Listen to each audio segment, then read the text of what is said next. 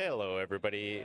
Again, pardon the technical difficulties, but we're back and we have quite a pod for you for this second round. In this pod, we've got Jacob Bad Dog on Kalia, Zach Adler on Rogishai, Tim Necrom is played by Aaron, a local farm player here, and then we've got Dan on Kinnan. These are all players that have won or pretty frequently top 16, so it should be a very experienced pod of players. We're just waiting on Kinnan's mulligan. I believe this is going to be down to like 5 or 3 even, potentially. In turn order, Kalia kept a 6, and then Ragasha and Tim Necrom kept 7 respectively. But once we get Kinnan's mulligan and the Kroos gets a photo of it, we will get started with this pod.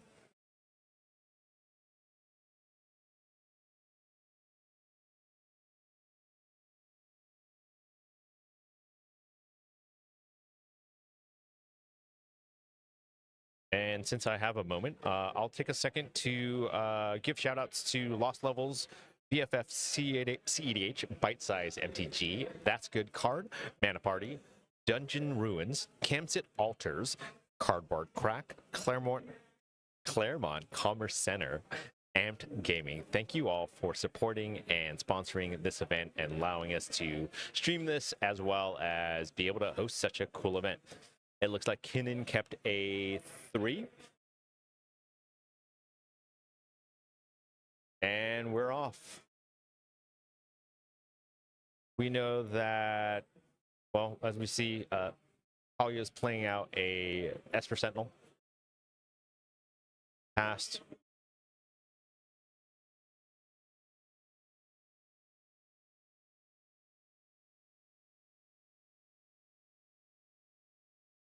Sorry, let me take a look-see at what Rog Ishai kept again.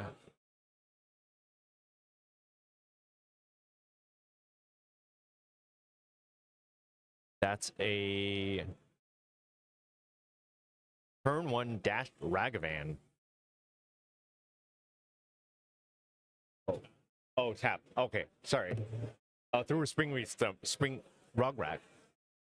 Oh, you're right. It is a Rograk.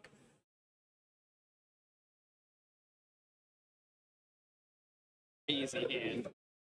What a start.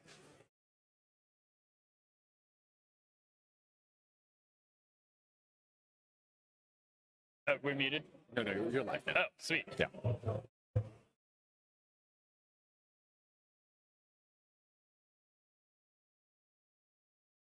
I think Wayne is there. I think Wayne is there.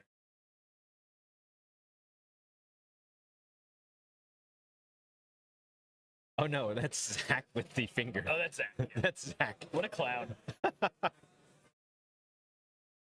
I've seen Wayne have one of those. I didn't realize Zach had adopted the same thing. This is exactly what Zach wants in this pod. Like, he's being fed. We know that Jacob has that Tataru, so as long as he finds a land, he's in a decent spot. Probably gives it to...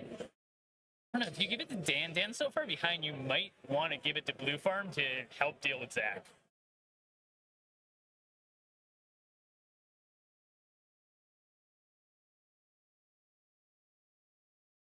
Yes, Wayne does have good ideas that get stolen. Yeah, I agree. I don't think that Kinnan's in a real position to Oh, he found the land. interact. Oh, he did. I think you do give it to Blue Farm, just because Dan's so far behind, is he really going to be able to help you?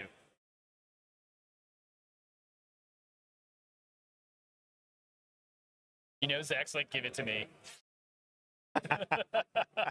I'll show you my hand. He's doing it. He's doing it. He is, absolutely.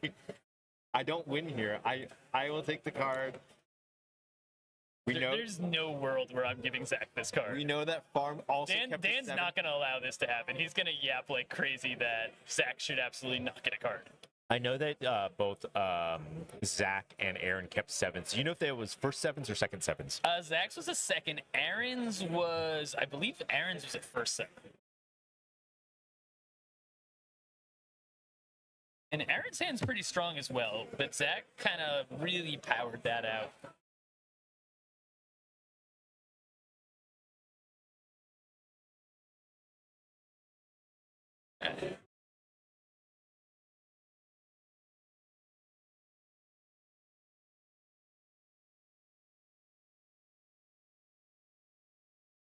We had to repost the stream link a few times. I know the prior link wasn't working.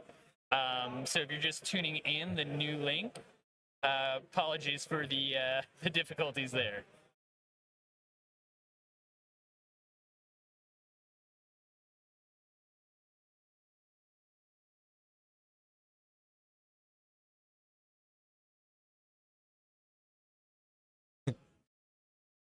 I think Dan is maybe pleading his case for the card here. Well, I think Zach already untapped. I think. Oh yeah. Yeah, Zach definitely did not get the card. He's pleading for the pointer, apparently. Here. The corner of it, the right hand corner. There we go.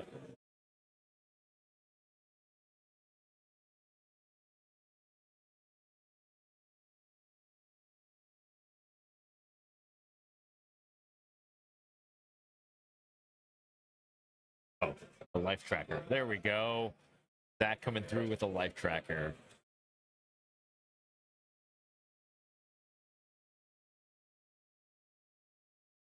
Equipping Paradise Mantle. 4 mana, Vamp Tutor. What do you think he goes to get here in this position? Heuristic of his own, Fish? I mean, I feel like Heuristic really doesn't help you here. I think you need to coordinate and work together to blow Zach out of the game, to be honest, or you're just losing the game. Like, Zach absolutely wants you to get Heuristic here. He's not even going to counter you.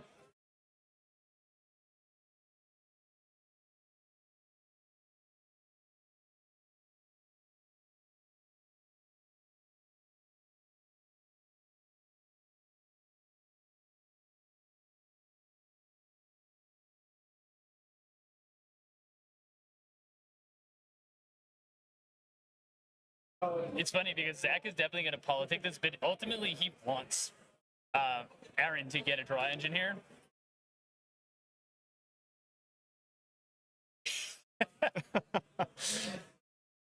And he doesn't even have Commandeer, does he? No. I don't know if I don't think the folks at home can hear, but we do have a person who, with some audio, just no way to pipe it through to the stream, and they just let us know that Zach is threatening to commandeer a Necro or Adnaz if that's what Blue Farm plays here. I think you just go for it, but Zach is going to try to argue that to get him to get a Heuristic, which is exactly what Zach wants, and what's going to win Zach the game. He's going to copy, and he's going to have multiple draw engines, and the game's going to be over. If he have to use his interaction to stop Aaron, he's in a much worse spot. Jacob's in a much stronger spot. Dan's doodling in the corner because he's out of this game already. Dan's 2 cards in hand that we know. Is he drawing a photo of Zach? Probably. Zach, Dan is sitting on at least He 2 drew lands. a photo of Jacob and he wrote Phyllis on it. That's funny. That's funny. Dan with a sense of As you humor. know, he has Phyllis in hand, which makes this even funnier. Yeah.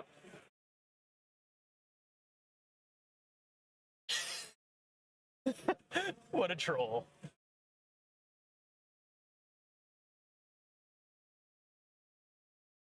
Did he get Necro? Yeah, he got Necro. That was a very smart play. Make him stop you. Make him stop you. There's no world where Dan interacts here.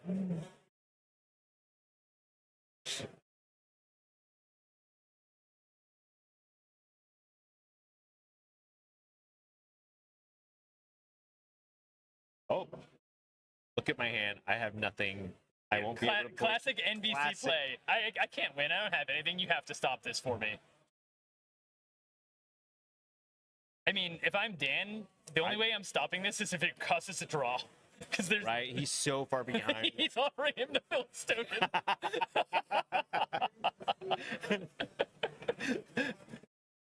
Uh, you don't want this? I made it for you. Yeah, this is going to be a game. Like, this is what Zach does not want to happen. He did not have the interaction to be able to stop this. You know, he tried to convince Aaron that he would stop him, that he would commandeer it. Aaron, you know, called out his bluff, and he played it. And that's exactly what Blue Farm should do in this position. Looks like he took 10 here, right? He doesn't have a lot of mana. Nope.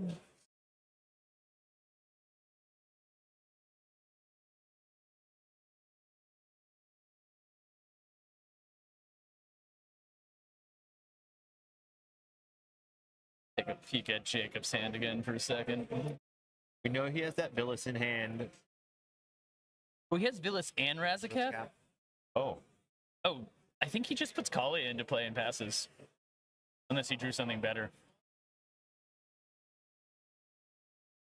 It doesn't feed the draw engine, puts Kalia into play.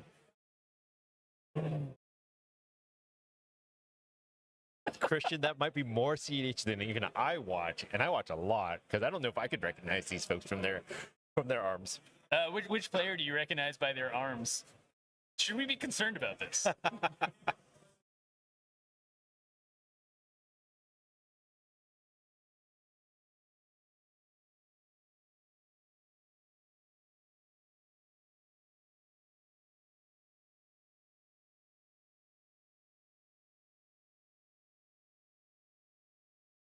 Really thinking about what he's keeping with this Necro.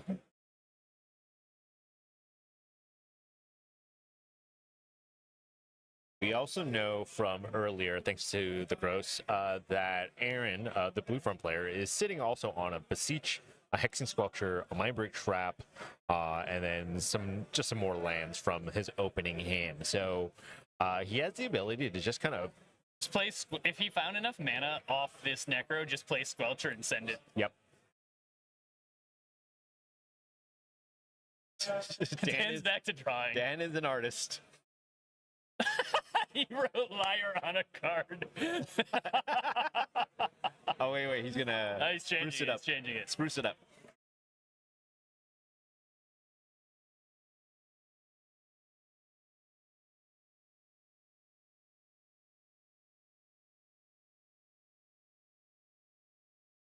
Funny.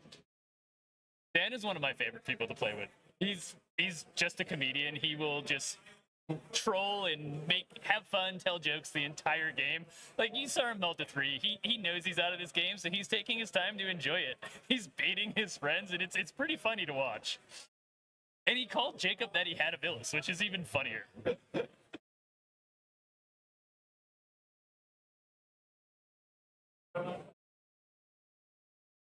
Aaron is taking a really long time making decisions on this Necro.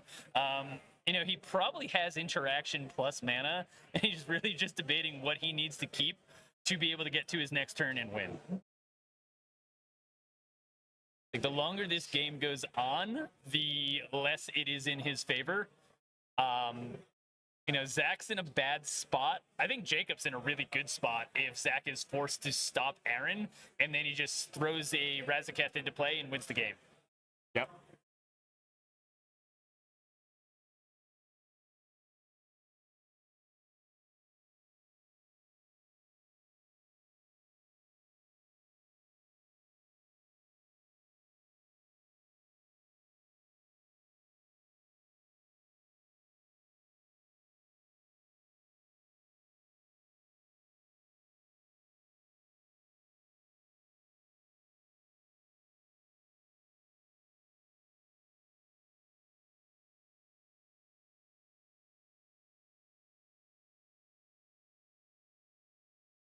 Oh, he got rid of the Beseech. Yeah, that probably Makes makes sense. sense. The little bit mana intensive at the moment. Passive.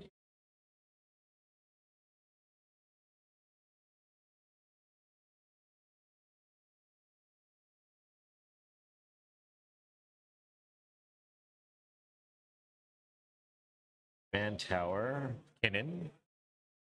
Makes sense. Makes sense. Threatens any free magic. free commander interaction.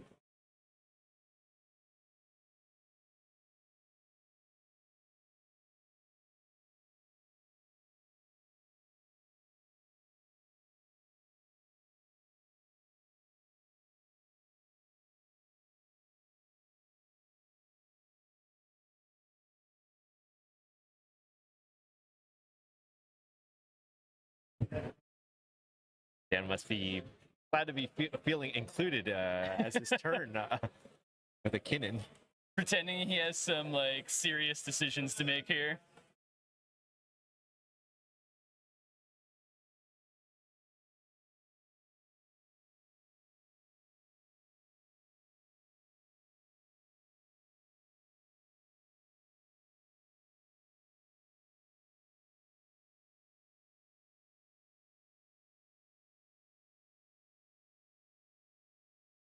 Mopal? Opal doesn't do much. Feeds cards. Kind of wants to feed cards at this point. Yeah. Does give Jacob more mana though, which is exactly what Jacob wants. Be able to hold up the mana, play Kalia.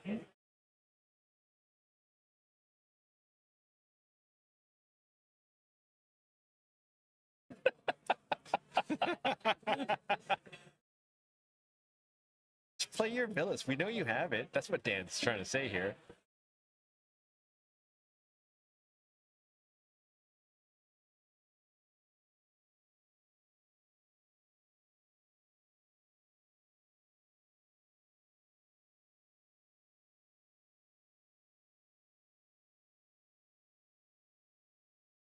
Zach is doing a lot of yapping, which is interesting. Like, he's probably nervous about what Jacob's going to do here. I don't know if Jacob has a way to win the game this turn. From what we know of his hand, he didn't. Probably just looking to put Kalia into play. Either that, Zach's asking him if he can cast spells.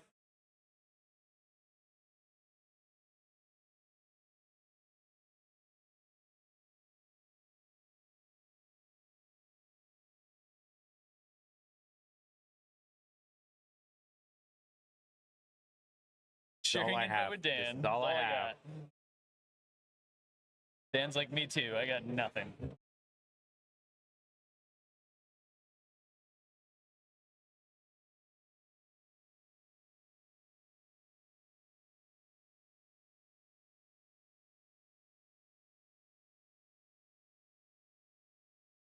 Hit me, Ed. We can try to work on that. But what I can tell you right now is we've got Kalia, which is piloted by Jacob.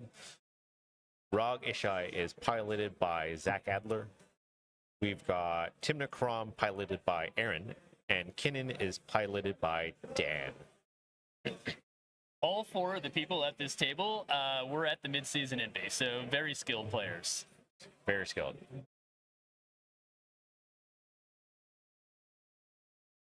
Yeah, we can get pilot names added. Our stream guy just took a quick break. When he comes back, we can get the names added.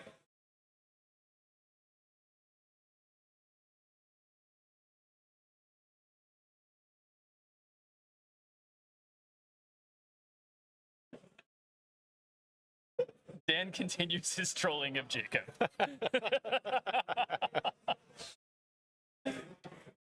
He's got a new card. He's drawing a new photo. Nope. He just changed his mind. Changed his mind again.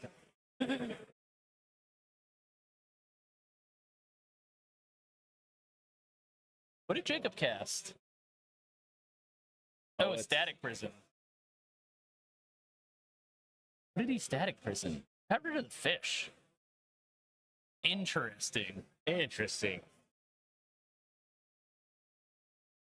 They want to know if we can put. Oh,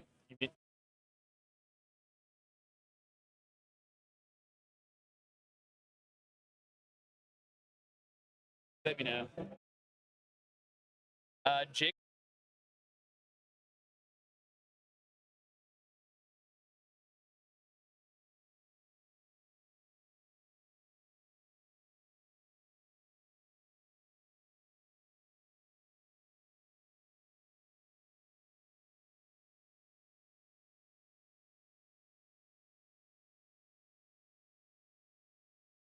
super interesting that Jacob decided to get rid of the Remora.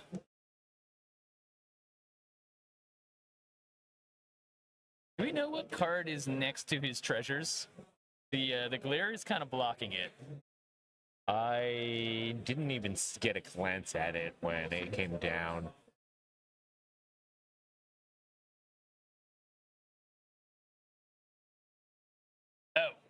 Oh, Jacob might just be trying to win. It might. We were told it is an LED.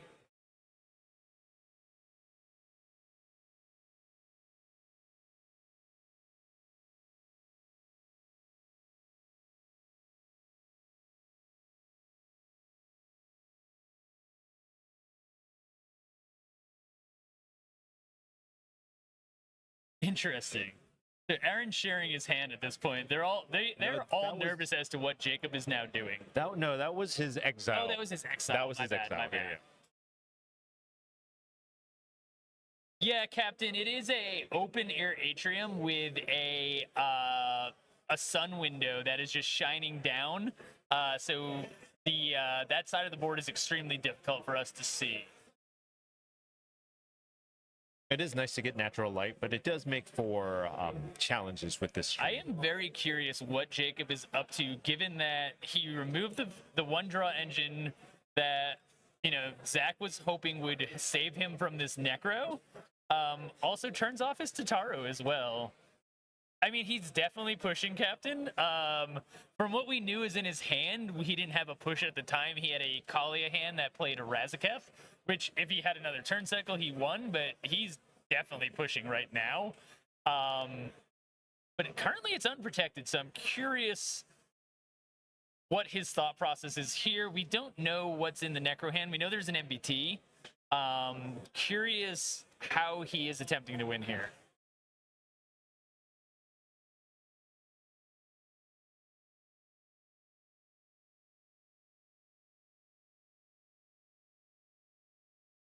I mean, Abolisher Final Fortune? That would do it.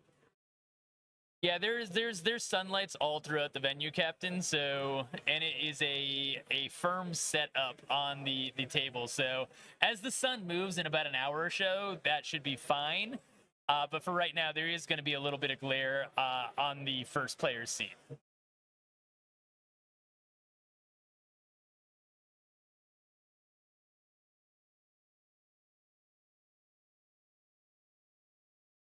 He has 6 mana.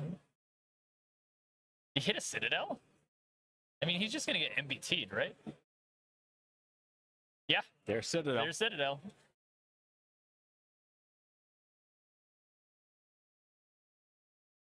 He played a land, though. That's always the risky play. Once you play a land, your win percentage goes down significantly. Without playing a land, you're probably like 70 to 80% probably going to win. With playing a land, I feel like it goes down to 30 to 40 that you might just well brick right off the top. Sure. That is if this actually lands.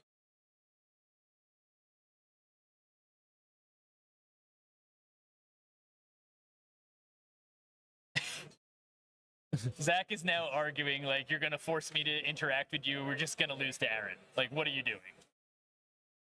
You took out my fish, so not much I'm going to be able to do. Which it makes sense though. Like if I'm going to try to go off with a Citadel, unless I make a deal, like let me have a Citadel, I won't go for a win. I'll find a Ranger Captain. You get to draw cards. We both agree not to win. And I mean, that's kind of favored for you because you're going to get back to your turn. And you have a Citadel in play and you probably blow Aaron out. But then Zach has a lot of interaction. But Citadel in play typically does mean you can probably fight it. Especially if you already had the Static Prison. So we'll see. We'll see what happens here. I feel like Aaron's forced to use his MBT. There's a scenario you might not, though, because he played a land. You might just say, fuck it. Aaron has a Necropotence in play.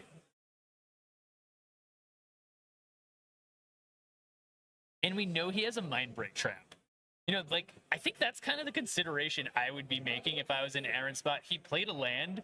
The brick percentage is a lot higher. If he casts something scary, I can MBT it. But if he bricks, I have an MBT to protect my win. We know Zach, if Zach can't counter this, he doesn't have anything.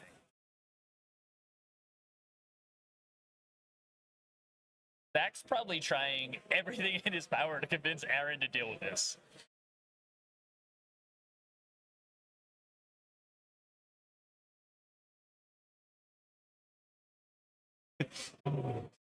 Dan's still having fun.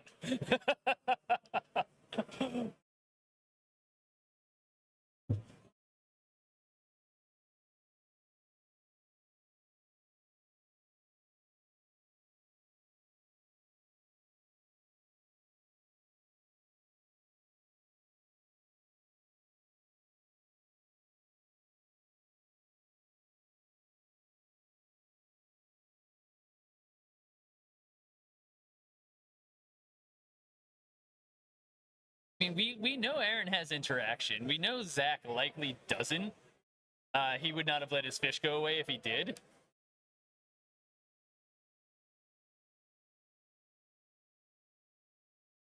They can hear, however, we just can't put it on the stream as it's extremely difficult to actually hear what's going on and it would just be a convoluted mess. So now he is showing the mind break trap. I'm not sure if he's casting it yet or just talking about it.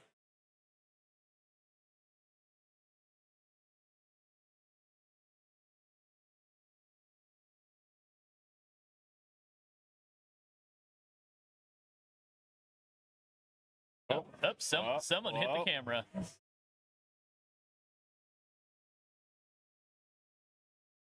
That actually made it worse.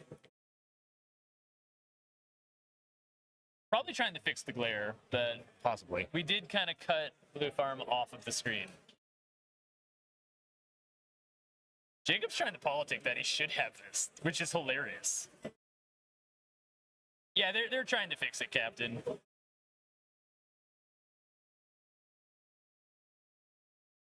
We kind of cut the right side off. Perfect. We're working on that right now. We can definitely see the board better now. Yeah, the glare is way less. Yeah, I'm super curious what Jacob is arguing to allow him to have this spell.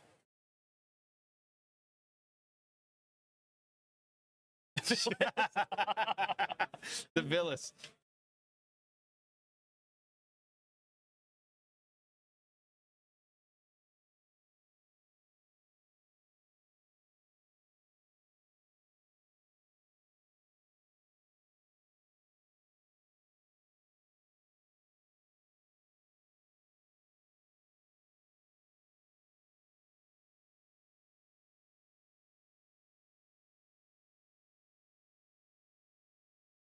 I don't think we are on mute. We just aren't talking.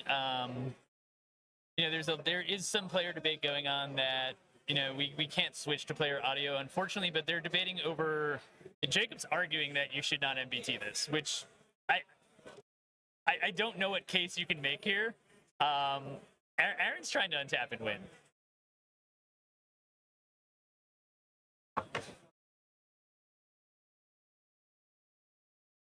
Can you mic test?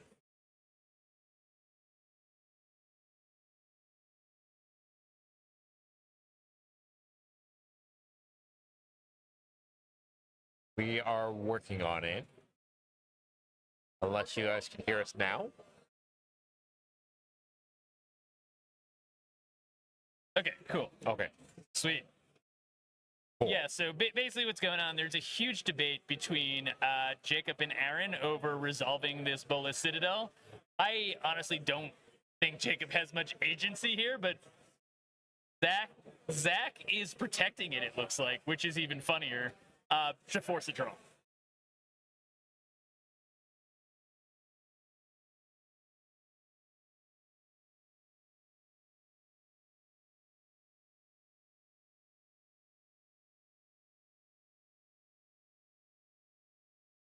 Oh. Interesting, yeah. So some of you are saying you can hear us, others are saying you cannot. Yeah, it sounds like Captain can hear us. So I think Zach is trying to force a draw here.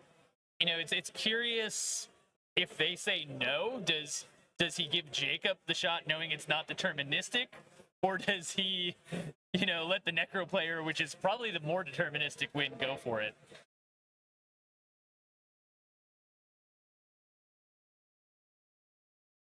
Awesome. Okay, so yeah, Justin, it might be yours as multiple other people are saying they can't hear us.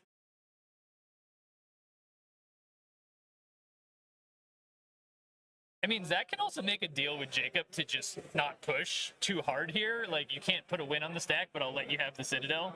Find a silence or something, or a Ranger Captain to deal with Aaron, which is honestly a pretty good deal. Yeah, exactly, Captain. It's a pretty good deal if Jacob gets to keep this and not go for a win, because you get through Aaron's turn, you untap, and you win.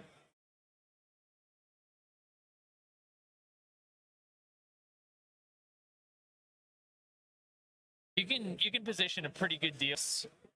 Zach did not choose to counter it.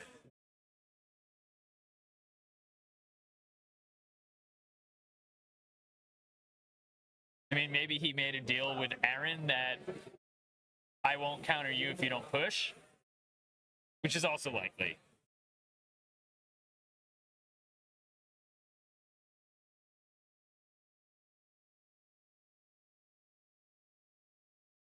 Going into Zach's turn. Oh, is that a silence he just drew? It looks like.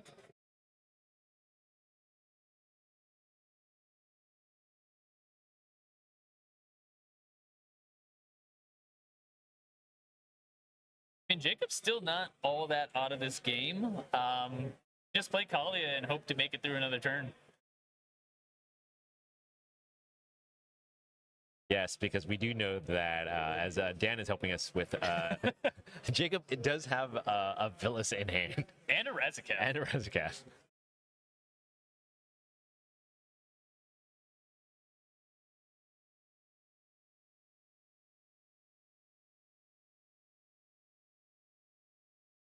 Looks like a Storm Kiln from Zach. It is a Storm Kiln. Yeah, I mean, I don't know if that's a downside as much as, like, Jacob saw a window there, knew Zach didn't have any real interaction. It just depends upon how that deal played out. I mean, Aaron is still in a phenomenal position with his Necro, and we know Zach's really low on interaction. He might have drawn a silence here, though. Is he casting the silence? That'd be wild if Zach gets a win here. Crazy. Trigger. Storm Kiln.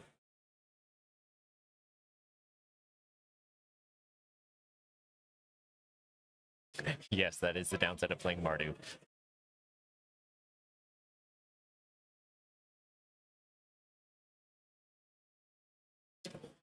If Zach wins here, that'd be just incredible playing. Forced Aaron to stop the win and then steals the win from him untapping with his Necropotence.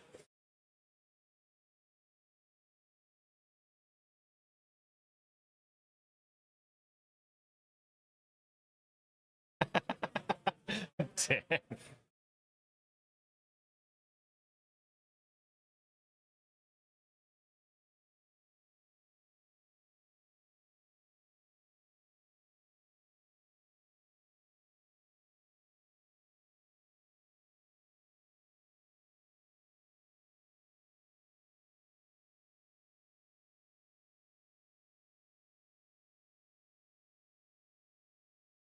Just 1 mana. What are we thinking here? He has like a free rock. He's going to offer, generate a bunch of mana, cast a Brain Freeze, have a Breach, something to that effect. I mean, that's their main win condition, isn't it? I just didn't expect something this fast out of this deck. I was not expecting Zach to push here. He drew a bunch of cards. We know he was low on interaction, but it seems like the silence was the right window. Aaron probably told him the MPT was his only piece of interaction. And knowing that, yeah. Why not push if you can do it? Gamble. Make a treasure.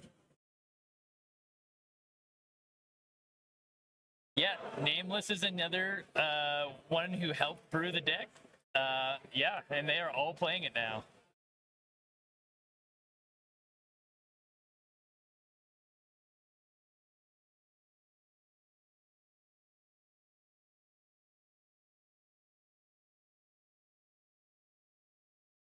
This would be wild if Zach pulls this out from under Aaron like this. Just masterclass of politicking Aaron Deflecting.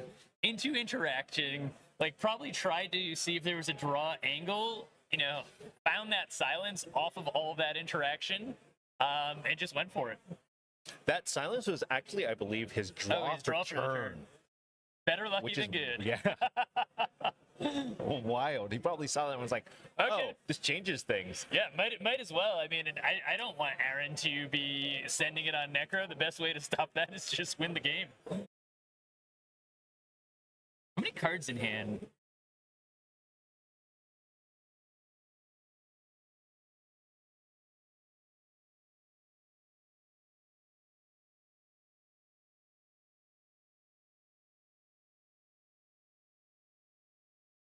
So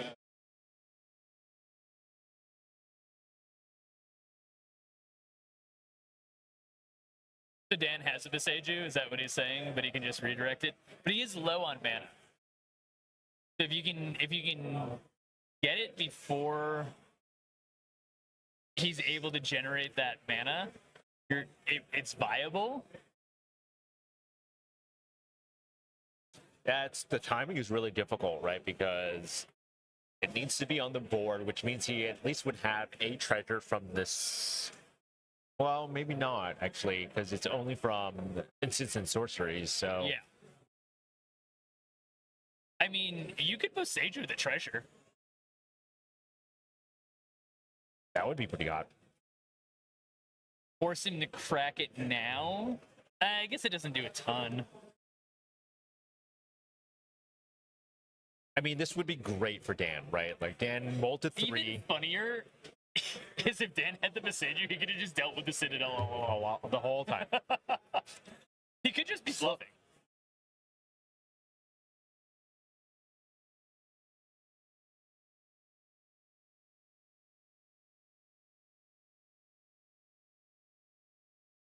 Zach giving this a really good thing. I think he's trying to figure out what do I need to generate the mana to be able to win here. And I mean, it's not the worst gamble to get the card you need. The kind of danger here is discarding the other card you need to win. Yeah. This is what happened in our game last night where I was going for Entomb Reanimate and I discarded the Entomb.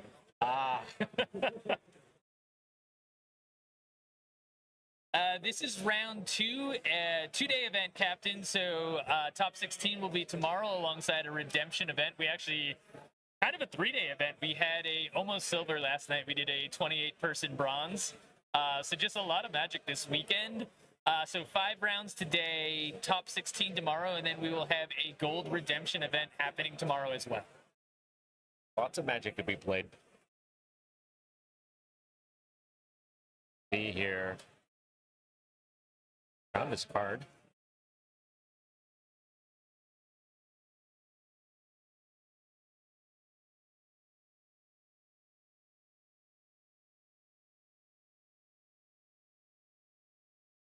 All right, can Zach get lucky one more time here? See it. I mean, if he entombs the wrong card, I mean, does Aaron just win? That's the redirect. That's the redirect, which might change is, things. Yeah, that's pretty good for the table. Chain of Vapor. Pretty that might be. Oh, I think this is where you Boseiju if you have it. Whatever he's targeting, you Boseiju. And see if you can make that fizzle.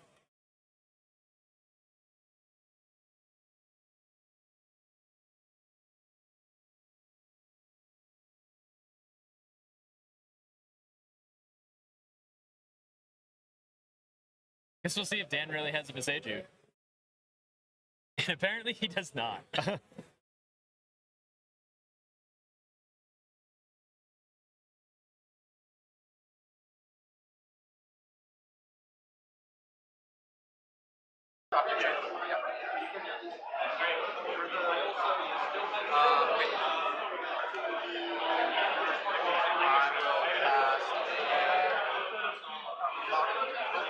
Opal. Or Chroma. No, mobile.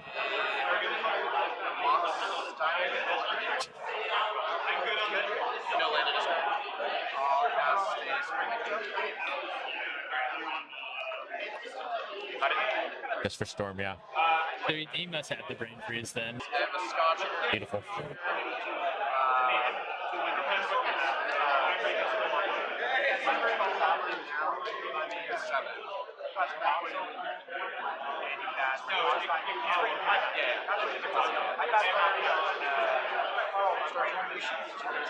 So Scotch here, I'll make a treasure.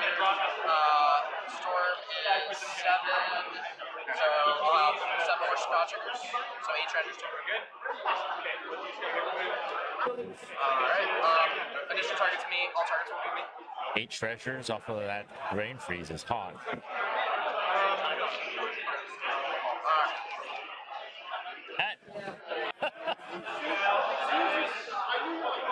You play with Zach a lot. Is that a way he would try to send this like this? I don't think so. I think it's in hand. Yeah. Yeah, Captain. The camera, which is where the mic is also situated like 8 feet above the table. Interesting. What is he clever impersonating? Interesting. Oh, the neck. Oh, the the neck row. Oh, okay. Yeah, he doesn't have breach. It doesn't matter. He can, yeah. However, he will have to win this turn. I mean, he had a Born, right? That was in his original hand. Yeah, he had a Born in hand. He does have. That's the last card he has in hand, I believe. Yeah, he just has this then. Oh, he's showing them that he has the Born. Yeah. Wayne is not playing because Wayne is hosting the event. Wayne has put in a lot of work to get this event to fire off, and is currently just trying to make sure logistics is right so that everybody's having a great time. Yeah, Zach is so confident here with this silence that he's showing them he has Born. Oh, dude. Oh, yeah.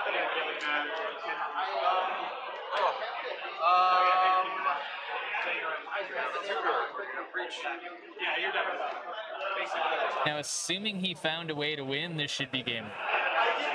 Yep. Oh. Presenting fists. Yeah, there it is.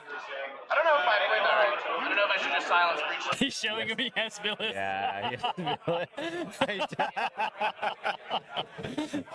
Hey, Punchy, what's up, buddy?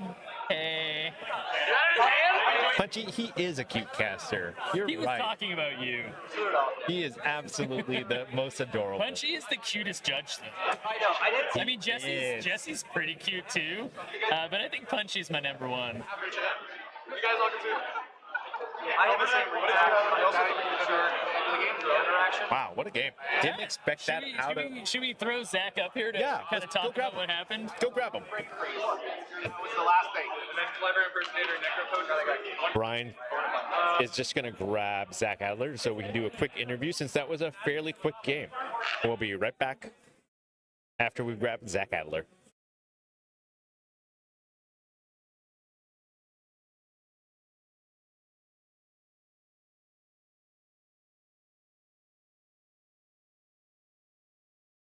We were gonna see what his thought process is. That was a super cool win. That honestly, until that silence was drawn for turn, I don't think Zach was pushing there.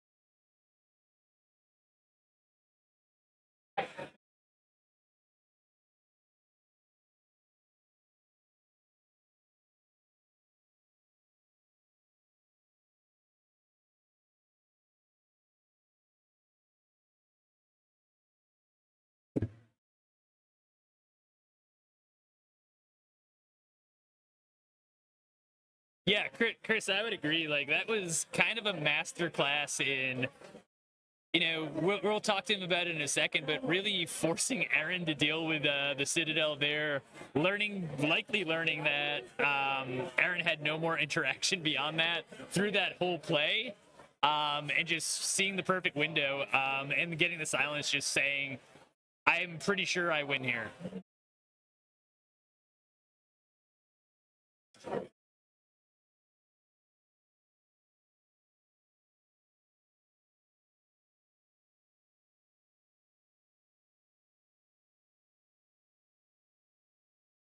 All right, let me go find him.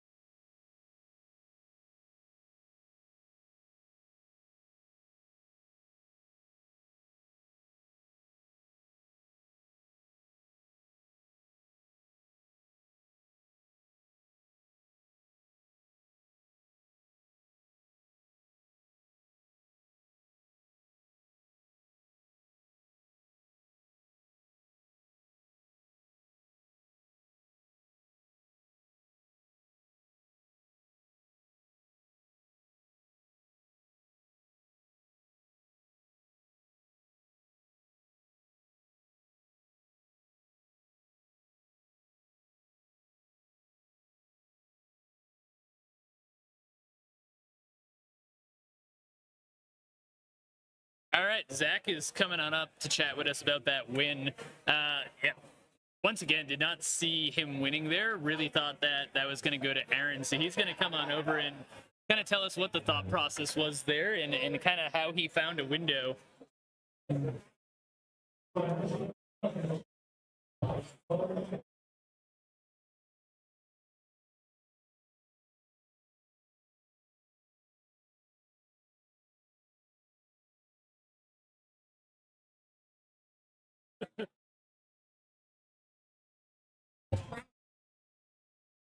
What have you been a draw? What's paying? All right, we're muted. Oh, we're good? We're not Do muted? this in. I don't know. Put it in your mouth. This is so nice. This microphone. Right? Is so Aren't you nice. jealous? Whose Hey, mics are these? they're yours now. We Nice. just 5 discount. Whatever you want. You win a game, you get a mic. Hell yeah. All right. So for everybody joining us, Zach, you want to be close? You want to be real close? It's all cozy, Brian. Did not see you winning that. I didn't either. Although, So I don't know. were you able to learn from Aaron that he had no other interaction besides the MBT? So I actually clocked him on 2 pieces. He added the pact in the end. He ended up having the pact. And I kind of threw the redirect lightning out as like, hey, I could do this and force the draw. And Aaron's like, I won't accept the draw. So I was like, I definitely has another piece. I mean, don't you also have opportunity there to go, well, if you're not accepting the draw, I'm countering you, and then make a deal with Jacob to say, you can't win here, you can't get too much value. If you find a tutor, you get a ranger captain and you pass? Yeah, but then that screws me on my turn, right? Yeah, 'Cause, yeah, like for if sure. Jacob has anything on board that really screws with my board state, or if he has a ranger, it's bad. Yeah. So I was like, I don't. But you weren't thinking you could win on your turn, were you? I was. Oh, you were. I was and the looking at- silence was just like the icing I on the top cake. decked the silence. Yeah, I was like, I mean, Crazy. great, yeah, perfect. Yeah, I was looking at Ska, so I was like, the line was either gamble for breach, and I have the brain freeze in hand already, or the other line that I wanted to do that I ended up doing was Ska first. Yeah. Cast the gamble, get the Ska trigger, find something to trigger the Ska enough so that I can brain freeze, and then Clever Born. It's pretty tight because if I discard anything, any of those That's what pieces, we're I get saying. Like, the screwed. gamble's probably good to get the cards you want, but you have a higher risk of discarding the card you Yeah, need. yeah. So it was. I don't think the other line worked though, because I had 4 mana. One was because the Rog and the Spring or the Paradise Mantle were, Yeah. the Springleaf Drum was doing double duty, and so I had 4. And I was like, I can gamble for breach, cast breach, and cast gamble again. If there's any piece of interaction, I lose that. Yeah. Right. And if I discard the breach, I also lose. But you kind of know there's not interaction. I feel like we saw Dan like try to pretend there's a Beseju. No. But at the same time, like you can just be like, bro, you would have brought that up when the Citadel came into Yes, play. absolutely. Well, Dan, yeah, he just wants to wait till the end of the game until. Though Dan did have a really good read on that Villas. He was in his hand. It was Jacob in his always hand. has Villas. I don't know how it's possible. But yeah, it was really tight. I was like, this is. I think I could only discard Mox Diamond and Redirect Lightning. Yeah. And I could not discard Clever, Brain Freeze, Chain, or I don't even know if there's another card there. Yeah, I think it was like 3-2. Yeah. Or- Because I was like, if you had a Beseiju, the second you're chaining, he should be Besejuing whatever artifact yeah, you're targeting. totally. It's just like, okay, he's just We're bluffing. good. Yeah. I'm sure Dan felt really bad though when like the beginning of the game when he's on 5, he's like, Oh yeah, he's just Zach, showing us the hand. He's like, Zach, should I keep this? Zach, do you have an Esper? Like, I can keep this hand if you have an Esper, and I'm sitting there knowing Jacob has an I Esper, know. and I'm like, oh man, he's gonna feel like an idiot. So when he, painful. And then he molded nothing. Yeah, I don't know what did Dan end up keeping. I was surprised he didn't go to 2. Keep a fish. He kept 2 lands and a Finherel. Okay. He had like a misstep in that hand, but I get his point. Like, why am I interacting at this point? Yeah. I think his tough one. 5 had he like. He had some mana development. I think his 5 was better. He just had to hope somebody played an Esper, which happened. Yeah. I mean, even then, like turn 2, he could have copied the Taro and been in a good spot too. Absolutely. But yeah, I get it. Like he had no interaction. He was down on cards, so it sounded like he was left just and having right. fun. Yeah. I was a really cool game. I also was blown away that Jacob fucking took my fish. I was like, what are you doing? Why? Well, I I'm the mean, only person that can without the interact with MBT, Necro. he's winning. Yeah, but I was like totally sure that. Well, we knew Aaron had the Yeah, Aaron MBT. had I was the like, MBT. he's gonna get blown out. It's Yeah. gonna be sad. Yeah. The fish is gone. So I didn't politic too much. I was like, I guess I lose the fish. I want to seem as non-threatening as possible going into Yeah. my turn, right? I'm not gonna make any deals with anyone. You know, I'm not gonna be like, oh, I won't win, right? Because this is it. And then Yeah, 'cause Aaron you goes want to to win his turn, because has if you a go to fine Aaron on his turn, Oh, he's it's just over. he's Yeah, super full duper sending. over. He's doing what you did. Yeah. He just did it first. He got seed ordered, unfortunately. Yeah. No, that a lot of people think Ragashai is like this slow, dirtily deck, and it can be. Yeah. There's times you go to time, but that game was Jacobs trying to slam a really fast win, which to me, like we were talking about this on stream. There's kind of a world where I might just let him resolve it if I'm Aaron. I thought he would, and I was Because like, I'm he screwed played if a that land. happens. He Yeah. played a land, so that puts his percentage down pretty significantly Right. that he can win that turn. He has a much higher odds to brick, and then he has a protected win. And if he did that and Jacob bricked, he can blow you out, and then he wins the game. Well, does he blow me out? Because he has. Oh, you have pact. redirect. He has. Well, no, pact I and had he has silence. MPT. So I go. Oh, yeah, you- I'm starting with Ska and then silence, right? Yeah. Yeah. So it's like he could pact my silence, but then he loses on his turn. I think.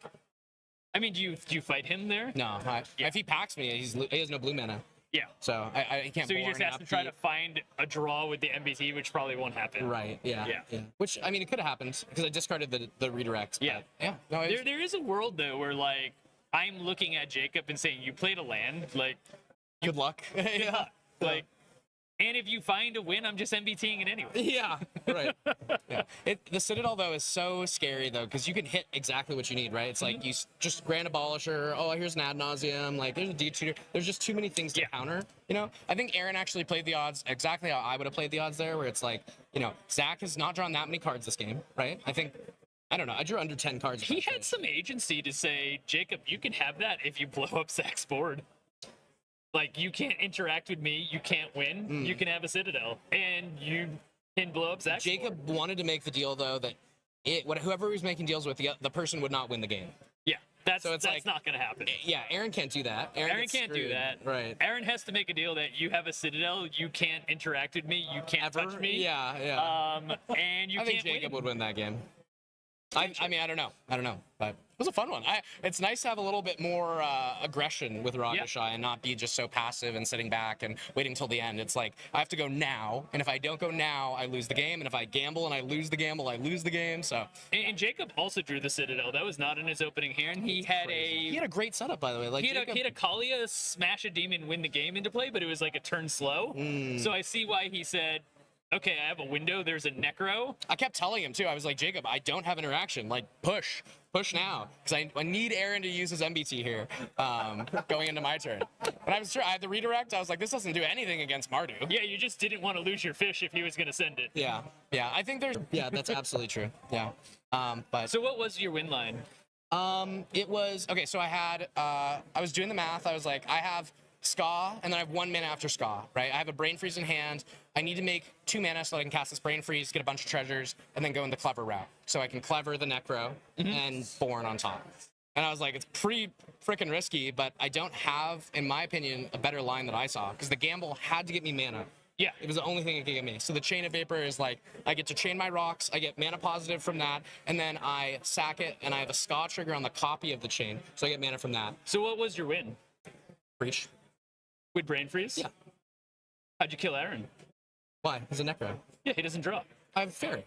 Yeah. Infinite mana with Hullbreaker Horror, Infinite Storm, Yeah. activate Fairy one time. Yeah. If I was him, I would have made you play it. I would love to play those things out. Yeah, that's the best part of the game. It's like I'm under silence protection. Like, let me go. But yeah, it's nice to have that. My first round, I thought I absolutely had won the game, and I go into my turn and I just don't draw the interaction I need. But Hey, Wayne. look who it is. And Captain, no, I didn't dye my hair. This is my natural hair color, you asshole. Are you trying to imply that my hair is gray? That's funny. Yeah, that was a super fun game. So Hey, you won a game. Do you want a donut? yeah. Hey, does... Oh, no, Wayne, it's okay. Give it to them. I can go get food. I'm Okay, hungry, thank too. you. Give it to Brian. Oh, I would love a donut. Here you go. Oh, dude, this looks like a good donut. Thank you. This does. You don't eat donuts? But yeah, I mean, thank you guys so much for watching. This looks amazing. And how's the no mics been going? Is it you guys just commentating and yapping around the whole time? I wish we were able to hear a little bit more because so we want to be, I get the table audio isn't great because it's just It's the so Atrium. loud, yeah. Yeah. But it'd be nice to like hear what you guys are chatting about. Oh, we were versus, like, memeing the whole game. Oh, dude, Dan's drawing photos. It was It was phenomenal. hilarious. Yeah, Dan, the whole beginning of the game, we're just joking. I'm like, I'll just give my hand to everybody. Like, you can all look at what I have. Dude, it was so funny. He started drawing the photo, and I Yeah. was like, I think he's drawing Jacob Oh, in the photo? in the photo. And then he's like, Villas. And then he really That's fine. Esper Shill? She? Esper She? Thoughts on Bribery and Ragashai? I think we need a really good reason to, play Bribery at 5 mana. Apple, though, is always a card that I'm pretty unsure about, being a sorcery speed card. It doesn't fit within the instant speed plan of the deck. Just like why we don't play Abolisher and that kind of stuff. But I think it could be super cool. Bribery is bad. Thanks, Captain Moral Sport. That's the authority I look to. Me too. Yeah. You could say he's my moral compass. That's awesome. But yeah, it was a super fun game. I'm pumped for 3 more rounds. So Yeah, it'll be fun. I'm curious- And we played last night. Yeah. Well, we played till like 2 in the morning. Yeah. Yeah, I was like, what deck should I bring? I played the bronze event yesterday. I played Tim Dargo. Someone turned 1 Nauses. I'm like, I can't trust anyone to interact, so I guess I will have to do all the interacting. I don't know. I played Tim Dargo last night, and I won my game too. Hell yeah. Yeah. Just Abolisher, someone- game over. You're better than I am, I think. I do play a lot more Mardu than you play. Yeah. Wonderlick.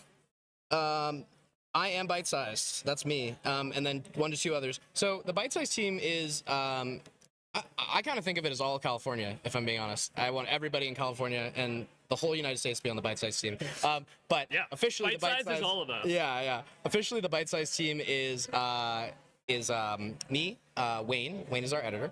Albert, who does all of our social media and marketing, and then Jared, I guess, has been a part of it for a good bit. Sylvia's come and done interviews. I've been and my wife. I'm like, hey, Really? She's like, good job, buddy. Yeah.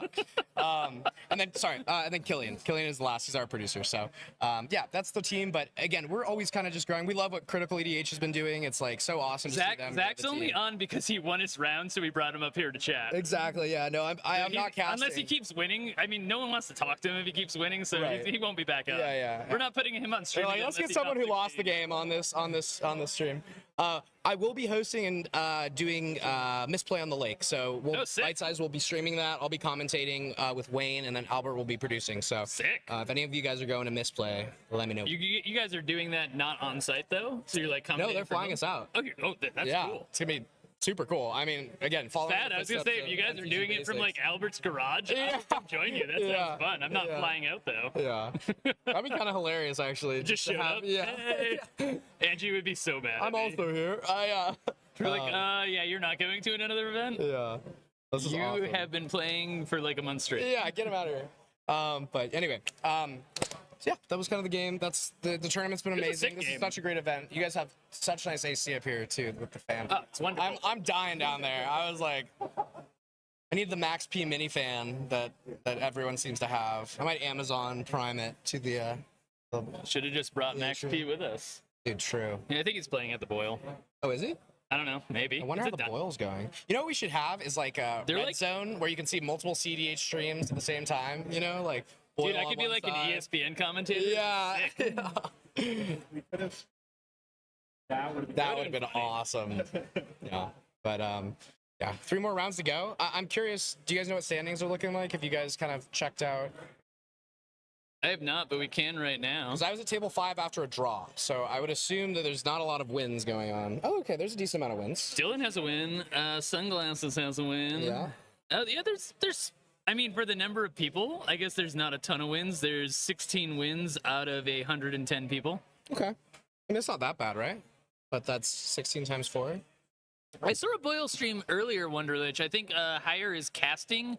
It's being streamed through LandGo. Yeah. And they're actually kind of, because they started earlier off schedule of ours, so I was watching a little bit in between rounds. And then when we were streaming round 1, they were in between rounds. So if you're really bored and like really nerdy and just want to watch a full day of cEDH, you can keep switching back and forth. It's kind of fun, actually. I like just having a Saturday or a Sunday where I'm hanging out at home, watching some tournaments going on. I sit and read a book and leave the Yeah. tournament in the background when it's Yeah. like a super boring game. There's a Thrasios in the pod. Shut Frog that is shit shy. off. Yeah, you're like, another Ristic study. Nobody wants to Wow. watch Frog Thrass. Yeah. But no, I think the Boil's going to be an interesting one. It's a little bigger than the Atrium, but A little bit different meta though. Like Yeah. I think that pulls in the East Coast meta. Like had I been able to go, that would be a super fun event down in New Orleans. A lot more expensive than us driving up here and like partying for in New real. Orleans every I night. know. We're gonna play Magic, then we're going out on Bourbon Street. that Let's go. sounds like a blast. Yeah. Yeah.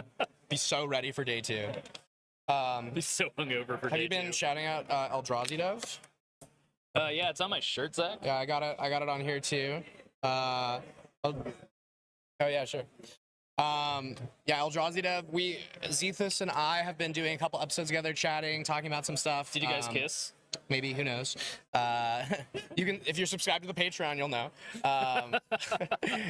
But we're in early discussions of having some strategic partnerships with Bite Size and Eldrazi Dev. So Sick. that's in the future. But it's an amazing service. I really love using that to play test. The best thing in the world. Hey, did you win draw? your round? Did you draw? Yeah. Get in here. Good job, buddy. Come get interviewed. Tell us how you won. Try not to be too passive aggressive though. Alright. There we go. Hey, tell them who you are. I'm Alex Stockwell. You play Blue Farm. I do play Blue Farm. Sick. You won your game? Coping on Blue Farm today, won my game. You've been coping on Blue Farm as long as you've played. For years. How'd your games go? Game 1 was really interesting, but it ended in a draw. It was interesting and stupid for stupid draw reasons. Gotcha. But game 2 was Rog Thras, Mull to 4, me in second seat, Atali, and Gitrog, and my first 7 just had Thassa's Decon and 2 lands in it. So I just went land pass, top decked a third land on turn 3, and jammed with the Thoracle. Hey, I mean, those are some of the most fun wins. Totally unprotected. Let's just see what happens. Just totally naked. I was down with it. I mean, our first round on stream was a draw, but that was one of the most fun games I've watched in a while. They ended up having to draw because Upnix was going off in a ping storm. Forgot that Gitrog had a Glacial Chasm in play. The entire table forgot Glacial it. Chasm. Glacial Chasm. One in a CEDH game? All-Star. Alright. Forced to draw when they realized that they could not kill that player. Oh, I wonder if this was the same Gitrog player in my round 2. Potentially. That's funny. Ponytail? Yeah, I think so. Yeah. I'd assume there's not multiple Gitrog players here today. Yeah, he was cool. He was cool. Yeah, he was cool. They had an awesome game, though. It almost went to time, and they thought Opnix was going to win. And then Ben had to backtrack about, like, 15 life of pings. Sure. Fun game. Yeah, the round 2 featured match was a great pod too, or at least looked like a great. That was a sick game. Jacob pushed with Zach, like, egging him on to push because he wanted Aaron, who had a Necro, to use all his interaction on Jacob, which he did. Yep. And then Zach untapped Cast Silence and won. Yep. I saw Zach's push. I missed Jacob's push, but that was a pretty slick push from a rock side. Yeah. I keep saying he's coping on that deck, and then he just goes and steals He blue won farm's tech to win a game. on turn 3. I don't think Kind of sick. Yeah, I think it was turn 3.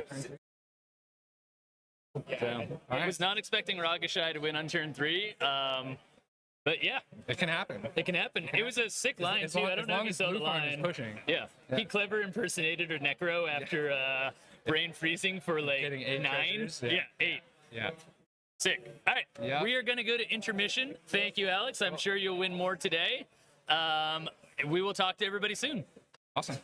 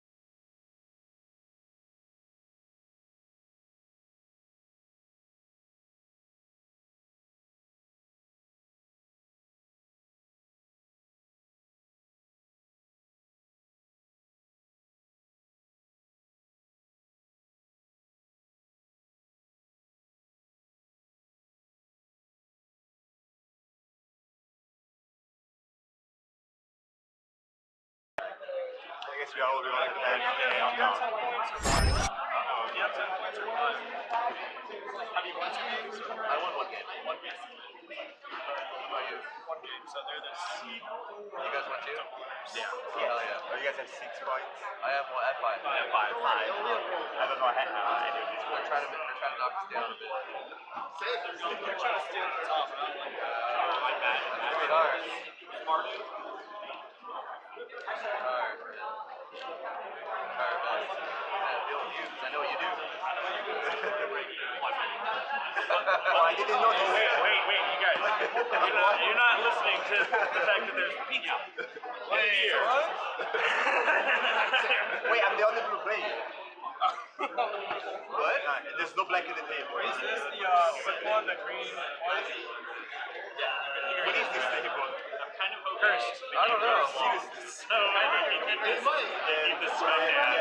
Oh, nice. Yeah, I'll You know what it does? I feel like this is like a turn. Oh, yeah, it's tight, right? I generally turn forward.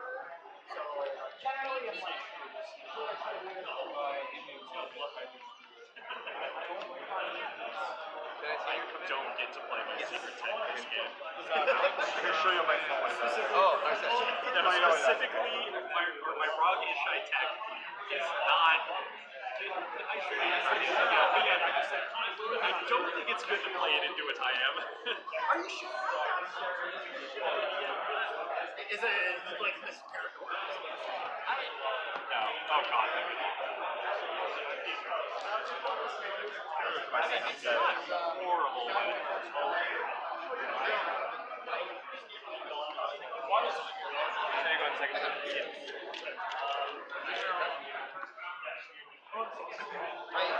I like these things at first, but now that they're worn in, they're just the landfall series. All those. So I've been playing these a lot. I've gone about 40 games with them. They haven't split. But they're This deck is really good. So it's like You won't walk the game. You said you're going to second seven? I'm not like the second part. You're on the second seven? I think it's strength is exactly what I just did. Like the mulligans are unbelievably stupidly easy. Like It's just like the level of keepable hands is just like 90+% of hands. Oh yeah, let's go, baby. They have, I put a double Magnapod on screen. Let's go. When we guys, do people have hands yet or no? No, we're mulliganing. Do you have it? I have a hand. Yeah, can I take a picture of your hand? For the stream? I just show everybody else, right? No, it's not. It doesn't give me errors. It's just. Yeah.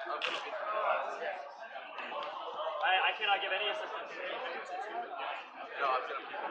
It was a turn 2 tie-up, but it's like. No counters. Second time.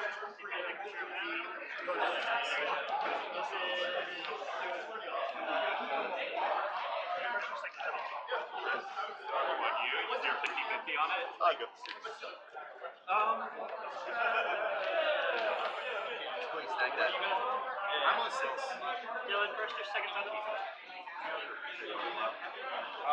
Keep my second seven. Oh, it's gonna be a game, baby. Let's go.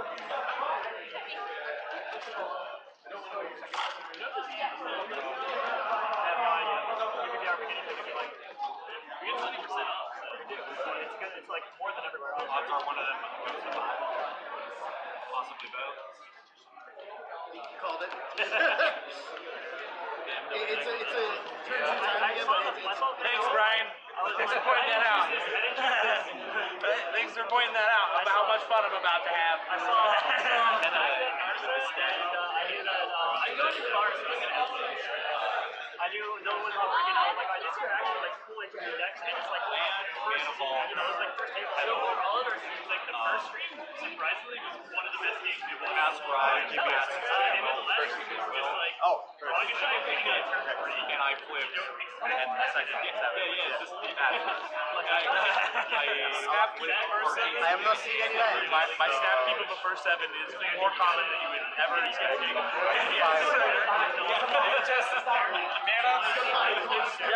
I mean, like, to put it bluntly, like, what I need to be successful is not difficult to find. They have a lot of Like giant green girlfriend? Yeah.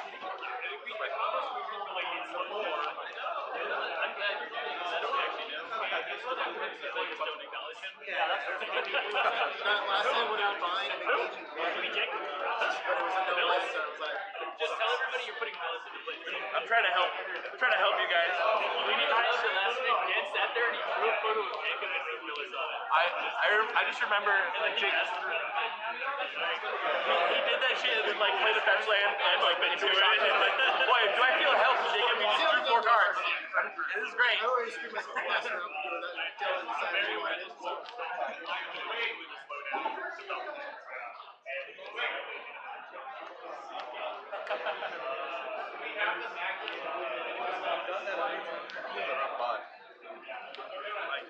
This way, yeah. We can take this plaque and like, yeah, there a little bit. It can go partially on math.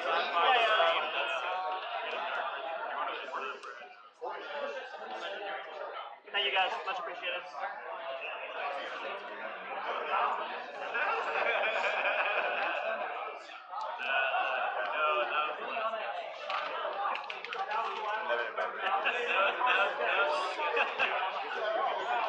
You gotta win this now, don't it? Yeah. This is like a game I want. It's a good choice of sleeves. You did it. You got the first part. Those two are sharing the same brain cell. You want to turn yours? I'm just like me? I can't go in. Like me. I like treasure. The guy up there has some sick, like, I have no idea. You guys got one? Yeah. You'll take it away. So sick. They're like holographic? Yeah. That's I would like never spend money on tokens like that, but that's like so so sick. And I keep almost for it. That would not suck. There you go. Keep it before. Yeah. All the sorts of flashers you got. Land. Which you can. I got 2 cards.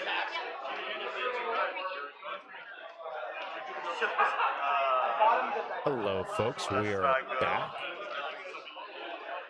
We are just waiting on Narset in the first seat to find their mulligans. Everybody else has already kept their mulligans.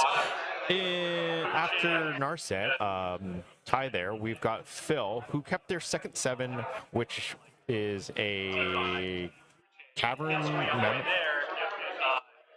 Sorry, that name is got cut off. A barbarian ring.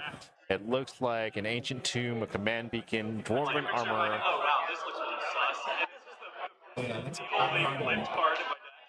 sus. Cavern Memorial. Oh, it's a station land. We've also got a dwarven armor, a simian spirit guide, and a 3-tree mascot. It's a pretty decent second 7. And Steven kept a first 7 of a mountain, one of those dwarves that they run, clown car, a talon gates, a survivor's encampment, soul ring, and the one ring. It looks like he's trying to get some value out there. And like I said, and then Rigid, which is a list I have not seen played yet, kept a first 7, second 7, first 7 of Lurking Predators, very hot, good card, Meal the Blessed, Worldly Tutor, Badger Mole Cub, a Llanowar Elves, and a Mana Confluence, and a Bountiful Promenade. Again, we're just waiting on Narset to find a keepable hand, and we'll get started. With me for this game, it'll be Wayne. Yes, I'll take a draw. While the Cross takes a quick break.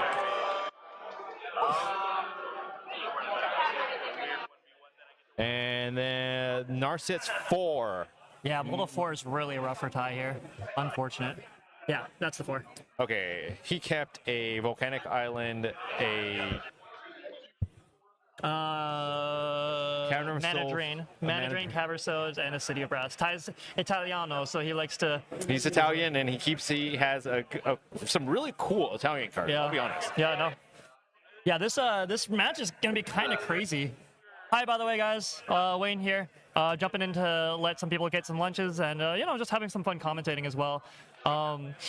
We picked this pod. Normally, we were trying to stay away from like the top table pods because those tend to like draw for no reason whatsoever. But I looked at this pod comp and I was like, oh, this is gonna be cool. They're gonna jam. Yeah, this is gonna be like really cool. I don't know, like the double Magda, that ending in his draw is very, very unlikely. I think I'm willing to say. I think. And honestly, I don't know if they can't afford to draw. Like looking at the wins that have already happened, like this last round saw 18 wins out of like 28 pods. Crazy. The first one saw 16 wins, right? And so there are multiple people with already 2 wins. So it might be like you need at least 2 and draw out, or at least potentially 3. Yeah, I mean, we have 2 of the double winners here, Dylan and Ty, in this pod right here. Ty on a mold of 4 in first seat is draw. Yeah, probably depending, especially considering the hand they kept. But so far, it looks like pretty standard rollout. I'm a really big fan of it. The irony is, I'm just a big fan of all these decks. Like Magda, I try to make Secret Magda pretty much every single commander that I have. Like most of my decks are Secret Magda commanders. Ty's just in Jeskai colors, which is like my favorite 3 color wedge, and also this deck is just so cool. Like big Narset, you don't think it gets there, and then you like turn 2s, no problem.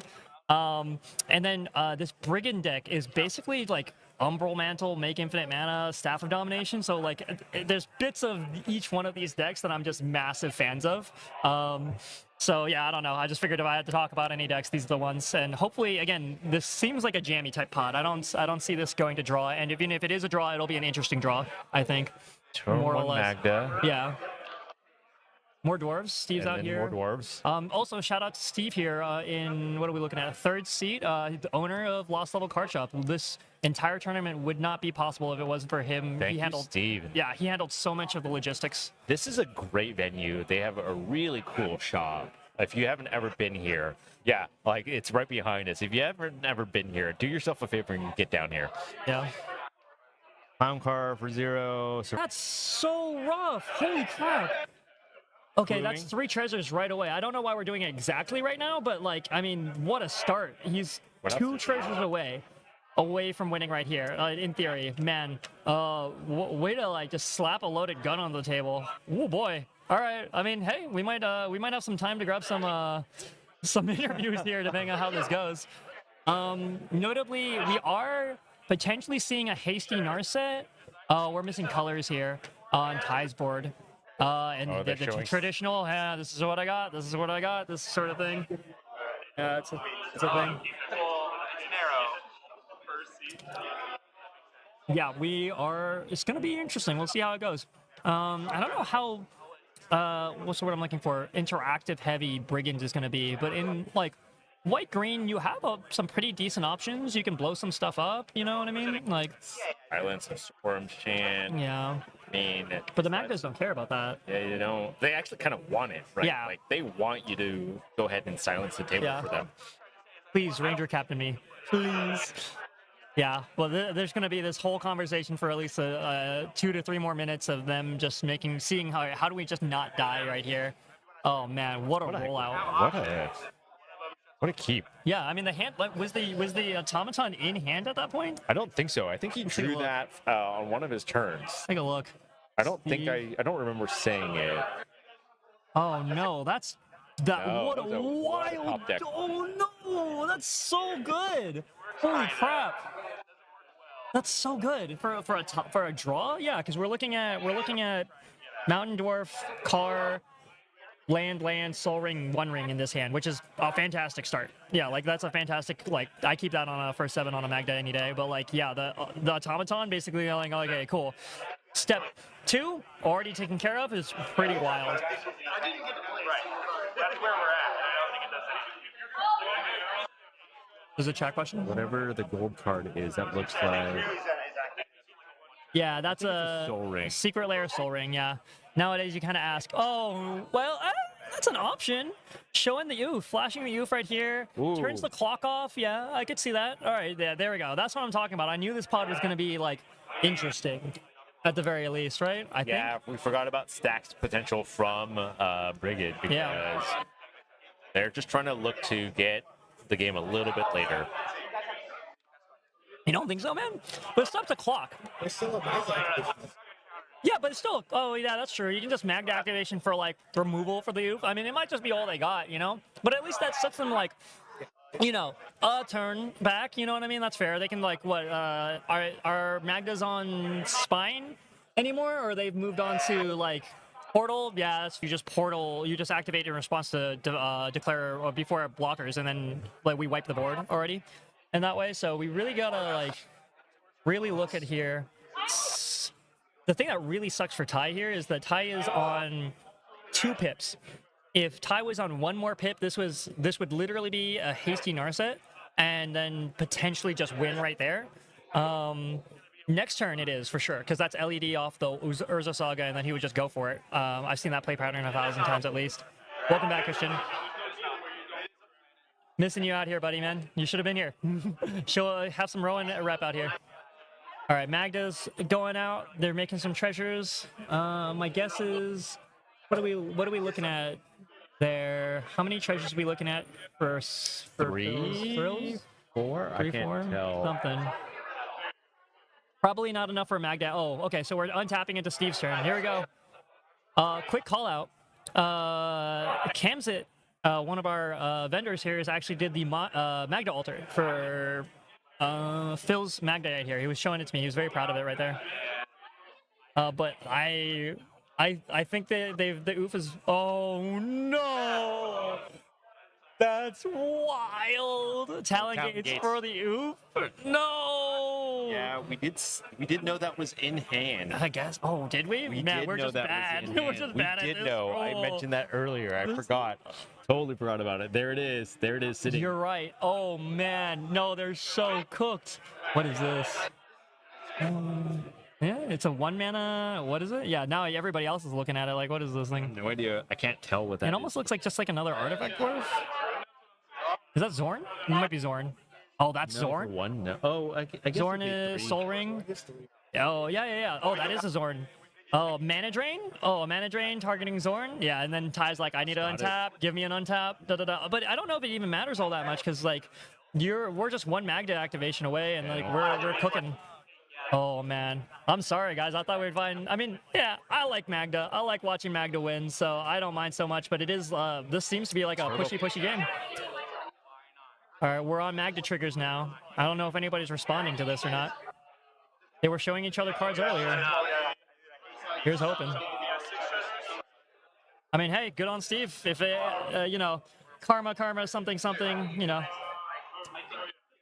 If he's got it, he's got it. 6 treasures to work with. And it's just a matter of timing at this point. I mean, you just send it here? Like, if I were you, like, I think. right? Like, everybody's tapped out. There's So no... one person with maybe interaction could be other Magda. Other Magda? Yeah, true. Did we see any like artifact removal in hand? Because you do it on the clock untap, and potentially you find a spot if Steve does not do this right. No, I'm not seeing any artifact removal in this hand whatsoever. I see the 3-tree mascot. If he drew like an Abrade or an Untimely Malfunction, potentially there's a thing. Okay, so Magda triggers. We're responding with the Magda triggers on the stack. Gotcha. So we're kind of separating them off to the side. 3 triggers on the stack. Certain death incoming. Everybody's trying to claw something together. Oh, we did have a Magda activation, it seems like. Okay, great. Their Magda That changes a lot, actually. That changes a whole lot right here. This gets portal? Probably?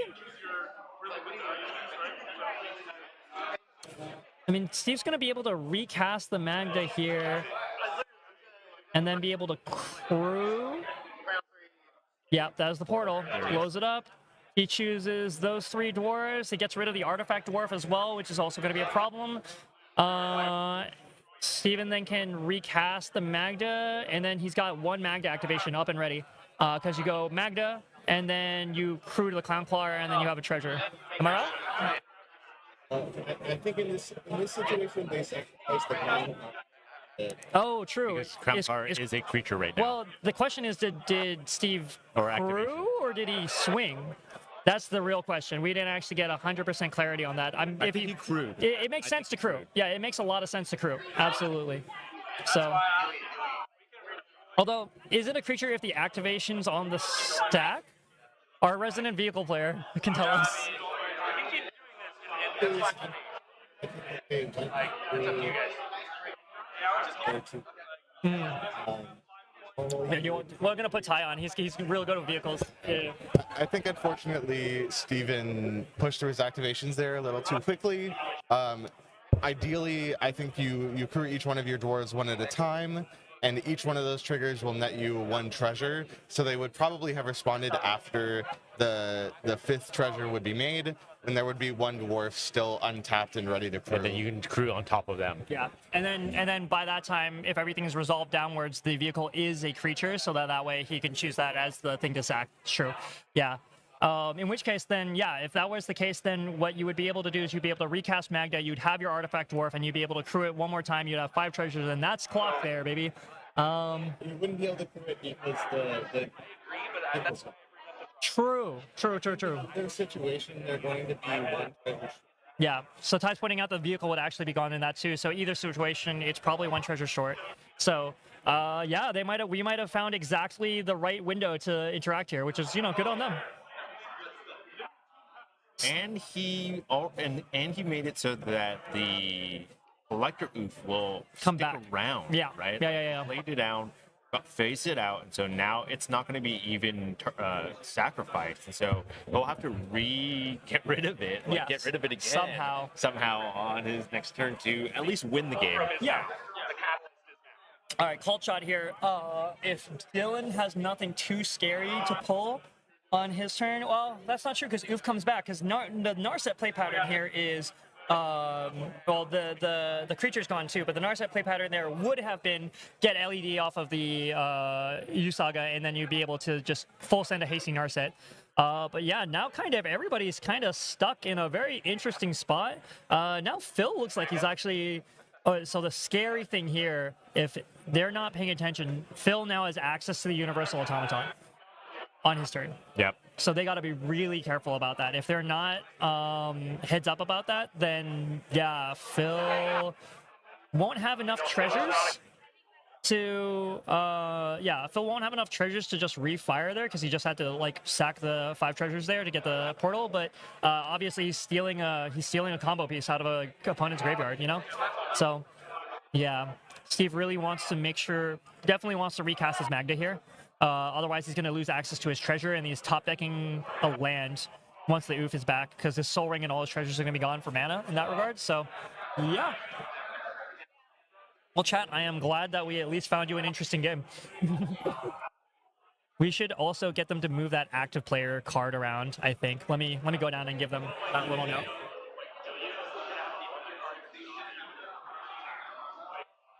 While he does that and the players start thinking about their plays here, and before we pass the turn, I just want to take a quick second to shout out Lost Level Card Shop, BFF cEDH for helping to run this event, Bite Size MTG for streaming this, Mana Party, Dungeon Ruins, Camden Altars, Cardboard Crack, Claremont Commerce Center, and Amped Gaming. Thanks to them for making sure that this stream is happening for you all at home. Thanks.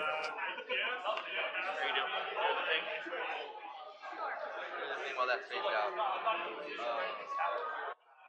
There's some politicking going on. Never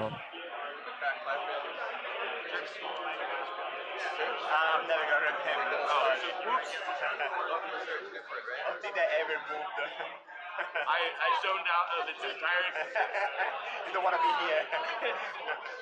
You don't have to stop. Not yet. I was just getting ready. He was prepared.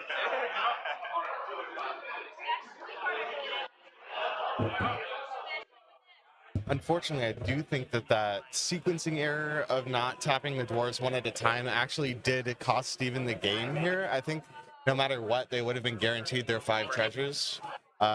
In response to that Magda activation, they could have crewed with another creature and then gone and gotten a block. Did he have enough to pass? How many treasures? Yeah, 6. Yeah, 6. Okay, so everybody's legal. We're not doing illegal things on stream. No. No, no. I went down there and like Steve was like crack Magda activation. I'm like, wait, do you have enough mana? Alright. Yeah, he's put a Magda activation to put Rodent Throne on the field.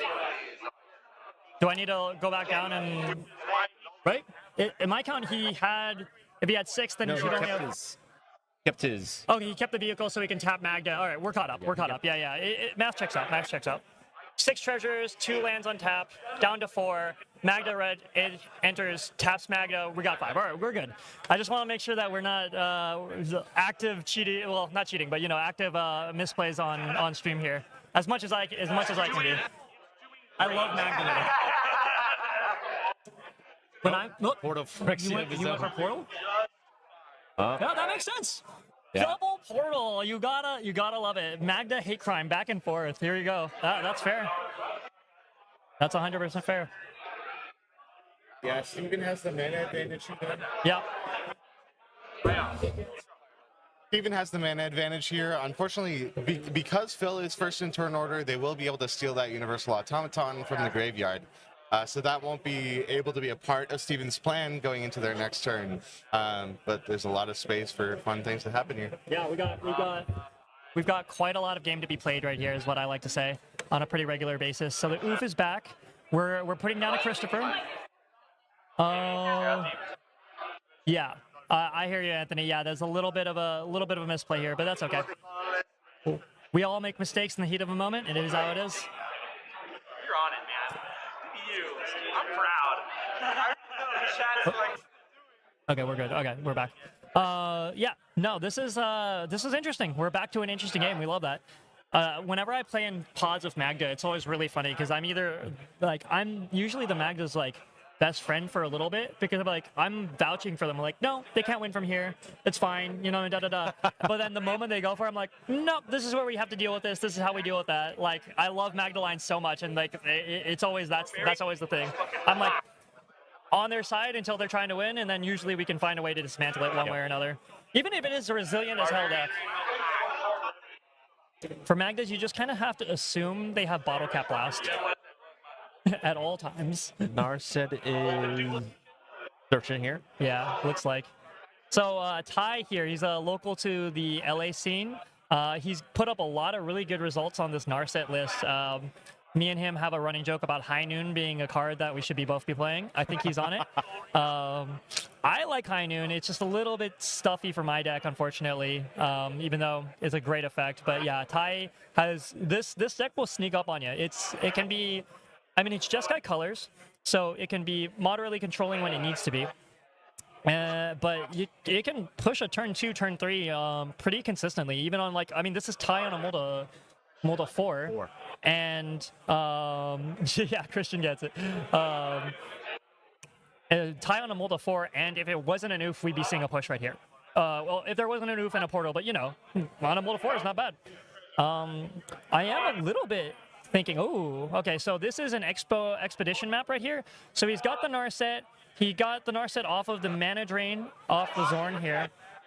The card he searched off of the Use Saga is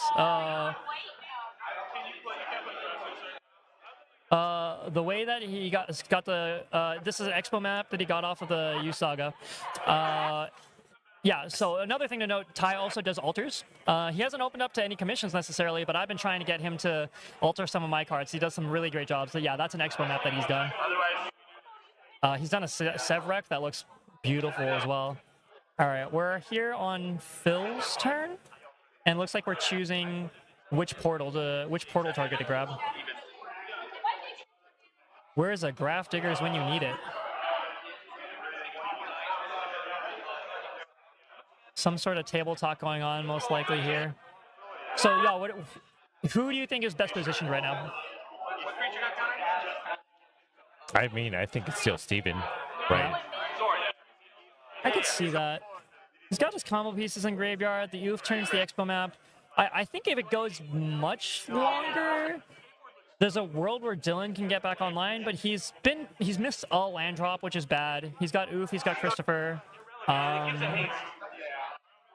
Yeah, it really depends. It really depends on how these C2 and 3, these Magnetrons turn out. If they manage to find something explosive between the two of them, then they're ahead. But like Narset's on board. I don't think there's any way for them to destroy it. Yeah, I know, right?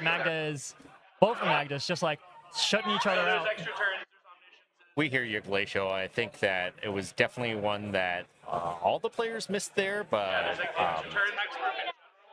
they missed it and have not realized that they can call a judge.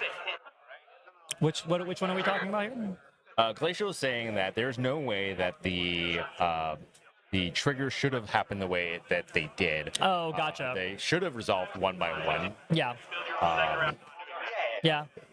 Sometimes cEDH can get messy. That's why it behooves you as players to play as clean and represent your board state as well as possible.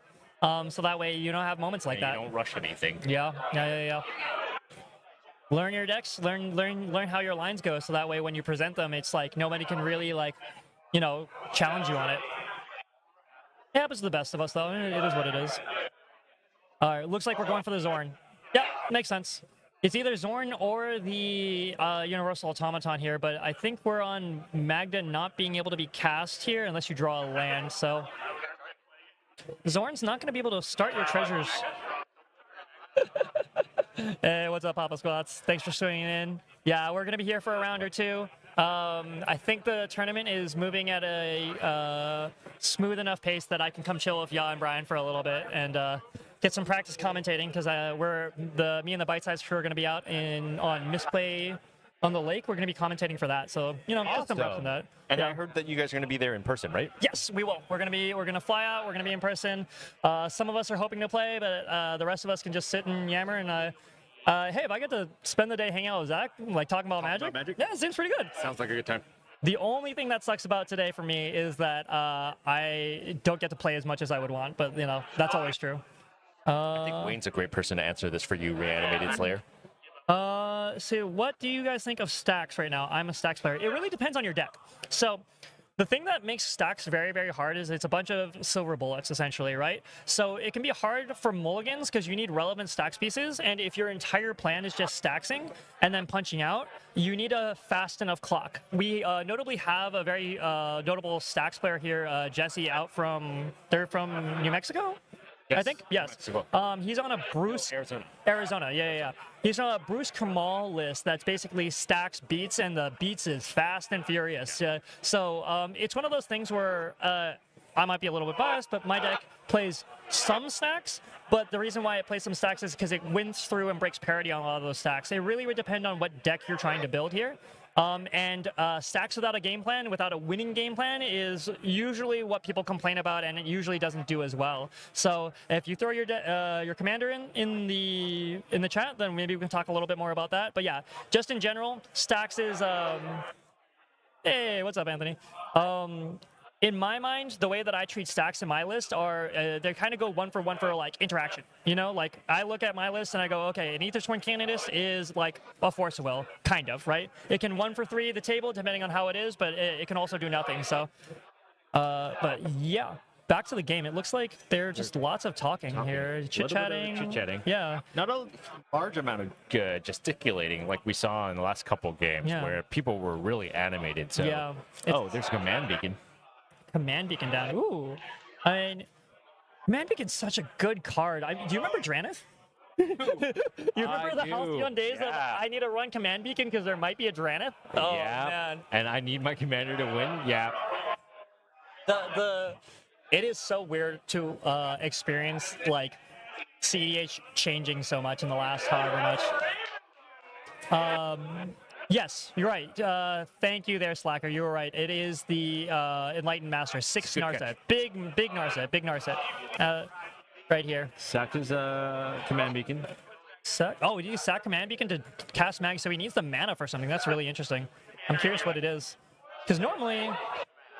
Yeah. Thank you, guys. Thanks for keeping us honest out here. Oh, you tapped 2? I'm sorry. I thought you only tapped 1. My list? Yeah, absolutely. You can feel free to send. We'll put my list on the thing right there in the chat for you guys. I feel like we missed a step. Lavinia, slow from what I can understand, but if it sees a machine or that spaceship artifact to lock your opponents out of the gameplay completely. Yeah, so there's a difference between like stacks light to be answers and There then are too hard many locks, choices. right? Yeah, so it depends on how your deck is built. The important part is to make sure that you have relevant stacks pieces for the majority of the meta, and also that you can break parity on it as much. Yeah. Sometimes there's a lot of different answers now that it's really hard to completely lock people out of games is kind of the other issue. Yeah. And then that is the other, that Christian brings up a good point. If you're playing in tournaments, going to time doesn't win you games sometimes. So you really got to be like, if you're playing stacks, ironically, you have to ask people to play as fast as possible.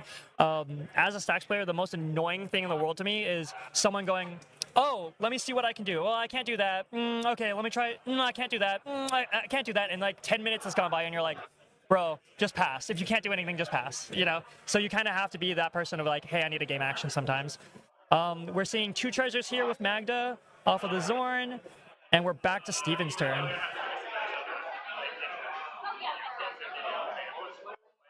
Did Steven? Maybe missed his beginning of upkeep trigger? Yeah, possibly. It's either that or there was a deal. Oh no, there it is. There it is. Okay. I was gonna say. Ooh, that's a good point. The fact that Phil didn't steal back the Universal is actually kind of a problem for them. Because now they're back on the clock with Steven at the lead here. My guess is that Phil would have only done that. Well, we do know he's got the Bark Form Harvester in hand, I believe. Correct? Correct. So he's probably. So. Yeah. But he can't do that with the oof on the Yeah. on the battlefield. Yeah, well, but that's the thing is, so is Steven locked out of this game. So really, if Narset doesn't quite get there, or if Dylan doesn't do anything like impactful here, really it's going to come down to a game of who can accrue enough treasures on Magda, and then who's going to win on top. So they're going to be playing a game of chicken, which this might just fully go to time because of that, where you guys like literally are just, all right, you have Magda activations, I have Magda activations. First one to remove the youth, unless you have ways to go over on top of me, I just win. Yeah, this is getting real dicey, real dicey. And yeah, absolutely. Thank you very much for hanging out with us, Reanimated. If you have any questions, feel free to ask. That's a Legion. Legion Extruder. What is this? It's even bringing in the spice. We love it. Tie with the. Let's take a look. Let's take a look at this card. I don't have effects. Yeah, it looks like. Yeah. Okay, let me. Y'all, do you want to do the? No, you're good. Legion Extruder is a 1 and a red artifact. When Legion Extruder enters a battlefield, it deals 2 damage to any target. Tap 2, sacrifice another artifact. Yep, there goes the oof. Yep, create a 3/3 colorless golem artifact creature token. So it doesn't give you an artifact dwarf, but yeah, this is just like another 2 damage like outlet that you have access to. Interesting that we're doing this now. It cast out of hand, I'm guessing. So yeah, that makes sense. We cast it out of hand, so we don't have enough to. We're cracking a treasure, 4 mana for that 1 ring. Yep, that 1 ring that we knew was in hand. So Buys him a turn. buy some a turn. But if he goes off, then he loses anyway to Magda, right? Yeah, so really what we're really hoping for here on Steven's turn is that Phil doesn't have access to, we know he has access to the Bark Form Harvester. Obviously, Steven doesn't know that. If there's any world where Phil can manage get like 5 treasures on his turn, right now he's staring at 2 off the Magda and the Zorn. If there's any way he can either bottle cap blast or like find a way to get another treasure or hasten another dwarf, then Steven, this might have been a little bit preemptive. I might have held on to this extruder for the turn after when I knew I banked enough mana, but maybe he's. You can still make the mana anyways, or the treasures anyway. Yeah, he might be trying to get. I mean, he turns his Soul Ring on to cast the 1 ring, and he's maybe hoping that the Magda is not able to win through the 1 ring, but like that's just an upkeep thing. I'll just kill you on upkeep. So we'll see. We're really gambling here. This is a real gamble, and we're also. I don't know if Steven knows. I don't know if Phil knows. I don't know if the table knows. Narset can just win here. Yes. Yeah. the fact that that is not, I don't know if that's being taken and accounted for on the table. We'll see. We'll see how that goes. The Expo map is online. I don't think it gets anything relevant here. I think poor Dylan has just missed like 3 land drops at this point. I'm so sad because this. Have you seen this deck move? No, I have not seen this. Brigand is such a cool deck. It's Cradle on the backside of a creature. Yep. And then, so Umbral Mantle, there's a card called Seed Cradle Witch, which is 2. Yeah. Oh, yeah. It's a 1-drop, 1/1 that is 2 white-green, untapped target creature. So if Brigand makes enough mana, if Brigand makes like 5, then you can just, and you have 1+ white, and then you just alternate back and forth. That's just infinite mana right there on a 1-drop. So that gets caught by a Ranger Captain, that gets caught by a whole bunch of like things. I'm a big fan of any deck that can run Umbral Mantle, so you know that's just me. Narset is seat 1. Yes. Yes, seat 1 Narset. Yeah. They had to morph to 4. Yo, are you seeing this? They're complimenting your UI because it looks dope as hell. Hell yeah. Yes, this UI is thanks to our person behind the camera, Ty. Thank you so much to Ty, who's put in a lot of work to get this up and running. Yeah. Resident vehicle expert. We've got a bit where I just, every time I get vehicles, I just like hand it to Ty. I just, he stopped fighting me on it recently. I just like, not even recently, I just started to like, it's like, all right, fine. I have. Oh, a lot of gesticulating from Ty here. I mean, I won't say Ty, it. our player. Yeah, I won't say it, but you know, the fact that Dylan's got the pizza on his playmat is confusing. Looking for help. Yeah, we're getting a little bit of a Thanks hand. from Bridget with not doing effort and not doing too much so far. Yeah. So Necro, the reason why seats matter so much right here. Sorry, you want to. The reason why seats matter so much here is that going first is just good. Getting a chance to push for a win before everybody's set up is good. Getting a chance to have more resources or set up like turn 1 fish, turn 2 heuristic study before anybody else can develop anything is like really, really important. If you look on, it's one of the big problems in our format right now. Whereas the win rate, it goes even lower, right? Like some of the smaller tournaments, seat 4 can be on a 5 to 8% win rate. So this tournament, I actually haven't looked to see who's winning from where, but people are putting wins on the stack and they're pushing through. So that's been really cool to see. I mentioned earlier in this round that round 2 saw 18 wins. Now, some of those were like 3 pods, but there was only like a small handful of them. So there were still a lot of people pushing. So we're seeing wins today. Not many draws. You're going to have to win to make top 16. Yeah, definitely, for sure. You got to win out. Well, maybe not win out, but... This is a long conversation. Yeah, I mean, well, this is natural order, so Dylan over here is getting rid of his Christopher, his Badger Cub mole. I just realized I've been calling it Christopher on stream the entire time. It's like a local nickname for it. He's natural ordering, so he's going down mana to be able to tutor for whatever green creature he wants. Ty is probably having a conversation with him about what do we get. Ty, if Dylan's heads up about what Narset does, then they might be having a conversation about like, hey, like, do I need to get this answer for you? Do you need to get this answer for me? Like, and then we still got just these massive Magda boards right here that we're scarily looking at. I do want to see what time we are in round. So something to keep track of, guys, when you're sitting at home. 34 minutes. We're at 34 minutes. If you spend too much time chit-chatting about what you get here, you're running out the clock. You know, you're severely lowering your chance of actually being able to put wins, like meaningful wins on the stack, if you're just like stealing a bunch of clock and their timing. All right, so it looks like Dylan's getting a Woodland Bellower, and then that like super contributes to the draw rate. So if you can make your politics clean, if you can make your deal making like quick and fast, then you could just see more games, and the more game you see, the more chances you have to win, the more windows you see. Yep. So it's gonna be tutor chaining. We're tutor chaining natural order into Bellower. Bellower is ETB search. 3-drop. To field. Yeah, to field. 3-drop to field. I don't know if Brigade can win from this, but I think it might just be another stacks piece, like another way to stop what's going on. But it's only green creature. Ty's saying that it could be Enduring Vitality or it could be a Manglehorn. Manglehorn does do pretty good work. Magda has a hard time winning through like a blind obedience effect. The artifacts coming in tapped because the clock comes in tap, which means that you just need like that extra little bit to kind of go over on top. Slacker saying we have stats for seed order in Europe. Blue Farm got 141 wins from seat 4, and Kinnan, the next highest, got 82 only. Without context, I'm assuming it sounds like that's high or low. I'm not sure, but yes. Yeah. We'll see what ends up getting off of this. I'm not much of a green player, so the green side of things is a little bit long more. search. Yeah. They're having a big conversation about it. Oh, Dryad Arbor? What is this?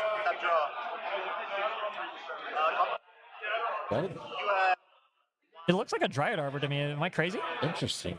Just trying to get more mana. More mana?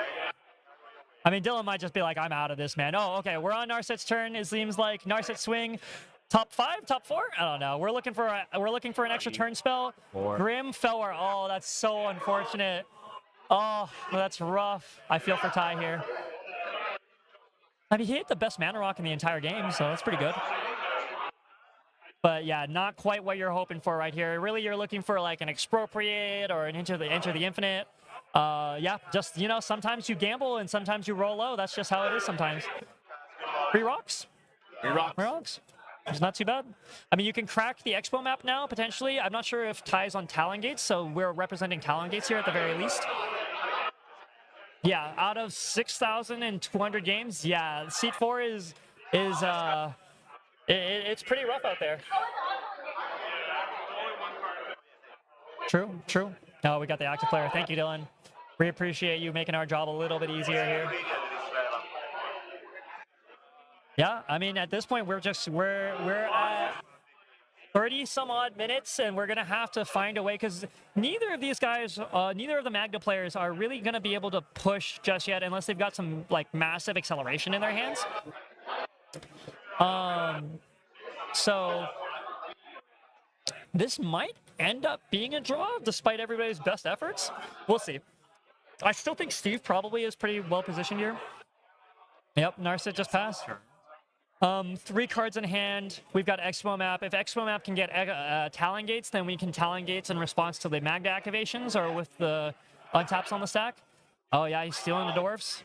Portal doesn't give it haste though, so we're still only looking at least on board only 2 more treasures. So we're only seeing 1, not even a Magda activation here, unless there's something sneaky that Phil can pull out of his hand. And we didn't see that in opening hand, so he would have had to draw it. Well, he does have the Zorn, so he does make 2 more. But yeah, you're right. It's still. Oh, is that a Kamkar?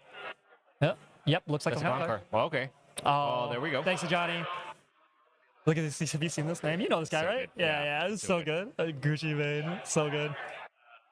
Oh, Much it's love to you guys Dix. too. Thanks for tuning in and thanks for hanging out with us. 2 more treasures. 2 more That's treasures, to baby. 4 at least. Just grinding it out.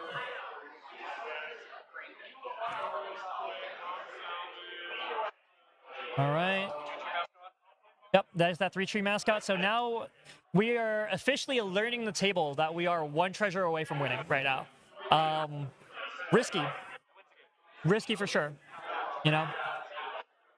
3-tree mascot, I believe, can also put a card from library to the bottom of the deck. No, this one is a dork. It's a filter. Oh, it's just a filter one. This one's Okay, just a yeah. filter. I'm thinking of Barkform Harvester. This Yeah, you're thinking is of Barkform Harvester. This is pay 1 to add a color, any Yeah. color, and only activate once a turn. But 3-tree it magic is arc. a artifact creature. It is an artifact Notably. dwarf, shapeshifter, notably. It's a samurai.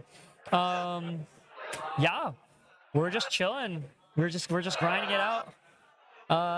We're looking at Steven with 1 treasure here. He doesn't have a Zorn, so he's got access to 2. If there's an artifact dwarf, or sorry, if there's a dwarf in Phil's graveyard, he gets to pull it up with the portal. So, oh, on the stack. All right, we're back on the stack, baby. Hey, you guys remember that?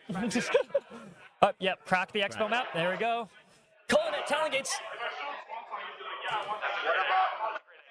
You just making a mistake. And then also forces the draw. Yeah. Yep, and there's the monolith. But he's got an Narset down, so it doesn't really matter what he gets here. I think Ty might be a little scared with what's about to happen here.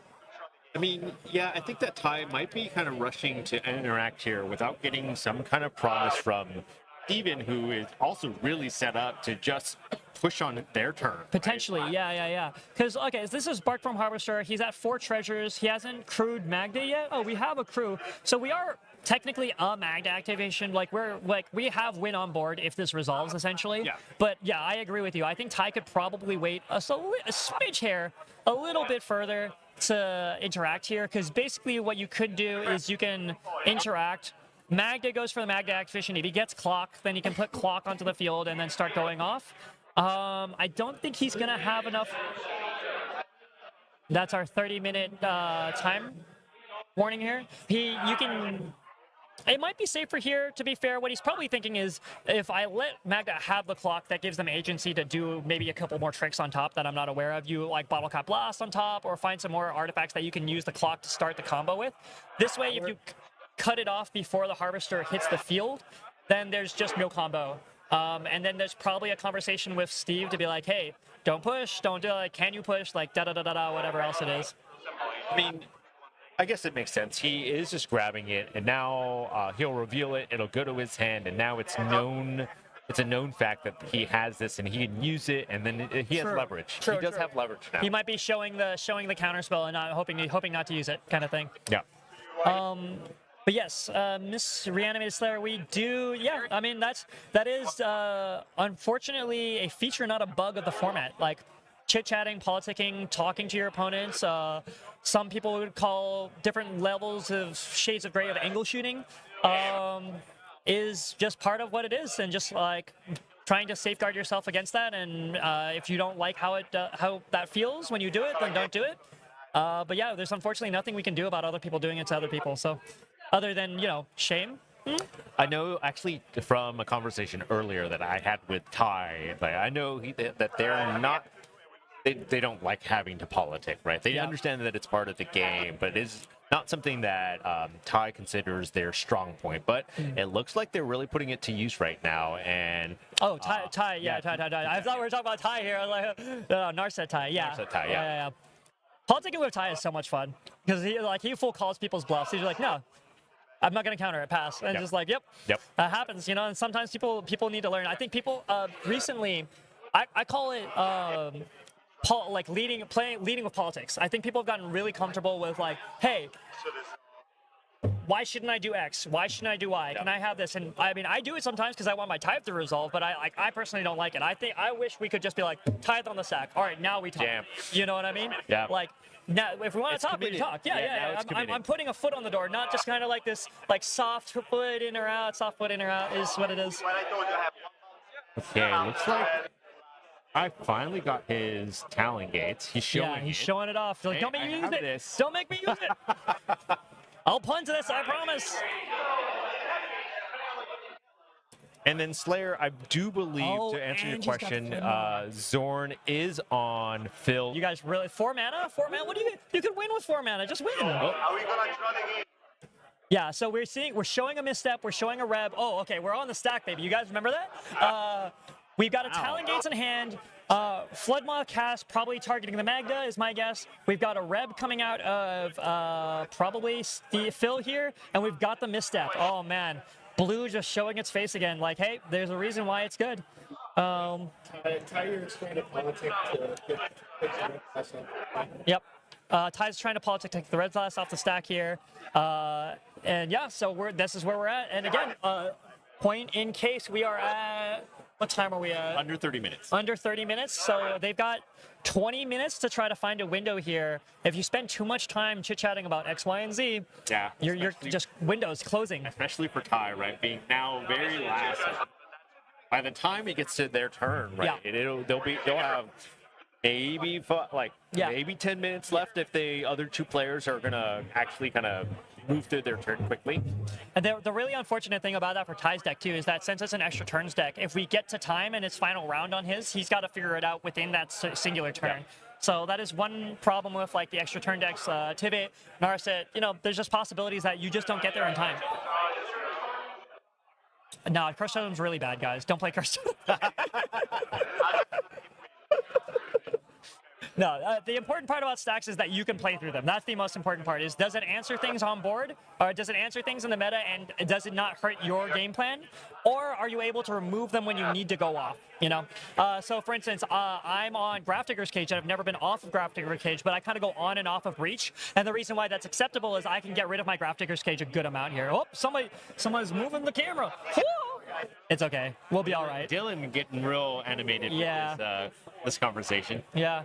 I probably, if I'm Dylan here, I probably just angle to try to be like, just force a draw here. Yep. You know what I mean? Just try to force a draw, I think, is probably where it's at. This is the perspective here. Yes, that's the other thing too, guys. If you're playing stacks, being able to make sure that all your tutors are able to double up as finding stacks or answers gives you a way to have player expression and skill expression when you're playing a stack. Otherwise, you're just kind of mulling and you're just hoping to see what you get.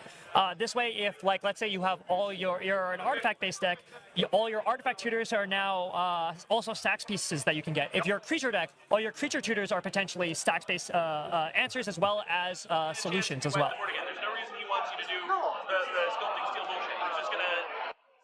Yeah, I think that's our guy in the chair, Ty, fixing the camera for us. It's not different. It's still losing the game. A lot of conversation on this stack right here. Yeah.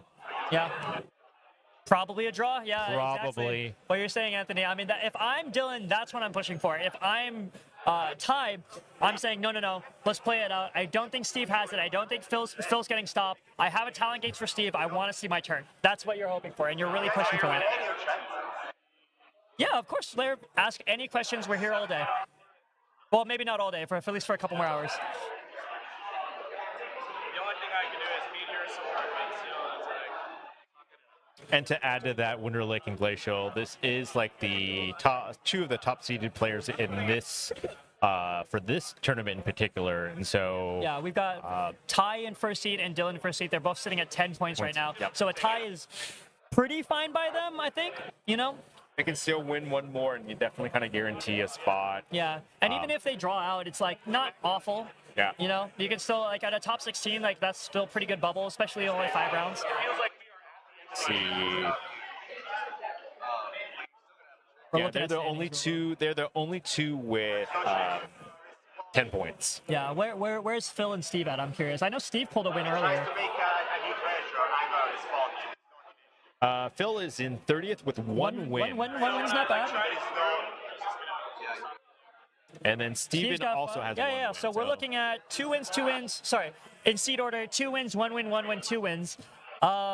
So you know, a draw is not awful. If I'm Phil and Steve, that just means I probably try to win at least one more in the next 2 rounds, which you know, 50-50, right? That's how that works. You win or you don't.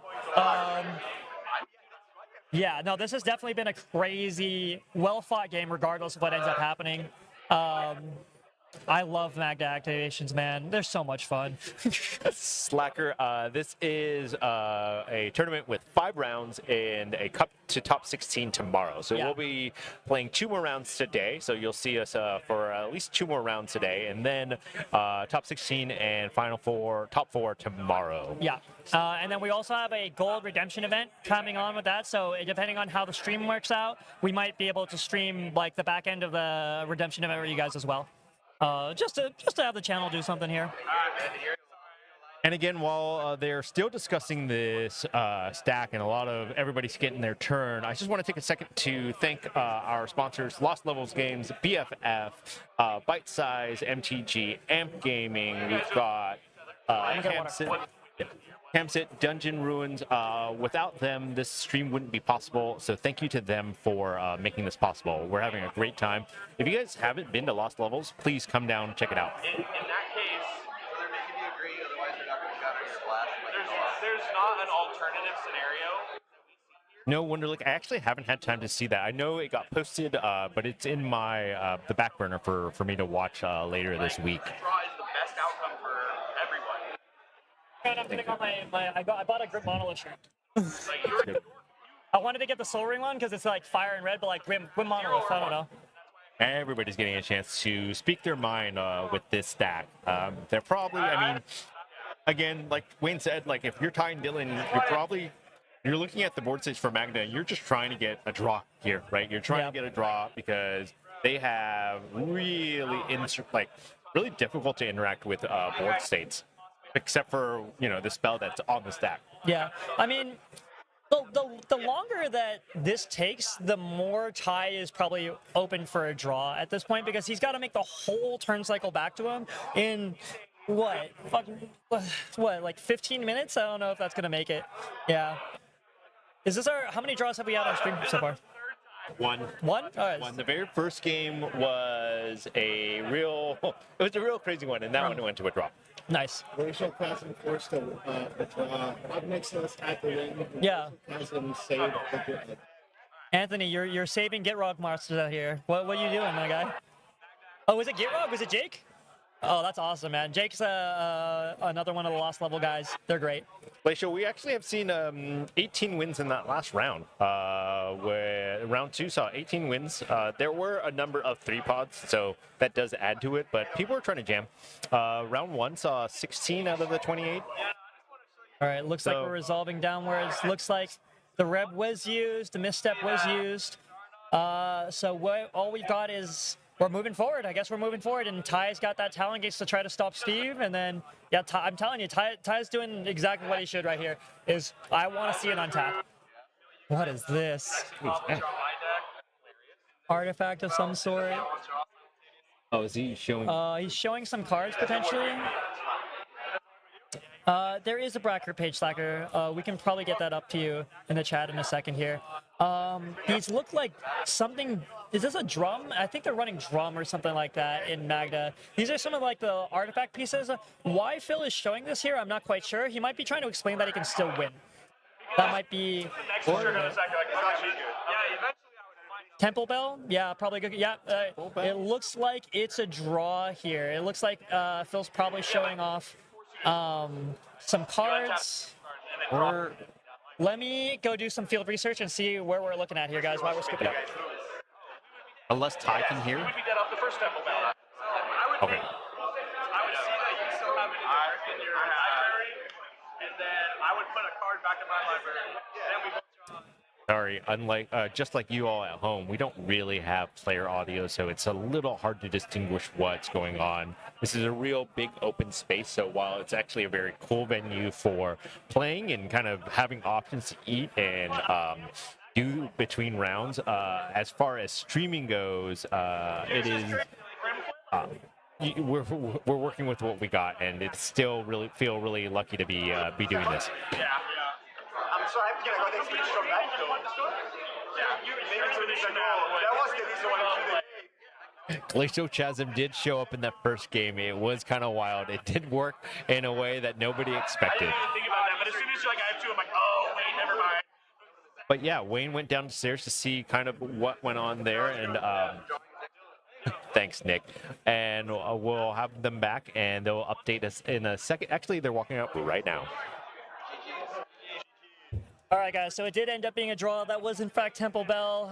Super hard fought right there. Lots of interaction going on. Just heartbreaking off the Narset flip. I do love a Grim Monolith, but not every single deck loves it. Steven has consented to come up and be interviewed, so we'll have him conversate. Bare minimum, you do it, so I'll go take care of some stuff. Right? Steven's come up and give you guys an interview, and we'll be back with that very shortly. Yo, Vamp, go! The reason why I'm not showing you. Thanks to Wayne for coming in. Wayne will be joining Brian the Cross here in a little bit when round 4 starts. So while we wait for Steven, again, we are just stoked to be here. We're seeing some fun games. This was the second draw we've seen, but at least it was a game without a Ristic study, folks. How about that, right? Like, I've actually only seen one Ristic all day, a couple of fish. And so, in this meta where Ristic is running amok, I've actually only seen it once all day in that very first game. But sure, even if you don't win, you have mana, for example, so you can use the resources, right? Thanks, Wonderful. I appreciate that. So I just didn't want to commit to the Bridget until I could actually do something with it. That's about the camera again. It never felt like I was going to be able to.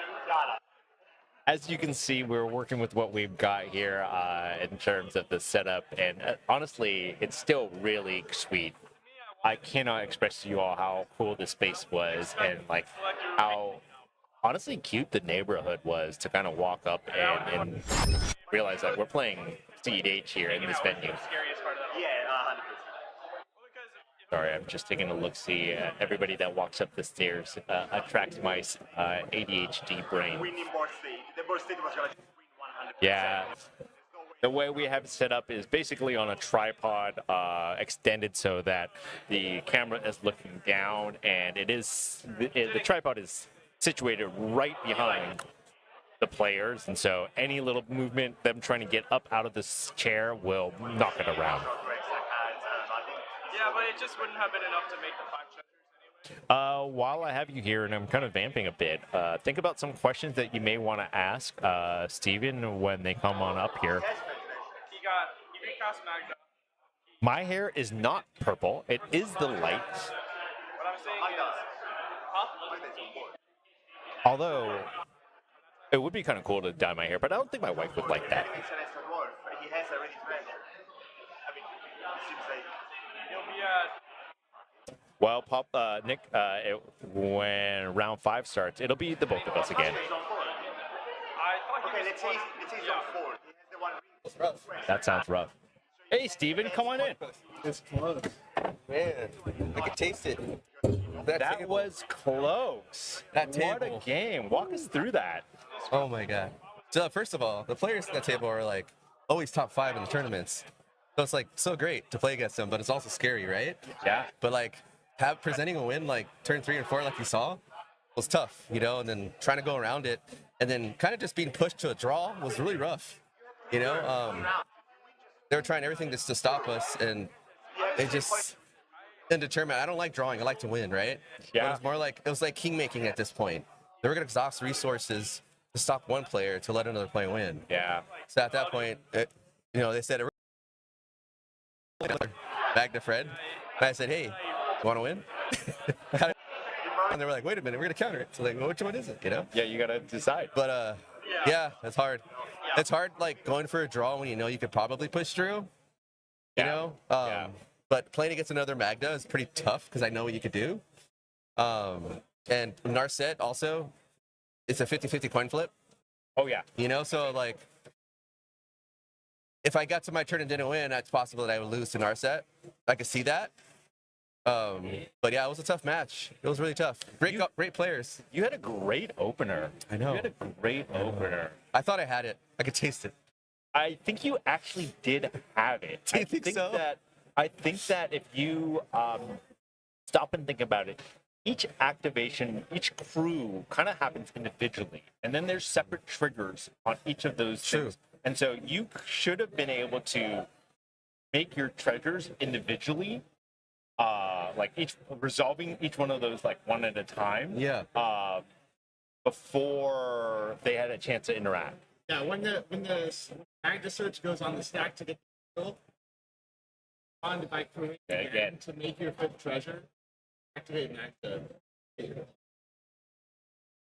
How? Well, they're all tapped already. You can tap them one at a time.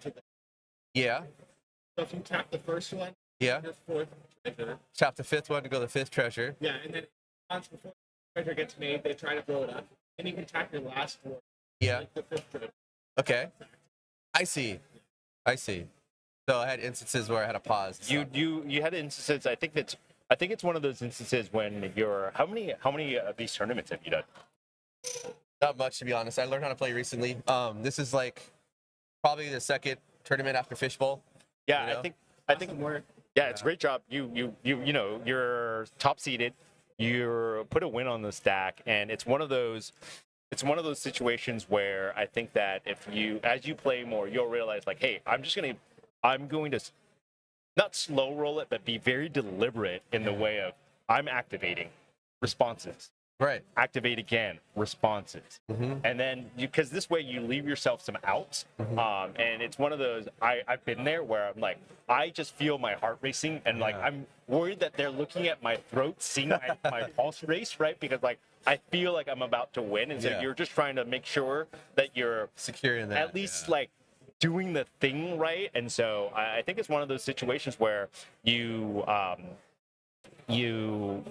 definitely presented a really good case. It's such a hard to interact with deck. I think I applaud you for bringing a deck like that to this, because it's like it always presents a threat, right? And so Yes. yeah. #1 threat always. It's tough fighting off everyone, going for that win. Reanimated has a question for you. Do you think that instead of taking the draw, is there a way you could have won? So there was a weird situation where they had the counter spells, mental misstep, his red elemental blasts, but it was more like a show you, I'll counter this, stop you, if you don't accept the draw, or if I don't accept the draw, I am not going to counter that. So it's pretty classic. Yeah, yeah, it's a tough situation to be in. It's a real tough situation. I don't know. Yeah, I don't know. Like ethically, I don't feel right about some of those moves, but like I feel like it's just king making at that point.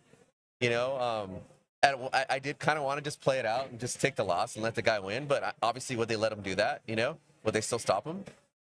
You don't know, right? That's the argument. And then I could have just lost and got 0 points.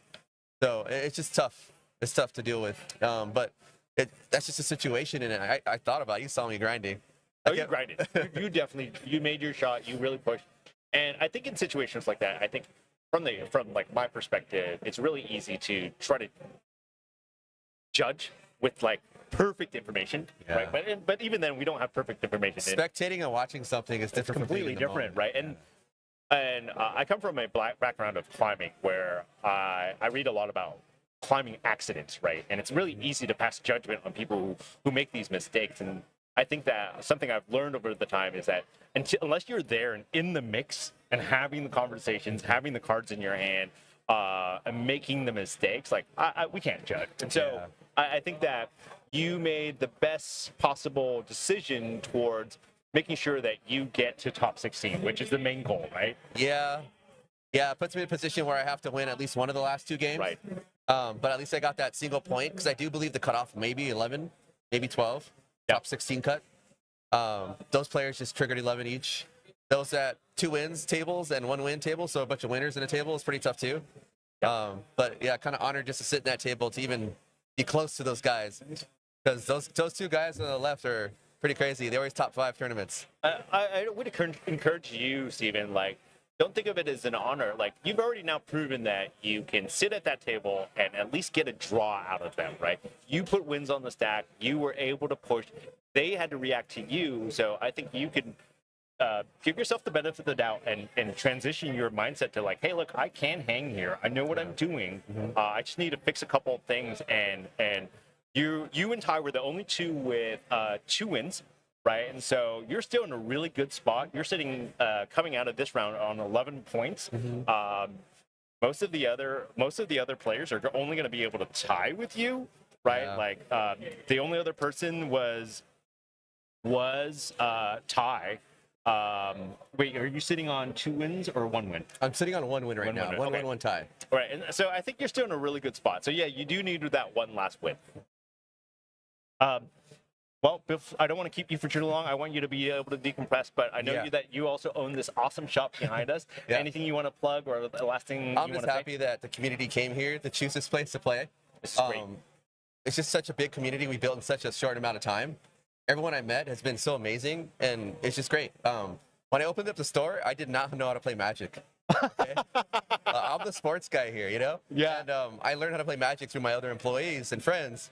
And a lot of friends were like, wait, what? You're going to play Magic? Awesome. So like getting into it, having amazing people around me, got me to the level where I was really quickly. So yeah, it's awesome. Like you spar with the best. I mean, you start becoming pretty good. You know? I know, it shows. I mean, you sat down with a really good pod, and you're in the mix and making it happen. And if people haven't come and checked out this game store like I did today, like, come down, check it out. This place is awesome. The venue is great. I know that BFF is looking to partner with you to do another event. I mean, you all were able to partner with the city chamber, the Chamber of Commerce to get discounts for players so that they can go get discounts on food. I think that's wonderful. Yeah, city sees us bringing in people, growing this business. This location has suffered from like growing and having like people here, so they've seen what we've done already. So we have a lot of support from owners and cities in the whole area. So it's just great to show. Like yesterday, one of the Magic players bought like 1,000 bottle of wine from the winery down there. So it's like the people around the city are seeing like, most Magic players got money. cEDH players like to bling out when they can. And Right. so, And hey, I think the city's seeing that right now. They're like, whoa, what is this? Like, yeah, it's pretty cool. Magic the Gathering, now it has like that respect, from the community that like they're like watching like, wait, these guys are legit here. I think that's awesome. And I mean, I think it really starts with you nurturing a space where people feel comfortable and safe enough to come and spend that money and be able to feel like they can play this game. And so hats off to you for getting this kind of thing going. It's a really great venue. It's one of the most unique venues I've ever been to for one of these. And I think most of the players here will say that. So thank you very much. Yeah, absolutely. Thanks for having me. Yeah. Thanks. Thanks for your tips, guys. We're going to be taking a quick break while these rounds wrap up, and I'll be taking a break, so you'll be getting Wayne and the Crows back in for round 4. This is currently round 3. We just wrapped up, and so round 4 and 5 are still to come. Thanks, folks. Stick around. We'll be right back.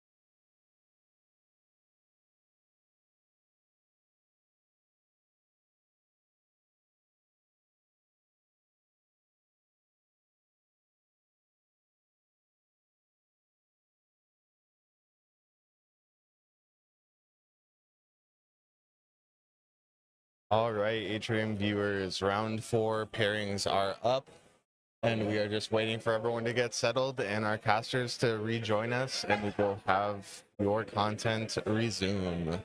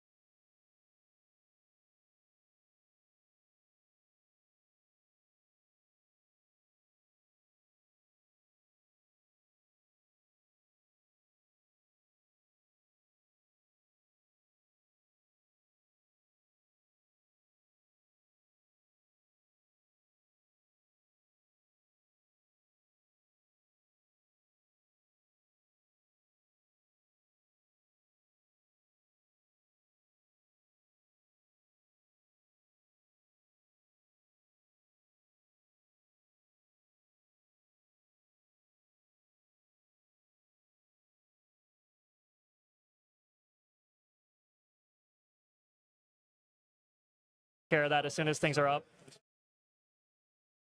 Oh, okay, no worries. Am I muted out or not?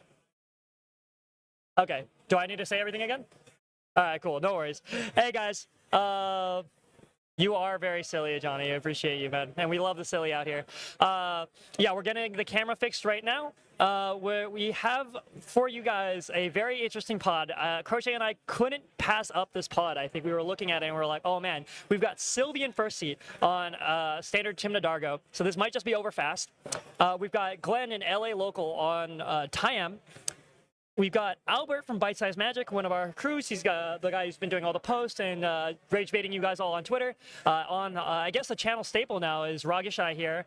And then we've got our very own Alex Stockwell, San Diego King, and honestly, like, a tournament organizer down there, California circuit. Like, I want to take a moment. Oh, he's on Blue Farm, standard Blue Farm. I think his deck list is called Milk Toast Farm or something like that. And like, genuinely, it's so funny. But yeah, I just really want to sing Alex's praises here for a quick second. Like, genuinely, when I was first starting out, Alex was basically doing all of this and like heading up a lot of the tournament organizing down in San Diego and like building the infrastructure down there. And it was a lot of that was him, and I really don't think he gets enough credit.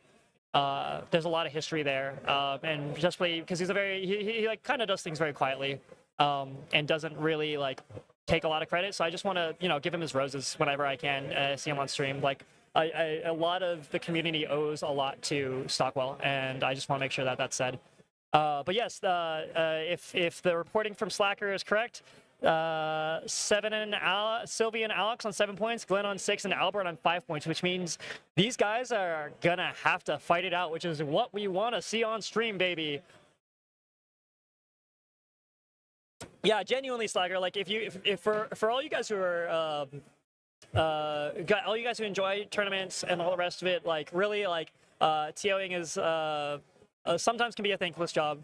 And sometimes you don't get to play, and that makes you sad, but it's super necessary, and it's super fun, and it's great to be able to put stuff on for you guys. So I just want to shout out to people like Hire, Wayne from Land Go, all these people that are making spaces for us to play this amazing game. I love that. I love that for everybody. So, yeah, just, it's weird to think about, literally, I want to say 2 years ago, like, we were driving down to San Diego every other weekend to try to get bronze points. Yeah, that was the life. That was a long time ago, and I feel like we've come a little bit of a ways. The decks are Tim Nadargo, Sylvie Sherman, Tim Nadargo on first seat, Glenn on Tyam in second seat. We've got Rog Ishai. This is Albert from Bite Size Magic. And T&K from with Alex in fourth seat here. So a lot of really good. I'm expecting to see either we're gonna get cooked real fast by Sylvie, and then we'll have a chance to pull Sylvie up here and embarrass her on stream, or it's gonna be a grind fest. We may be able to see Rogishai kind of pull out some stuff. And like Alex is no slouch either. There's potential. I think the last time I played with Stockwell in a tournament, he was trying to resolve a breach grinding station turn 2. So who knows? We'll see. And then Glenn's over here on Tyam, so like literally one Dranith, and then before a lot of this comes out, then that's a lot of problems taken care of. Like, this is breach. There's 2 breach decks. There's a deck that cares about its commander. Like, yeah. First seed is bottom. I think they changed things up a little bit on us, but yes, Dargo, the orange playmat is the first seed down there. What's our number? What's our number? Pretty good. Brian's down there getting a reconnaissance, trying to get our hands settled for us. So in the meantime, you're hanging out with me. If there's any feedback that you guys have, either about the event or the stream, please feel free to put it in the chat. These are kind of like our first real big steps into this, so any feedback is welcome. And we want to make it just something that is, you know, of worth, of merit, of value to the community here.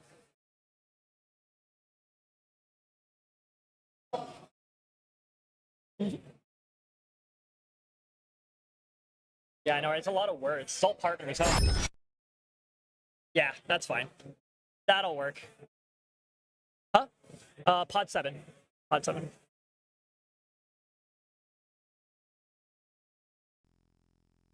Quick shout out to Dungeon Ruins here. I saw they had a Grim Monolith shirt, and I was like, yeah, I think I kind of got to. The blue is a little throwing me off here. I might have gotten the Soul Ring. I might still get a Soul Ring, you know?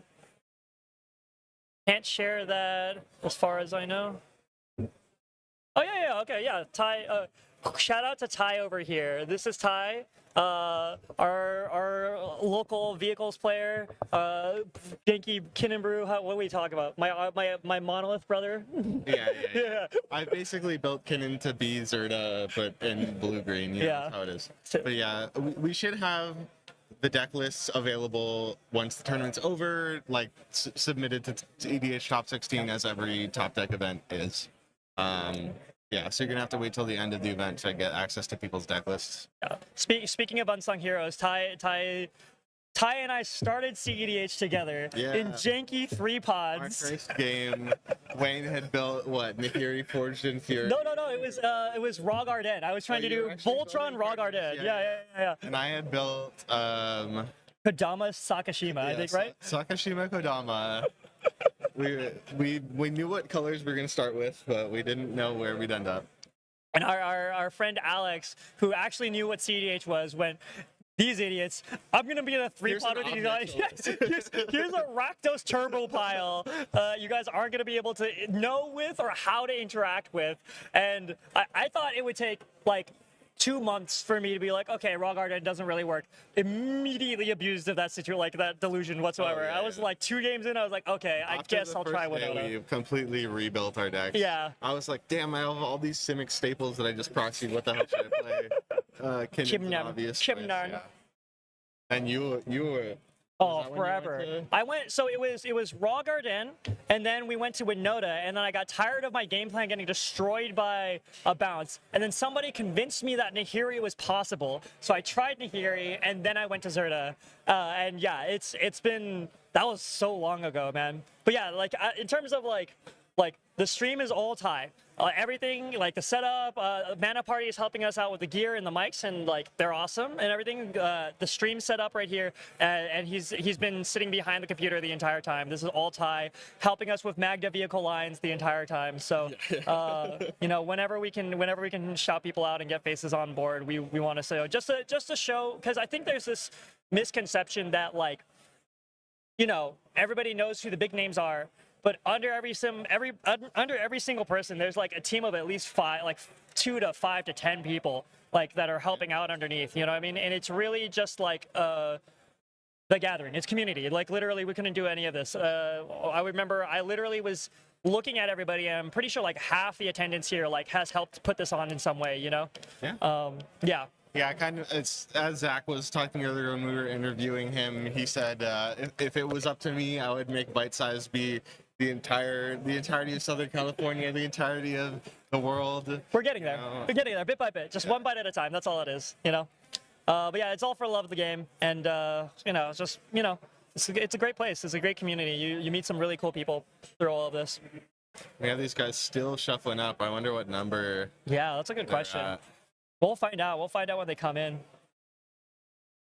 I'm excited to either see Sylvie just tear this down, or Albert to take it away with Rogishai and just bury everybody. I want one of the two. Yeah. Either that or Tyam just to cook everybody. Those are more acceptable. Yeah. Blue Farm, Stockwell, he's got all the cards stacked to get like 4 colors. I think me and Ty all agree are like, pretty. You like green a little bit. I'm like allergic to green. Yeah, I like green. I like lands. Yeah, I enjoy lands. I like lands too, but I like them to be colorless and do stuff. You know. I like to sacrifice lands and to blow up other people's lands. You know. You still have, what is it? It's not Rata Dragon. Which one's the one I'm thinking of? The land loop one? Yeah, well, I built Polly and the Gitrog monster. Yeah. Strip lock. Strip lock. I remember that. I was just like, wait, what is happening? Yeah. Oh God. We're showing hands. Alex and Sylvia just full showing hands. Oh man. I hope they're mulling this. If they're not mulling this, it's gonna be a messed up game. Oh, thank God they're mulling it. Oh. I hate it when it's just like, oh, here, like, let me just give you perfect information in my first hand right off the bat. And like, it already, like, it just puts like the table politics to like such like weird dynamics. Yeah. Nobody wants to be out here playing two-headed giant. Yeah. All right, let me see if Ben's here. Ben, you want to come say something on stream, man? You want to say hi? You can sit in my spot. Hello. That's Ben. That's our head judge. The master organizer. Master TO, head judge. Things are handling just fine. He's the reason why I can be up here chatting with you guys. Legitimately, if it wasn't for him, like my head's falling off. Yep. There you go. the entire time. I can literally be up here and trust that he's got it handled. Yeah. Oh man, what are we at here? It looks like Blue Farm and Team Dargo have mulliganed down to 4. Frog Ishai kept their 5. And it looks like Tyam kept a 7. So, Thanks, y'all. Thanks, guys. They're giving us compliments on the hair. hell yeah. What I should do is see if I do this stream with the hair down. Yeah, it's not awful. Maybe I'll try that for a little bit, at the very least. You haven't been running around, and there's a little bit of air conditioning up here. True, and just like the entire time. Have you been inside recently? I guess you've been grabbing. Yeah, waters and stuff like that. Yeah, so it's nice inside for sure. I don't wear my hair down enough, man. It's always up. I'm just moving and doing stuff 80% of the time. Yeah. Just want it out of the way. I know, right, Timna? I remember when I was there in the room when Sylvie won Fishbowl, and it was like, It was whoa. so exciting. Huh? Hacking the system. Yeah. They messed up. Oh, they messed up. We're gonna judge call the mulligans. Well, hey guys, at least you guys will see. You guys have content the entire time at the very least. But yeah, that's the cool thing about Sylvie is that she's been like in and out of the local scene, and she's just been a great pilot the entire time, and just like hadn't really gone to like that many tournaments. Yeah. You know what I mean? Like, and just like, I mean, same thing with you. We got great pilots in the scene, and you guys just, if you guys went to slightly more tournaments, you would get there, no problem. You expect me to drive 3 hours to go to a gold tournament? Not anymore. You don't need to. Yeah, exactly. Right. But stay wait 3 hours to San Gabriel. I mean, it depends. You'll be fine. That's true. That's true.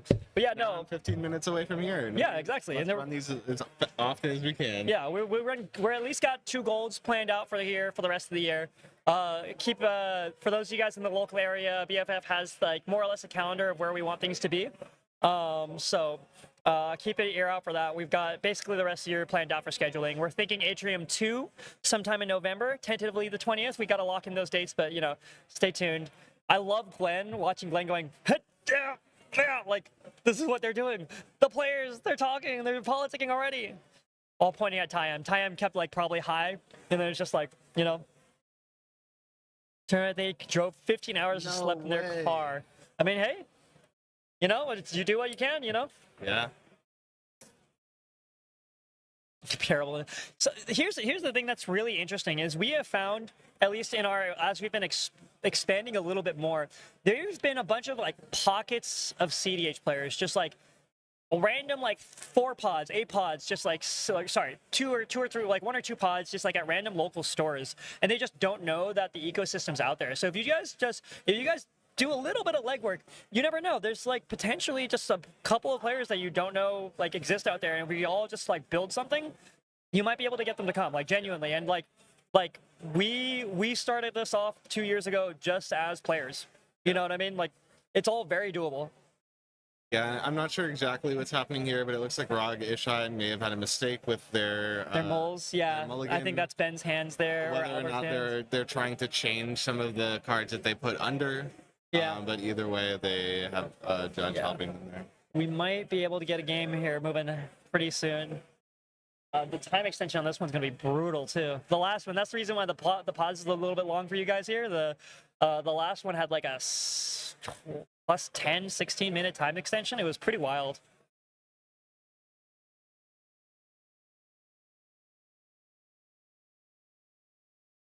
Australia? Yeah, well, Johnny, you got me. Yeah, Johnny, you got me, right? Yeah, you got the smuggle. You can pretend I'm a koala. I'll hug like a crate or something, and then just cart me in there. It'll be fine. I also love the Tyam mat here. It is really nice, yeah. I do like the minimalistic thing that Sabretooth's been doing more with this Dargo mat. Like, the Dargo is really good, yeah. Yeah, like very, like, it's funny because it's kind of like 2 sides of the same coin, right? You got the maximalist, you got the minimalist. Yeah. Yeah. And I see the Blue Farm here is going in for another shuffle. Oh, they're going boy. to 3.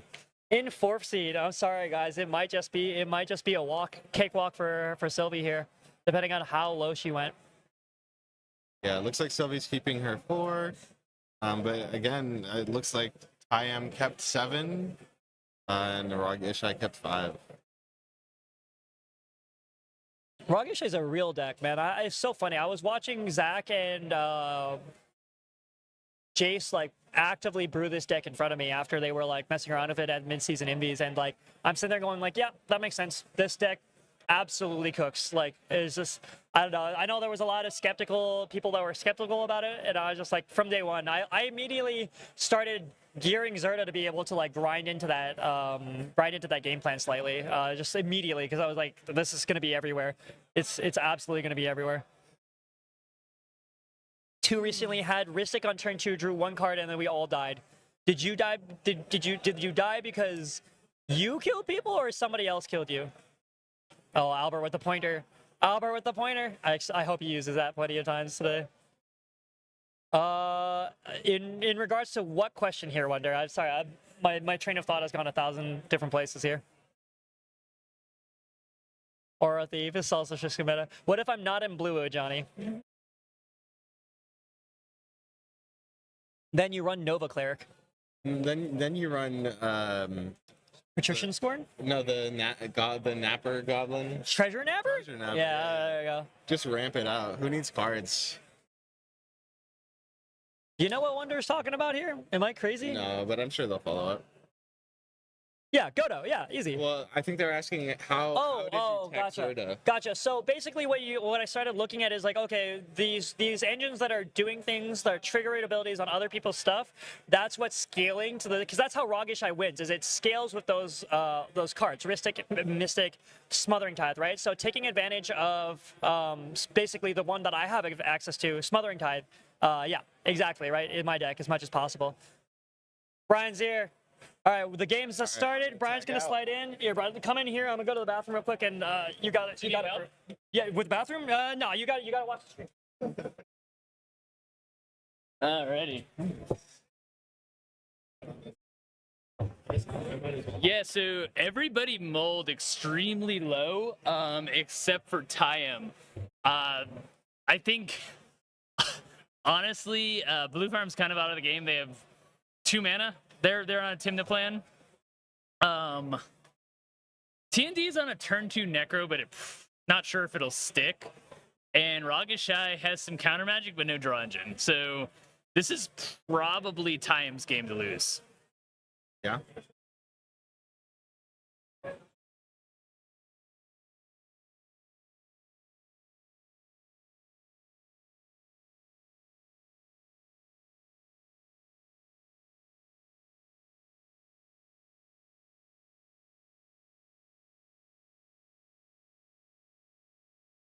Normalize playing Shouldred. Yeah, we just need to get some more powerful hate pieces against all the Mystic.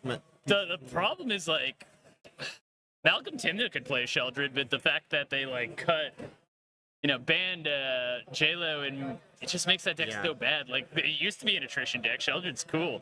Like, same with Talion, you know? The issue is the active draw hate in the format fucking sucks. You know, OBM's terrible. It doesn't stop draws. The other two just die to OBM. Yeah, that's true. And Wizards does not want to print draw hate because people don't enjoy it.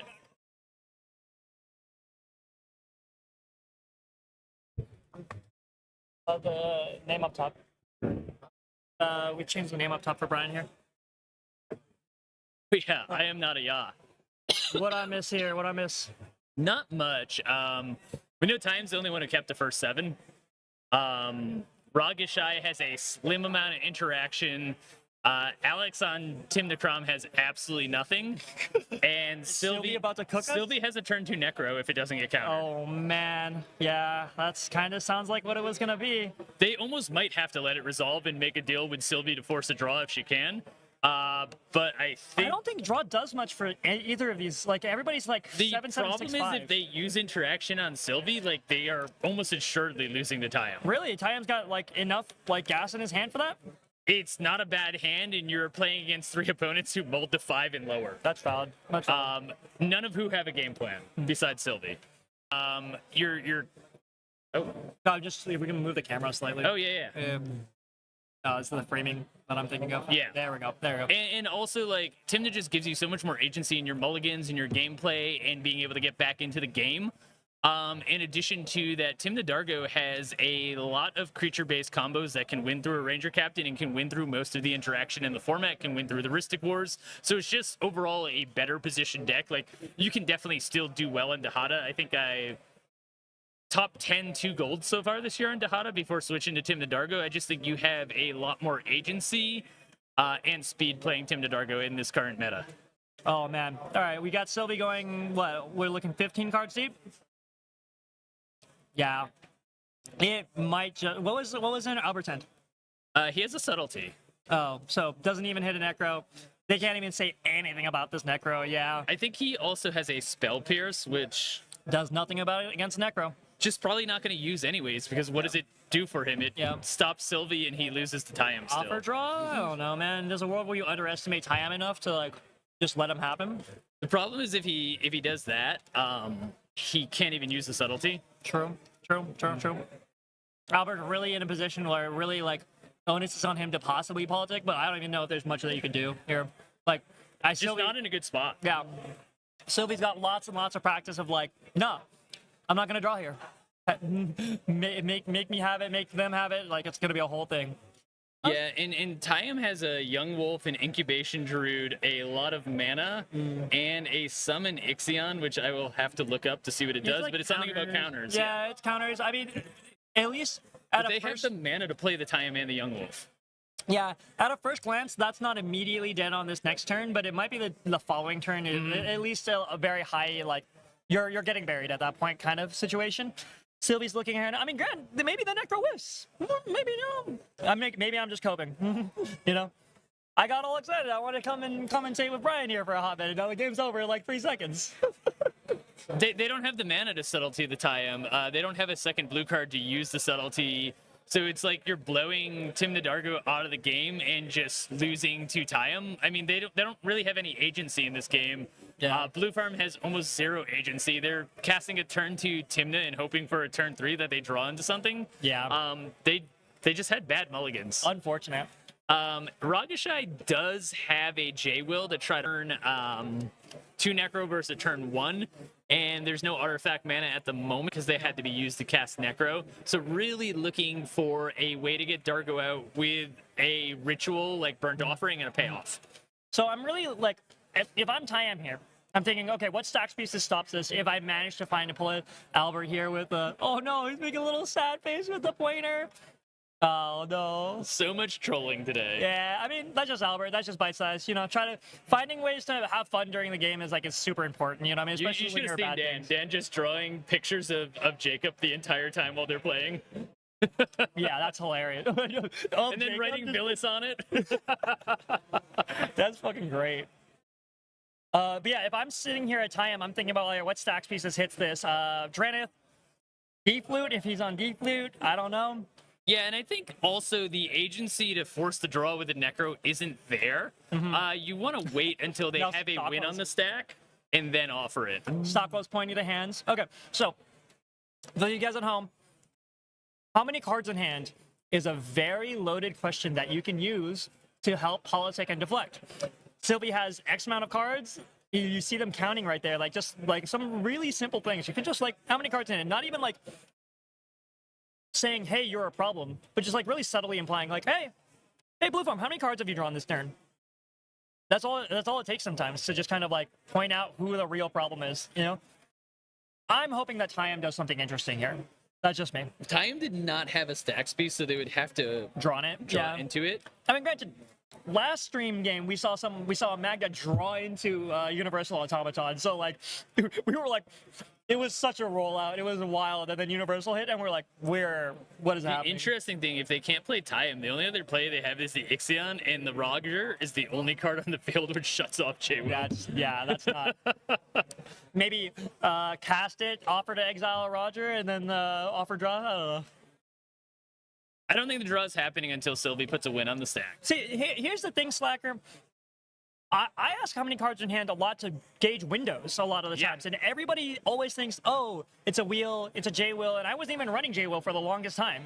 It's often like, what's the feasibility that you have interaction? Yeah, exactly. That's what I'm looking for. Okay, we're seeing Bowmasters, we're seeing Knuckles, we're seeing PFB and SWAT go into the exile here.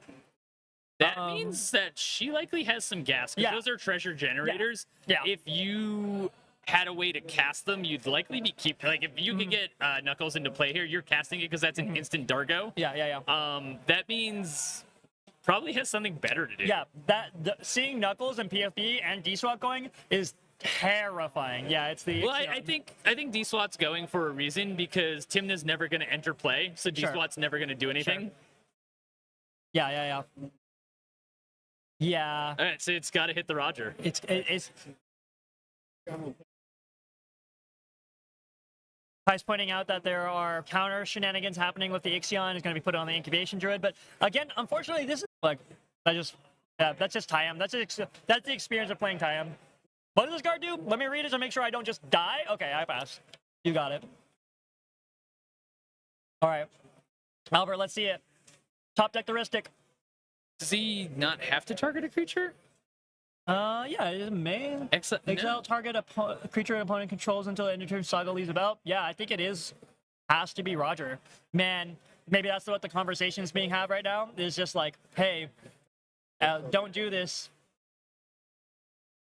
Target creature and opponent. Yeah, this might actually just be a massive, like, I have no option but to take your Roger offline, which is such a feels bad for Albert. Oh, yeah, I agree, Punchy. Every game should have a Flesh Raker. I'm confused why the Roger is still in play, though. Yeah, I don't know. This might be something. We might want to ask Ben. Let me call. I don't know if they have an option to not choose a creature. We're sending somebody down to check in on this, especially if we're on stream. I want to be paying attention to these sorts of things. Yeah, I think it should. Like, the Roger definitely probably needs to go, but we'll see. Punchy, good to see you, man. Draw and then someone join on Udaluk. Lol, that's funny. Punchy, just Ulalek's too powerful for this West Coast tournament.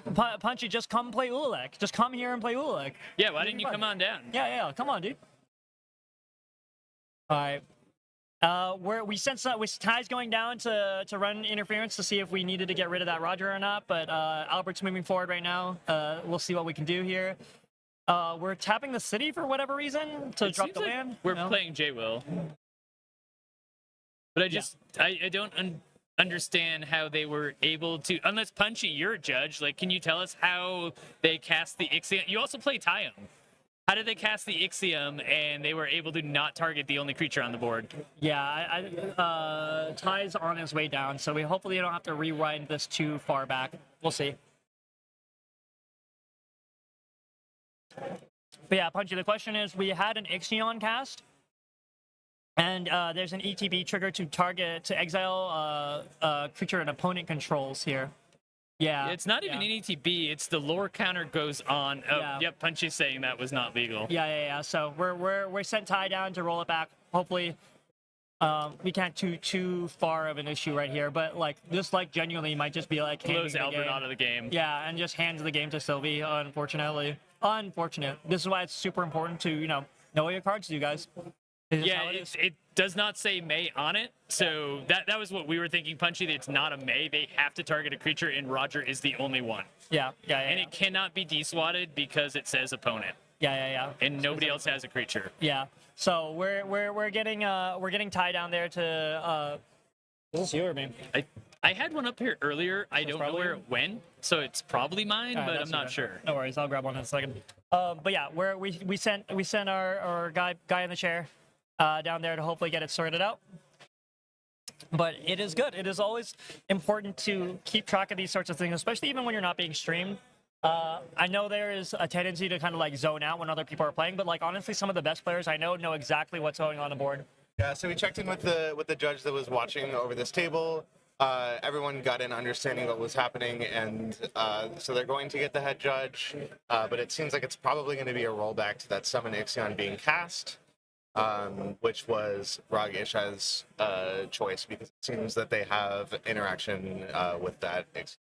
I think they have to. Yeah, otherwise they're just entirely cooked. Literally, you take Rog Ishai out, you hope that sad Stockwell over here has anything in his hand, and you just die to Sylvie. So yeah, I think this is just necessary. He has to subtlety this, or else he's out of the game. Yeah, which is Feels not. Yeah, I mean, in my opinion, if we can roll it back to a point where like Glenn doesn't even cast, like Glenn has the option to choose to cast it, whether or not like because he can understand. I think that would. I don't know if we're going to be allowed to roll it back. Yeah, that far. I could see that. I could see it being like not a viable option, but if Ben gets there, he'll make a call and we'll see how it goes. But it's good it's been on stream, or else we would have went past this. I think that's a thing that we need to see more when the casters notice something that's a misplay. Yeah, and they don't call it out because it really does disrupt the flow of the game. Like this totally throws off Albert's game plan. Yep. If that Roger is gone. Yep. And if this was just allowed, it changes the entire state of the game, especially for Sylvie in fourth seat, who obviously does not want this J-Will to resolve, and it should not be able to resolve illegally. Sylvie's first first seat. seat. Yeah, Sorry. yeah. I keep thinking the bottom corner is fourth seat. Yeah. Yeah, exactly. That's kind of what it is because like all the relevant stuff that would have happened. Oh no, Stockwell's taking a nappy. Stockwell down. Stockwell down. Oh, this is bad. Oh no, Stockwell's like, what are we rolling back for?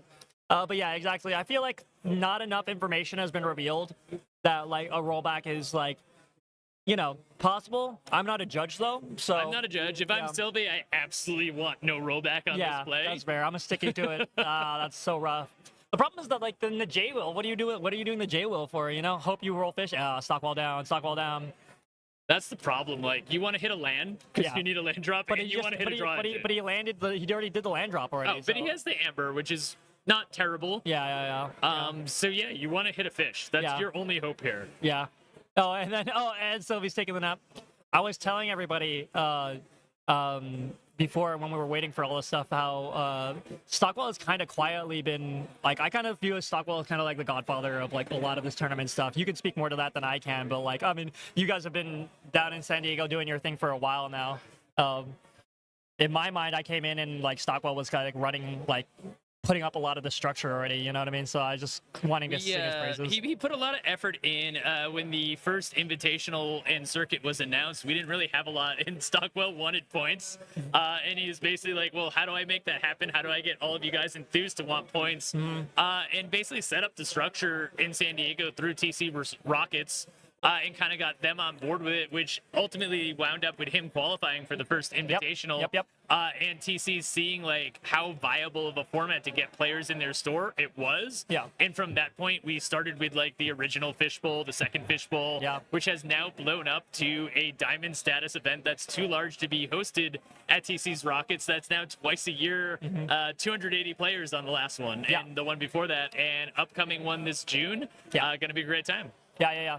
So it's really cool just to like look back a little bit farther and just see kind of like the avalanching like exponential like growth of it from just thinking about it is just wild. And like even like TC's like legitimately we were doing the math like that store put like what 4, 5, 7 indie people into like it's wild. I think it was 8.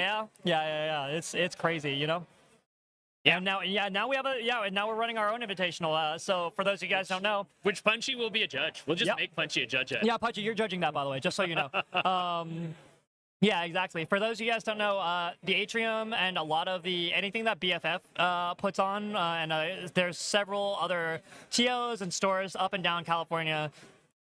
We are all also part of the California EDH circuit, which is essentially just running their own California Invitational at some point coming up.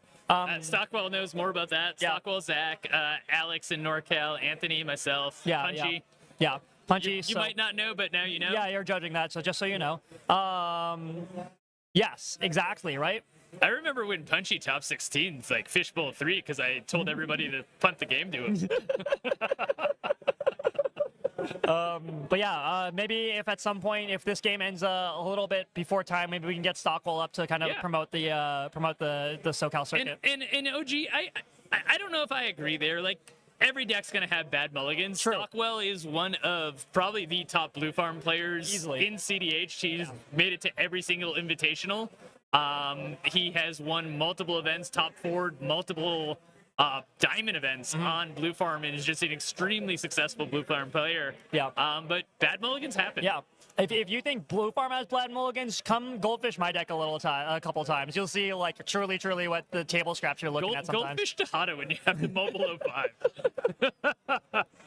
Yeah, but Punchy, you're a judge. You should know how the should stack know that, works. Punchy. Come Punchy, on. you tried to activate an Apple of Eden at 4 life. And at least at sorcery speed, I hope.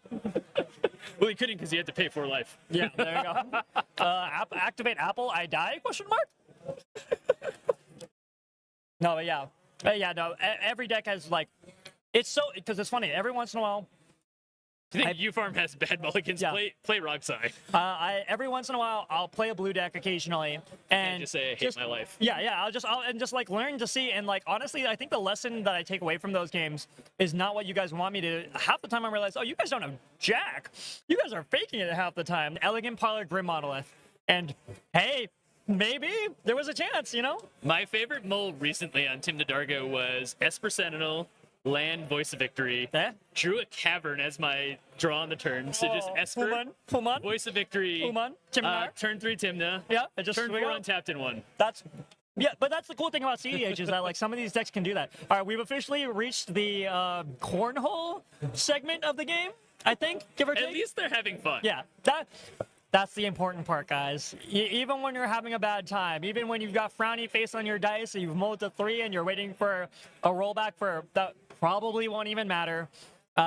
Finding a way to have fun is like the most important thing. That being said, if this J-Will hits a fish, that would be the craziest J-Will of all time. But at the same time, Tim Nadargo might not give a shit about fish. True, especially fish. But if it was Ristic Study, then maybe. Yes. But fish, oh, we're just rolling dice. We're playing dice? Yeah, we're just playing dice now. We love that. Yeah, fish is not as much, like, I don't know, man. It would still be crazy. It would still be a great hit, and you would have some hope, you know what I mean? But yeah, exactly. If you, I don't know, what else can you hit? I mean, I guess Esper. All right, hot take. I think Esper is kind of cope. Oh. I love early Esper after like turn 2. Yeah, like I genuinely, the amount of times people are like, I like look at a hand and it's like, lands and an Esper, and they're like, "Oh, you keep." I'm like, "No." I like it in first seed. Sure. But like even then, it's. I have a Timna though. Yeah, exactly. Right. That's a Timna hit. Yeah, I'm playing Esper. I have mana. Yeah. For me, it's fourth like. seed. Esper's terrible. Yeah. For me, if I see an Esper in my hand, it better have a bunch of other gas in it. Like it's like 2 lands, an Esper, and a Gremon. All right, cool. That's an acceptable hand. The worst is when it's like Esper Vamp Tutor, and you're like, which one do I? Yeah, want? which one? It's always so hard. Like, or Esper Ragavan is always like, which one? Which one? There are no restarts, unfortunately, here, child. We have not quite hit that level of tech with our tournaments. We've just been trying to hit numbers at this point. We haven't really messed with for those. Yeah, sorry, didn't mean to interrupt, Brandon. I was gonna say for anybody who just joined in, they're in the middle of a judge call ruling on an illegal gameplay action from a Tyam playing a card called Ixion, which is a summon avatar creature that when it gets its first lore counter, exiles an opponent's creature. They played it as a May.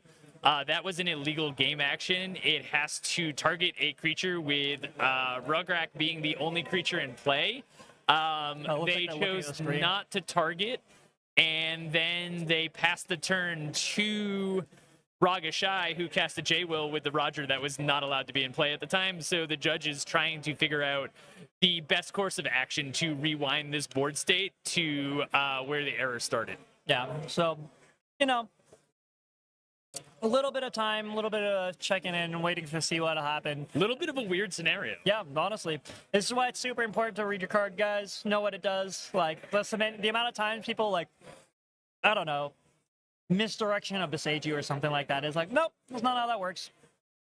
As a stacks player, it's really fun to just like watch people be like, I cast this. Watch people misdirection a misstep to a target that it cannot. Yes, be exactly. To. Stuff like that. You know, stuff like that. You just gotta get like, especially like during longer games, like mistakes happen. None of it's like ever like intentional or like, you know what I mean? Like most of the time, at least. I mean, that being said, like, yeah, I get that Tyam didn't want to blow Ragashai out of the game.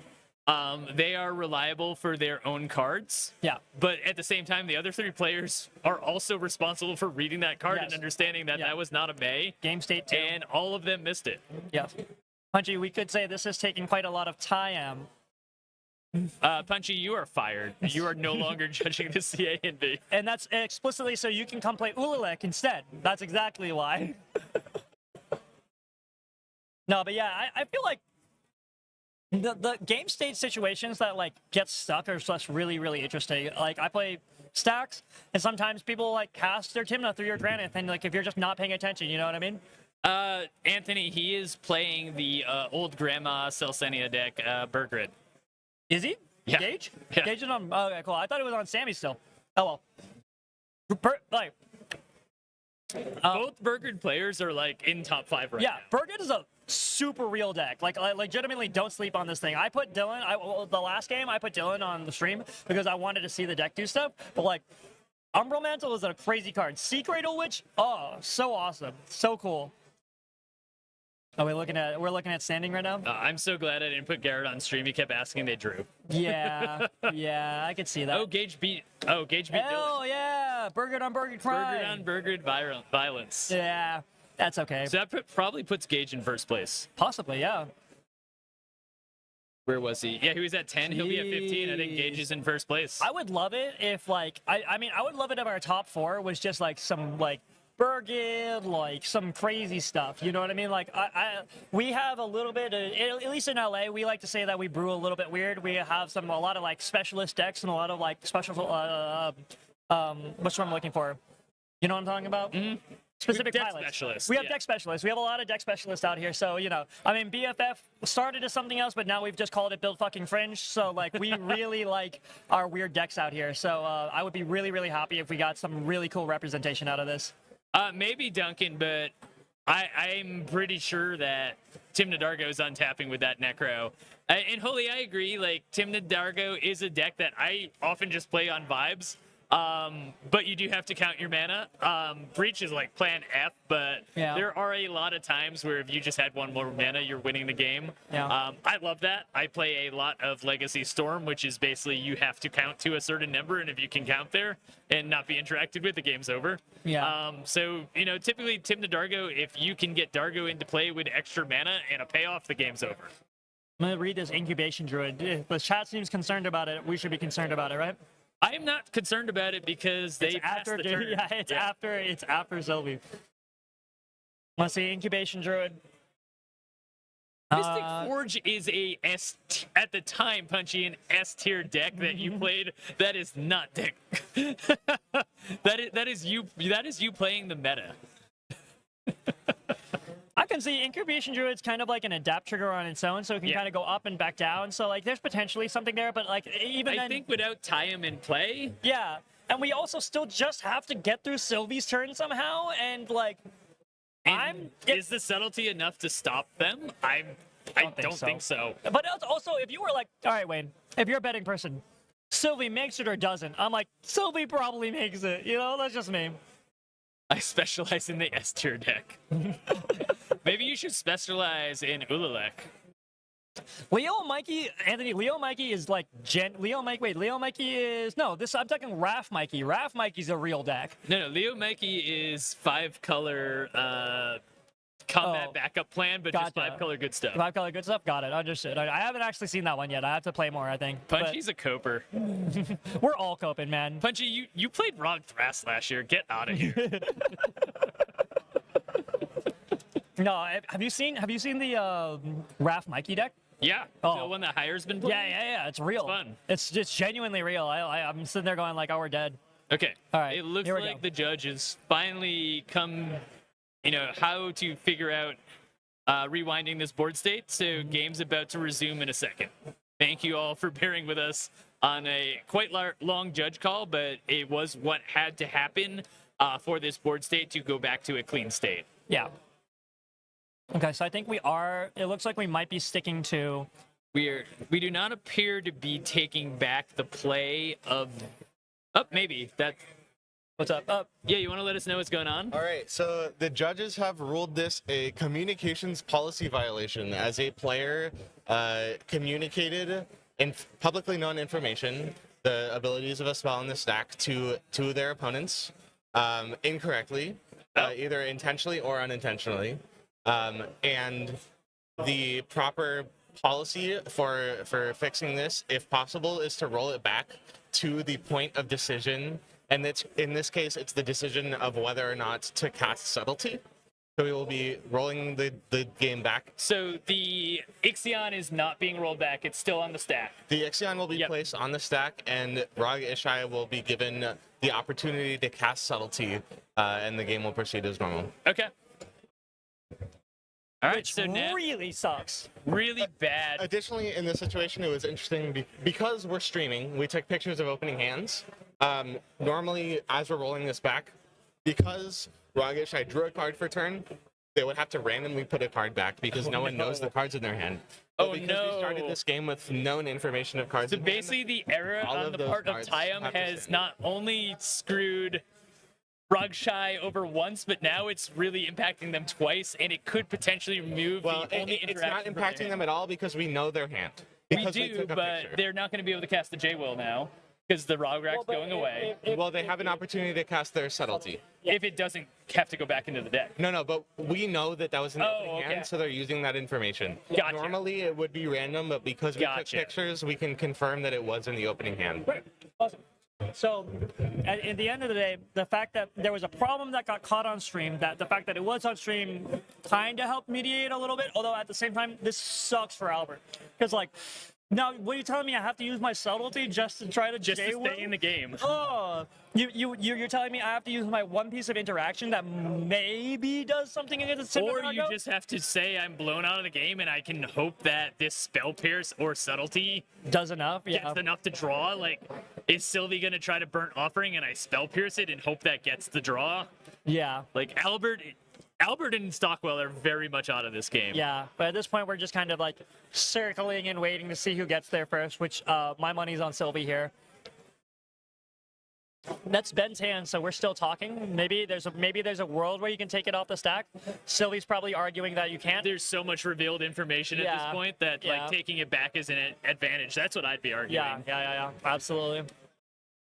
This is why it's important to know your guys' rules, guys. If you have a chance, I've not done this yet, but every judge that I've talked to says if you just read the rules, it'll actually give you an advantage in game because you know like what the proper thing.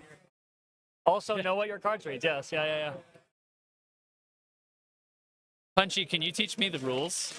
Yeah, Punchy. How does mana work? What is mana? Explain. Yeah, this is a really rough spot. It's so unfortunate, too, because we picked this pod because we were like, yo, it's going to be some action. Punchy, can you tell me how opalescence and humility work together? Just actively Googles what confusing judge rulings. Oh, so many layers of the stack, actually. Oh, dear Lord. I don't know if I'll ever want to be a judge. I is confirming with you, Punchy. It is all vibes based. This is why you're only a level 1, Punchy. You haven't breached the critical thinking part of it yet. All vibes. But hey, Punchy, your vibes are great, so I'm chill with it.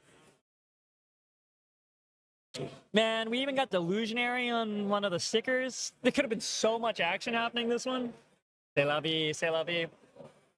I get an extra 30 minutes left. Yeah, who knows? Who knows?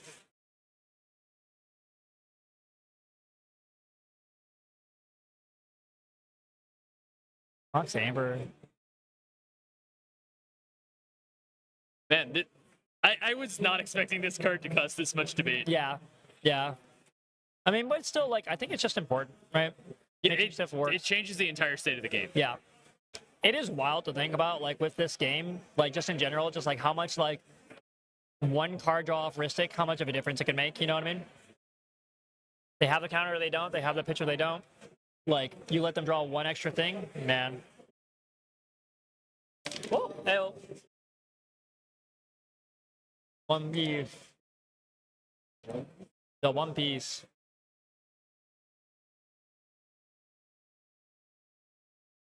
Jeremy won his round? Yeah. Did he? That doesn't surprise me at all.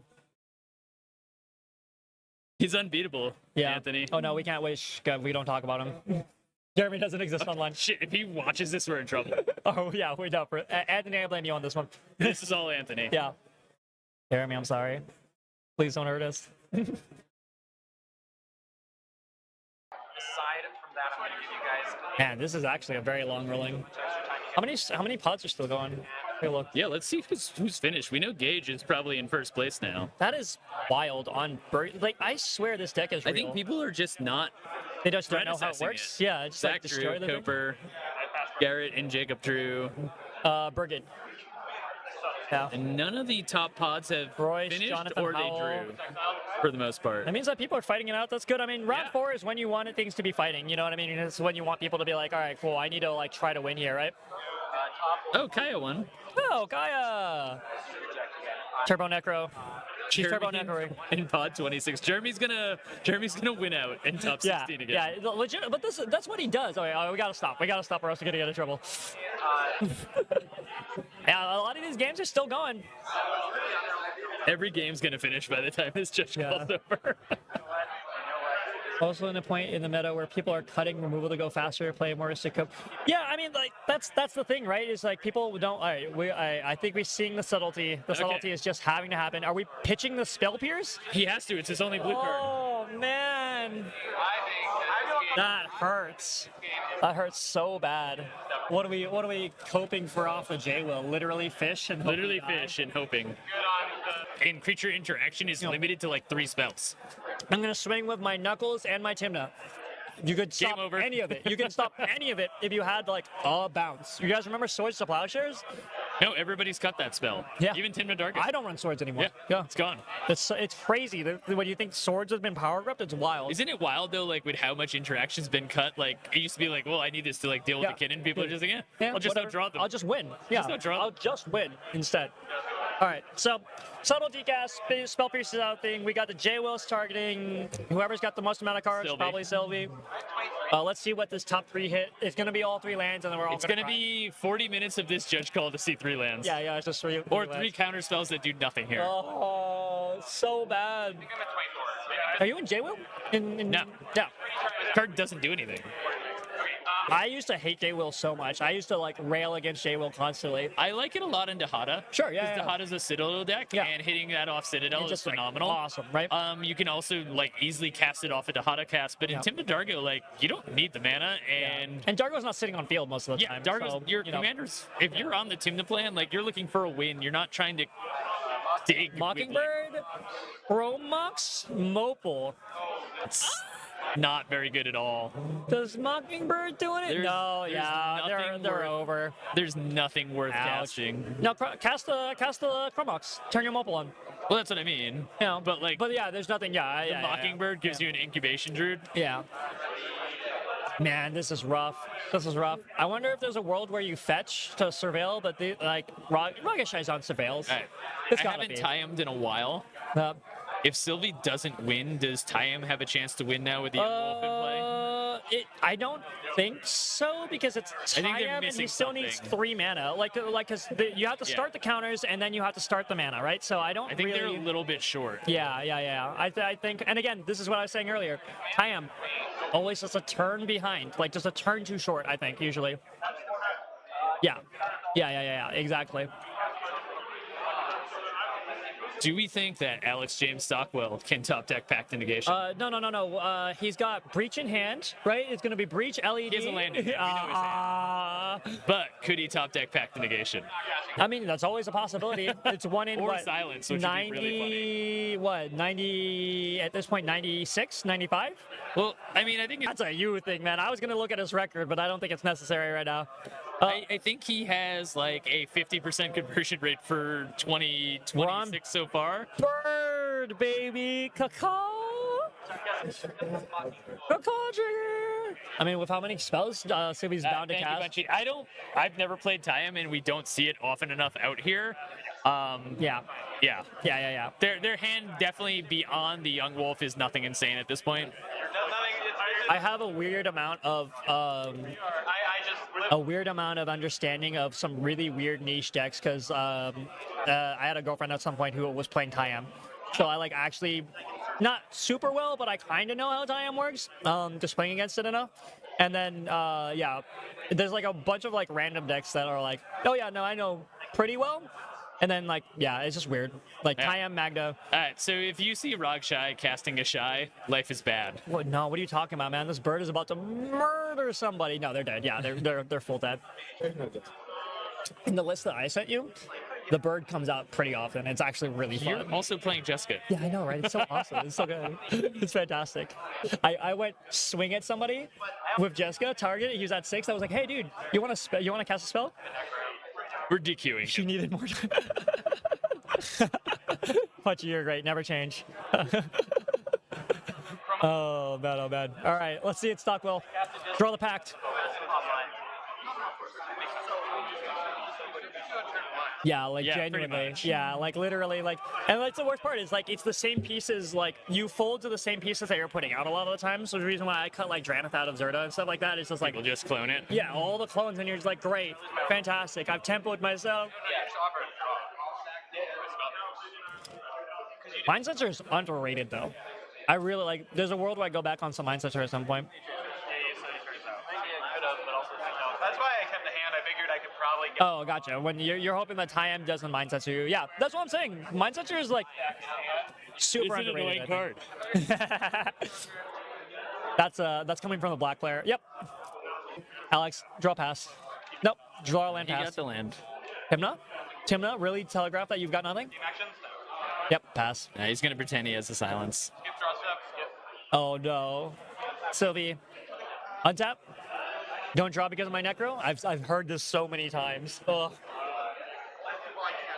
Oh, I saw an LED. Yeah. We're trying to peek the hand. Would you believe we're at 20 minutes around? Oh my God, the time extension on this. The only hope that we actually have for this game to finish up is just Sylvie just wins here. Takes 10 minutes. All right. Oh, Diamond Sylvie has a lot of mana. My diamond. The call trigger. Papa Swap's giving you some love. Oh, thank you, Nick. Throwing all your love at Yacht The earlier. call trigger. What is this? Shambling gas. Shambling gas. Caw. So that's enough to cast Dargo and have 2 mana. Yeah, Dargo math, baby. I'm glad you're here for this. I'm not particularly good at Dargo math. And Shambling gas will make another treasure. So we are starting to loop. I think we're going to No, you're see dead. a It's- ritual yeah. unless somebody has a counter spell. If Sylvie is doing this, you guys are dead. The world where Stockwell drew a counter spell would I mean, he held up 3 mana. He held up 3 Yeah, mana. there's the burnt That's the offering. offering. Yep. The call If this trigger- resolves, it's game over. Yeah, probably. I like how Alex is pretending he needs to read this card. You Mardu pilots probably fucking traumatized him with this card plenty of times. TNK is just wet Mardu. Yeah, I believe it. No, valid. Super valid. Super valid. If that is resolving, I'm assuming this Bright is game Grixis? over. Bright Grixis? What Mardu? Bright Grixis? Moist Mardu? No, Moist Bright- Mardu? It's definitely a Mardu shell that plays blue. Really? It's not. It feels like a Grixis file to me, but that's just because of the Born Upon the Wind bullshit. All right, we're starting to loop, guys. The Dargo, it's looping. All right, where's the payoff? Where's the payoff? Yep. Let's see it. Let's see it, Sylvie. Oh, all the mana up here. Oh, Lively Dirge. Lively Dirge. Yep. If they gotta counter this, or it's pretty much over. Explaining the loop. Get Technomancer. Loop Technomancer. Intuition. Oh. No shot. Dude. No shot. So lucky. He's going to try to force a draw. Yeah, no, this is a draw, 100%. I don't know if I accept Yeah, this no, offer, it's Sylvie. true. Sylvie might not accept. They might try to play this out, but if I'm If I can read Tyam and I can see Tyam can't win, right, I don't accept. I try don't to accept push the it my draw. time. Yeah, you just I set just up try to Lively push Dirge. off Necro again. Yeah. You still have 3 mana. Yeah. Yeah. I agree. But I mean, that's the question: Does Sylvie know Tyam well enough to really see that? Because what? And is Stockwell going to counter her if she wants to draw? True, that's true. That is a whole different question. Good question then. So if you're in Stockwell's shoes, what do you do? Sylvie goes, I don't accept draw. Do you just king make? Yeah. What do you do? This exact situation. Round 4, pod 7. Everybody's All got. right, so he's asking Tyam to show hand. Show hand to see if he's got it. Yeah. And then we just keep playing potentially. So Stockwell has not actually cast the intuition. No, he's just show intuition, offer draw, see what happens. Yeah, Albert has nothing. Yeah, no, of course not. Yeah. Yeah. Ty's making the point of just how often people will just show their entire hand just off of like, you know. Is he casting it or showing it? He's showing it. This is just showing. If I'm her, I'm saying absolutely. Yeah, absolutely not. 100%. And then everybody else plays for a draw and you king of the hill for the rest of the game, you know? But they don't have much agency. No, they don't. That's like I agree with you. They don't have good hands. No, I agree with you. If I'm Sylvie, I'm just like, nope. Cast it. No. Yeah. The only thing you have to worry about is getting smashed by Murderbird. Yeah. Which maybe that happens, you know? Who knows? It is going to happen. Yeah. If she doesn't accept the draw, she's got to get hit. So you get a limited number of cards. Like 2 turns. Yeah. No. Oh, right, because the Necro's on board, yeah. Yeah. Yeah. All right, back to my question, though. You're in Stockwell's place. Sylvie says no. What do you do? He's trying to get her to show the card. That's hilarious. Yeah. I say absolutely not. Like, No, you don't, you don't cast the intuition, or? No, I just tell him, cool, you're just going to king make. Like, No, but you're in Stockwell's shoes. And Dargo is. I know that's hard, because that's a blue card that we're looking at, but... Hey. Imagine it's a silence. I mean, I probably just get it. She won't show a card, wait to the next card. He'll be tapped out, so it has to be packed. Yeah.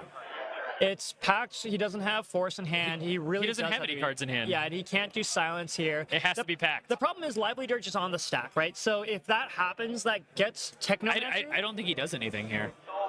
Sure. He doesn't have any agency to cast packed. Yeah, because Oh, he can MBT. He can MBT, sorry. Sure. But that's what I'm saying is like even if he says no, right? Sylvie's got Lively Dirge on the stack. Yeah. So we're definitely at Mind Break range. So he gets Mind Break, he Mind Breaks Lively Dirge, and then we just keep going. Yeah, I mean, it doesn't seem unreasonable to me, you know? But it doesn't seem like he's getting back in the game. Like, it doesn't seem like he's winning. Right, so if He might just not do it if you won't agree. That's what I'm saying. If you're Stockwell here, do you just like, all right, concede, you win? I would probably do that, to be honest. Yeah. Like, what does this get me? Yeah, it's fair. Like, I put Savines and Breach in the graveyard, and I get an MBT, and I hope I find mana and live 2 more turns. Like, it's probably Yeah. not happening. And even then, your breach is your like breach nothing. is Yeah. nothing. Yeah. Maybe you like Savine's Heuristic. Maybe. But yeah, I don't know. I don't I mean, they're wanna be having in a that giant spot. conversation. The issue is that they also got like this 20-minute time extension, probably. And we're looking at, what's the time? Do you see the timer down there? I don't, but they probably have 40-plus minutes. Yeah.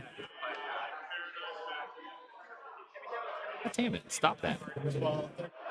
13 And minutes left on they the clock. probably have a 20-minute time extension. And the longer that they take to talk about this, the more clock they're eating up. So Stockwell really has no chance at this point, Yeah. I think. I think judging on what we know about Tyam's hand in their board state, they do not have a win here. No. Like, there's some percentage of something where they might be able to pull one off, but it's I can see a world where exponentially low. I can see a world where if Tyan gets 2 more turns, Yeah. they might be able to start churning engines to a point where they can dominate the board. But, But that is, being said, that still doesn't help Stockwell win the game. no, it doesn't. Yeah. That It just absolutely helps doesn't. him stop Sylvie and King Yeah. makes Tyam. Yeah, but I think at this point, you Yeah. intuition, mind break this, and then we all play for a draw. Sylvie just has to try to find a win. I think she's refusing, and Yeah, he's absolutely. debating whether he actually casts this. Yeah. I mean, if I'm him, I'd probably cast it, get the MBT, see what she does next, and continue to debate just so that the game continues. Maybe. Yeah. Yeah, we're and casting that's it. what I'm guessing he's Yeah, doing right looks like we're here. casting it. I'm gonna get the MBT and see what you do next. So this is something that I've been debating with a lot of people, just like in general, is like Tyam's probably like pleading for them to interact here. is like, so for instance, like it's political shortcuts like this, you know what I mean? Because we find ourselves in these situations a lot as part of the game, and Interesting. He ununtapped. yeah, again. that's interesting. He's the only list that could force it. Yeah, exactly, Slacker, right? So like the fact that we have a lot of this, like these are play patterns that we recognize and we can kind of shortcut, I think is. Shai important. can't. How is the Shai? It's not big enough, and none of them really have spells, though. Anthony is the main issue. Yeah.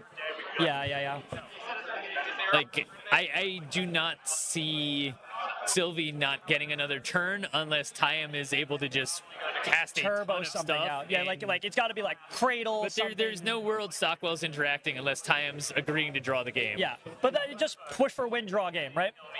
Yes, I fully agree, Slacker. Giving her another turn is still just losing. Yeah. Like if guys could show me or interaction or a win, then Once the loop is complete, it doesn't, but you do need to cast Dargo infinite times to make infinite mana first.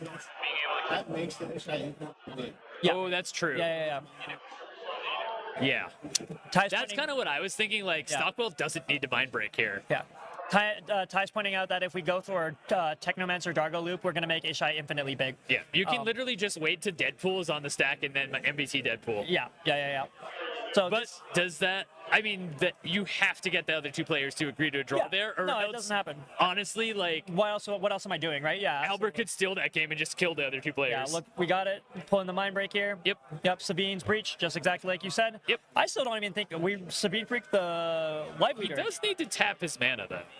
That's true, maybe. Judge? Intuition's way better when it's free. The Judge? All right, there he goes. Oh, so we might be Interesting mind he's breaking a putting it little on the early. stack. Might be mind breaking a I little would early. make her play the other card. Why let her keep the other card? All right, it's happening. And Sylvie's just like, yeah, pass, because she just wants to see another turn. Yeah, she's that's just not it. casting spells Yeah, now. that's just it. I mean, Necro. 11-11. Yep. I agree. Right, I agree, true. Anthony. And also, like, don't let Sylvie keep the payoff in hand. Yeah. Or like even just somewhere in their deck, because then she could just draw it potentially, you know? I mean, if you're getting Ruthless there, you definitely have Deadpool in hand. Okay, yeah, I believe it. I will trust your And I think if you MBT the Deadpool, at that point she probably draws. Yeah, potentially, right? So like that's the interesting thing, right? Knowing where like these like little points of interactions are, you know? Or just if you get Albert to agree to the draw that you point out to Sylvie, I'm MBTing you. The bird is this size. You're losing this game. Like, agree to draw. I don't think Berg's big enough to threaten Sylvie. It is if you do the loop. Right. Yeah. But that's what I'm saying. Not right now. Chat's saying that we missed it because, or, you Alex know, they missed missed it because they MBT they, too early. now they gave her another turn. Yeah.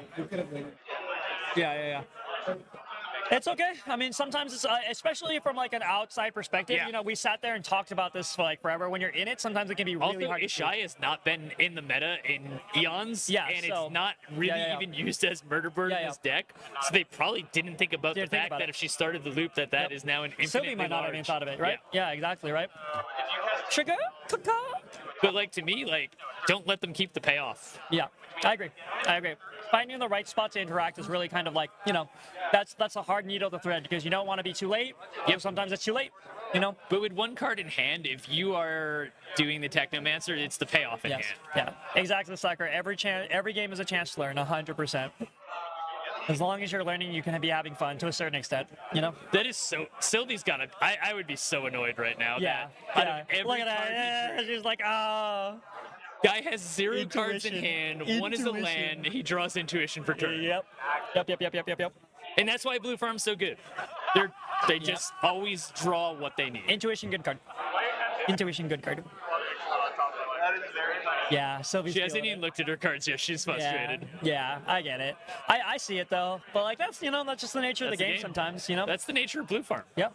Well, that's the other thing too. Is like the worst part is if this is like a casual game, it's like You gotta be just kidding me. go to next game. Intuition, yeah. Just go to But next game. since we're like round 4, you know, like winning in more or less at this point, because like all of them probably need at least a win next turn to even be on bubble at this point. Yep, is my guess, right? So which kind of sucks because now they have to force a draw. Yeah, which feels bad for everybody. And that means they're all going into that final round winning in, and that is a really sucky place to be. I've been there a lot.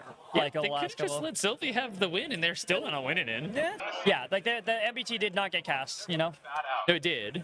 Oh, sorry, would not have been cast without that conversation. Yeah. That's all I'm gonna say. Stockwell is too good of a player to have cast Just that like without that, locking in a deal. Agreed. That at a minimum, he does not lose the game. I'll be honest, Slacker, I am really surprised that that's not just like standard practice in most places. But like, yeah, you're right. Not accepting like playing for draws and like playing like Swiss rounds is good practice. Just like in your things, it also kind of let you play more games a lot of times. Like in a night. You can get into the trap of like constantly being in Swiss and like not getting enough top 16 practice. So like that's a separate thing. But like, yeah, good balance of everything. And What moral is support, what's up, Captain Moral Support? What is up, Ben? Hey, Ben. Yeah, that was wild. That's For many of the listeners. that will probably. Yeah. Ben stepping in to Let us explain know the what happened. I can also possibly offer. That was one of the longer judge calls I've seen in a while. Yeah. Anything I want on top. All right. 75. Okay, cool. All right. Immediately after that, I thought, okay, this is interesting. I want to make sure we have a chance to talk about this. And immediately after that, I got multiple other weird judge calls. So I'm going to do my best to remember what the hell happened. You can just get an eye line right. And So wait, everyone. Did they agree to a draw? it looks like they just agreed to a draw. Tyum found a Vamp Tutor, which I'm assuming they are showed somehow they could win, and Stockwell obviously locked them into a draw deal. True. But almost. Or at least just make Murder Bird infinitely large Well, I to had to kill issue Sylvie. them a 20-minute time extension, so Yeah. I'm glad to see that they drew. Unfortunately, none of them, they all needed a win, so it's kind of a bad thing, but Yeah. you know, as I was saying on stream, it's just Blue Farm. Like, he did not have Intuition in hand. That was his top Yeah. deck. It felt like. You know, we've still got another round. If I look. So what happened? Like, that was super interesting. We were watching the game, and I'm like, I find the region and Yes. let me look up Ixion, and I was like, hey, that's not a May. We asked Punchy, and we were like, okay, well, why is Rog in play? Like, they had to target that. Yes. So, what happened? I want to make sure. Wait, real quick. John, But also based on how you talk, can you I was go down and let likely everyone was gonna vote to round a rule off. And trying to find asked the saga creature that has a required exile a Opponent's creature, an yeah. opponent's creature on ATB. While he was casting this, he misunderstood what his own card did. He thought that it was up to 1, and as it was on the stack, he told his opponents that it was up to 1. I just get the risk And for a risk. the discussion while it was on the stack was about whether or not another player would interact. Whether or not I don't remember what Albert was playing, but Subtlety. That was his only, like, interaction point. whether or not he was going to interact while it was on the stack. Is really quick to interrupt you. Is that not kind of on every player because they all had the opportunity to read the card and they all interpreted it wrong? Yes, it is. Yeah. But after that happened, after it entered, everybody mistakenly thought it was up to 1. Yeah. Nothing got exiled. He played a young wolf, asked. Then Albert drew a card, played a land, sacked his City of Traders, And cast put J-Will. a J-Will on the stack.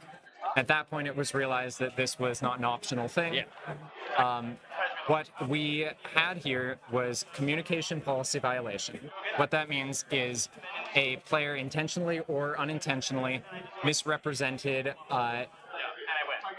misrepresented information that should have been free information. The text of the card while it's on And the grossly changed the state of the game. Absolutely. Yeah. pretty much the whole time. Obviously, you're not allowed to misrepresent what your stuff does. And the important thing about communication policy violation, that is only a violation if players take or do not take strategic action based on the erroneous information.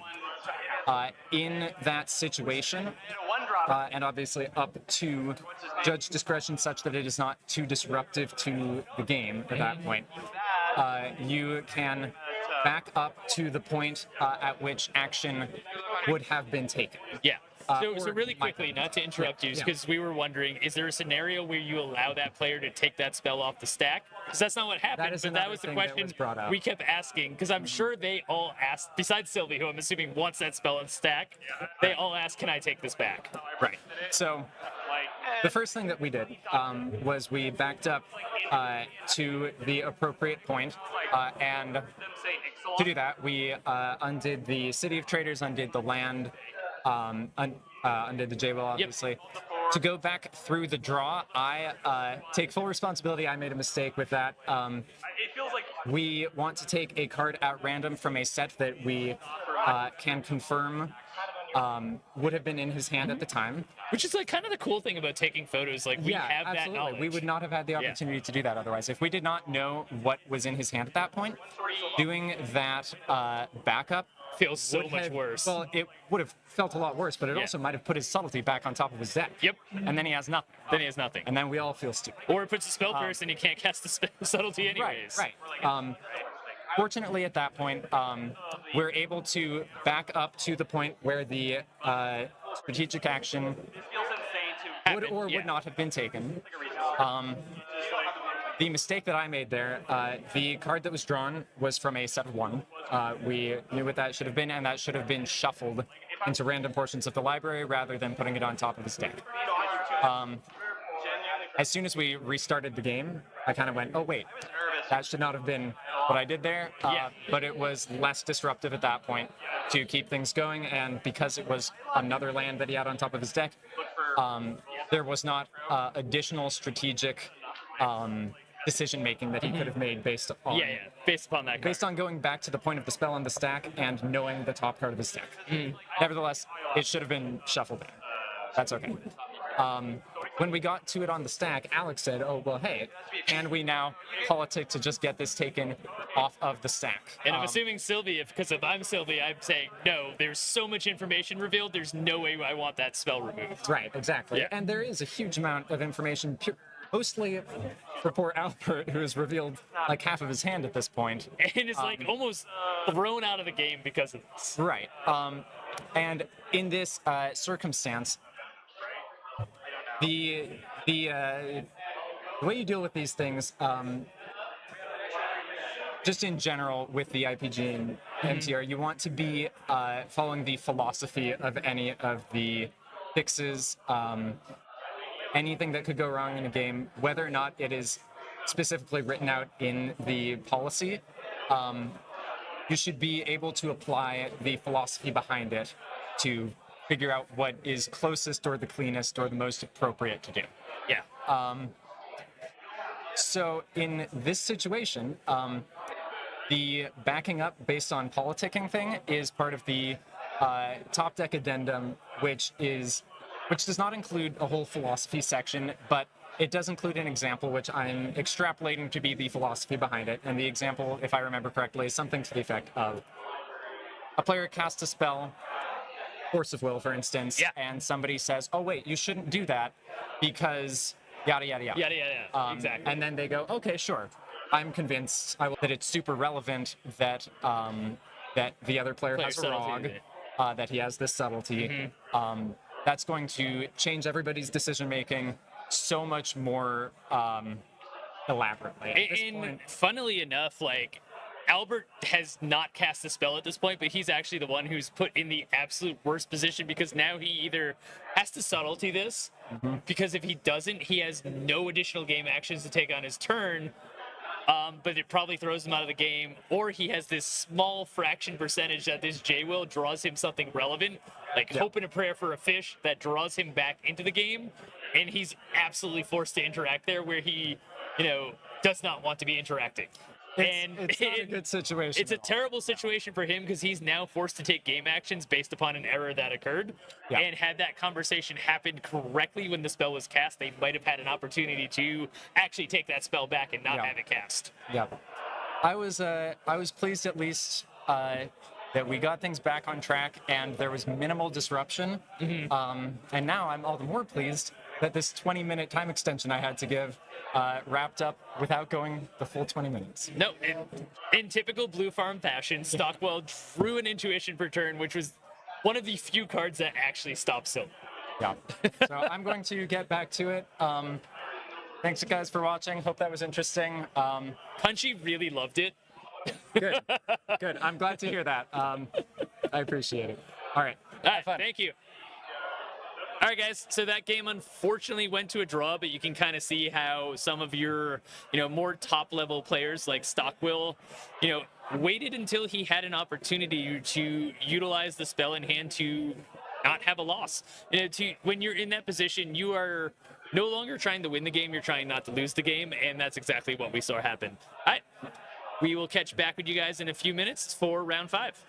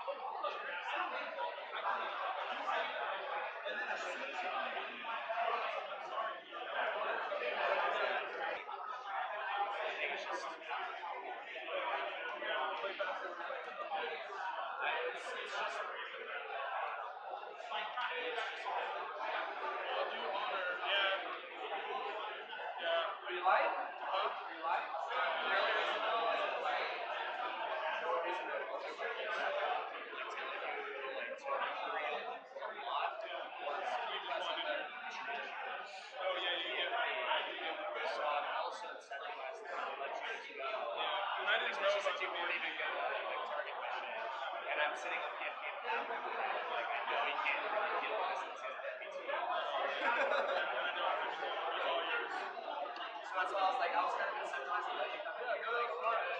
But yeah, I took 2 months to my mom, and I take those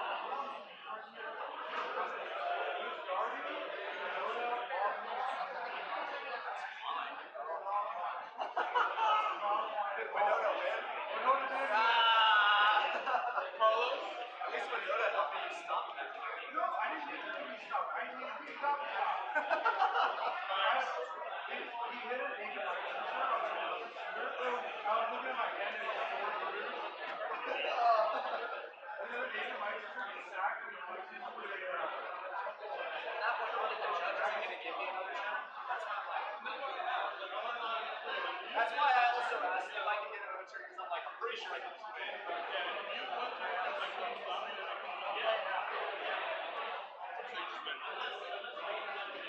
That's why I asked. It sounds like it's gonna do it. Like,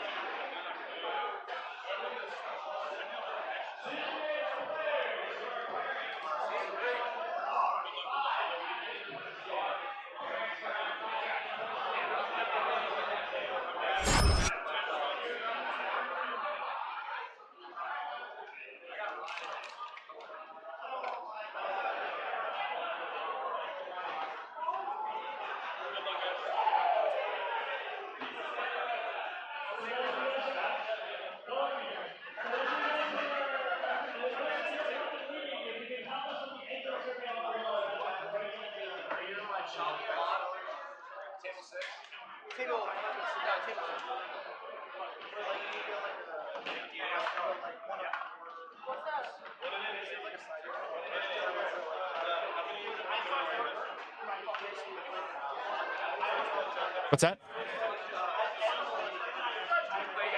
We'll give it a second to see what we're working with here.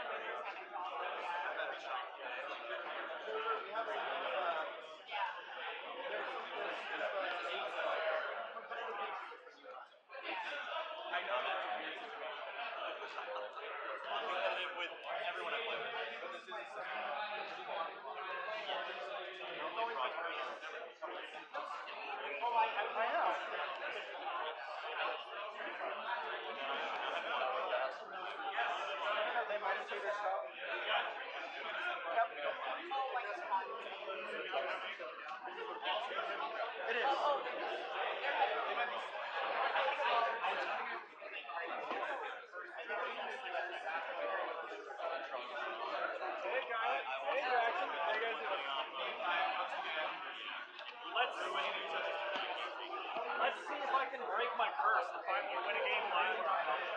We just do this. Yeah, okay, I know that you spot, and then off you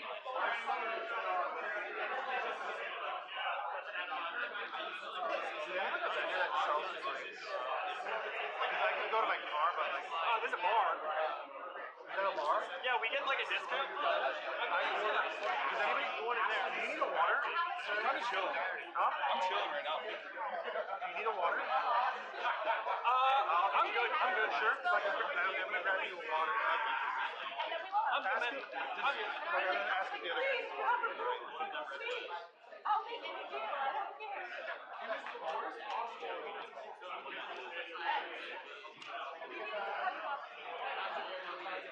Hey, would you like a water? I mean, your team won. Would you like water? I just don't have water. Oh no, I'm good. Thank you. Who's this? Oh. What's the white size MTG? Yeah. There's that for you.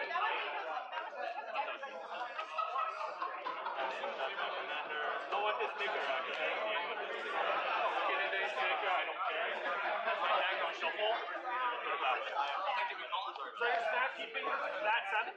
Yeah, the judge can, and then say, this is my setup. So like, I'm not used to wrestling. Sure.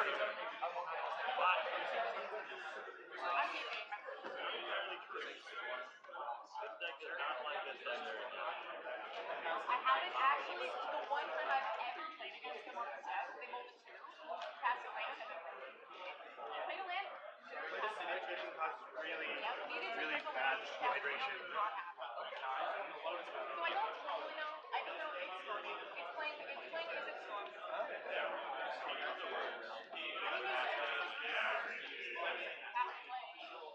I would like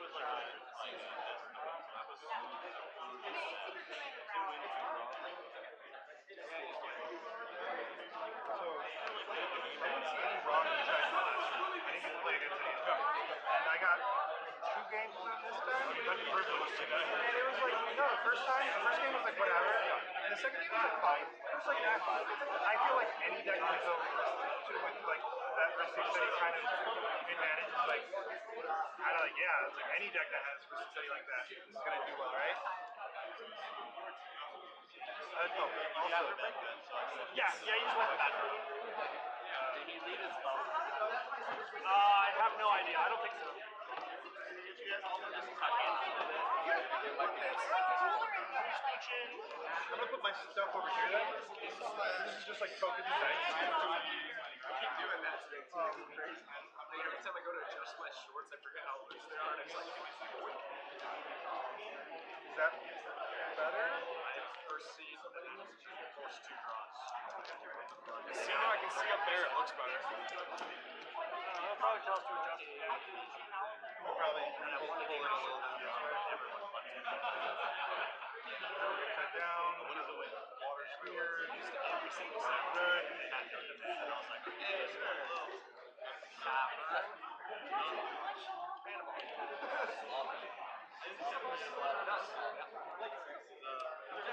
just told us to scoot in a little bit. But it's just the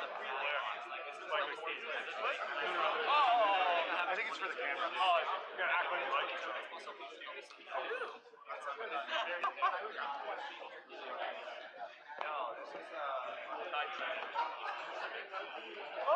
You got that from Doc? What? Viper sleeves? Viper sleeves? No, actually, I don't know. Someone because my friend gave me some. Yeah, from Viper sleeves.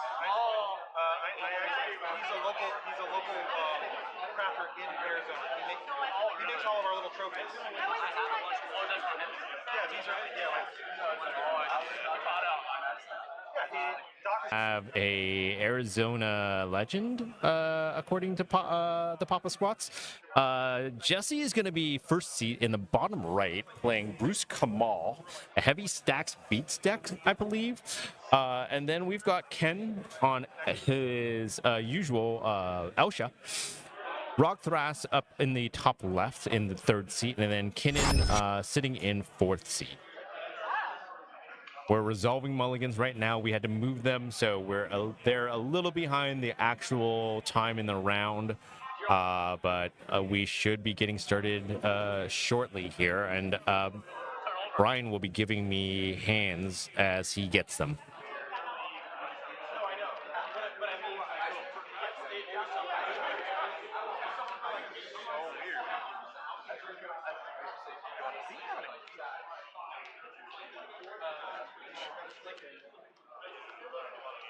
You're keeping, I'm not. I want to say something. Would you like to take a picture of this incredibly strange game? They want to take a picture of it. Yeah, Nick, this is not Akiri Kamal. It's Bruce Kamal because that double strike matters. All right, it looks like Elsha in seat 2 is keeping a... I can't tell if it's a first or second 7, but it's a pretty good 7 for them. We're looking at an offer you can't refuse, a talisman. I believe it's an exotic orchard and a gemstone with a 1-ring tithe and a sensei's divining top to round off that 7.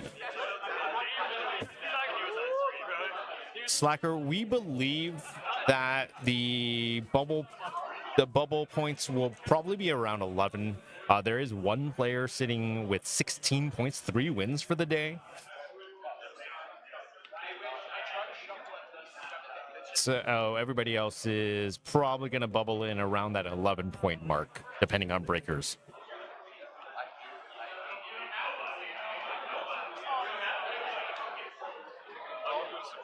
It looks like Jesse has either a first or second 7. I don't know here.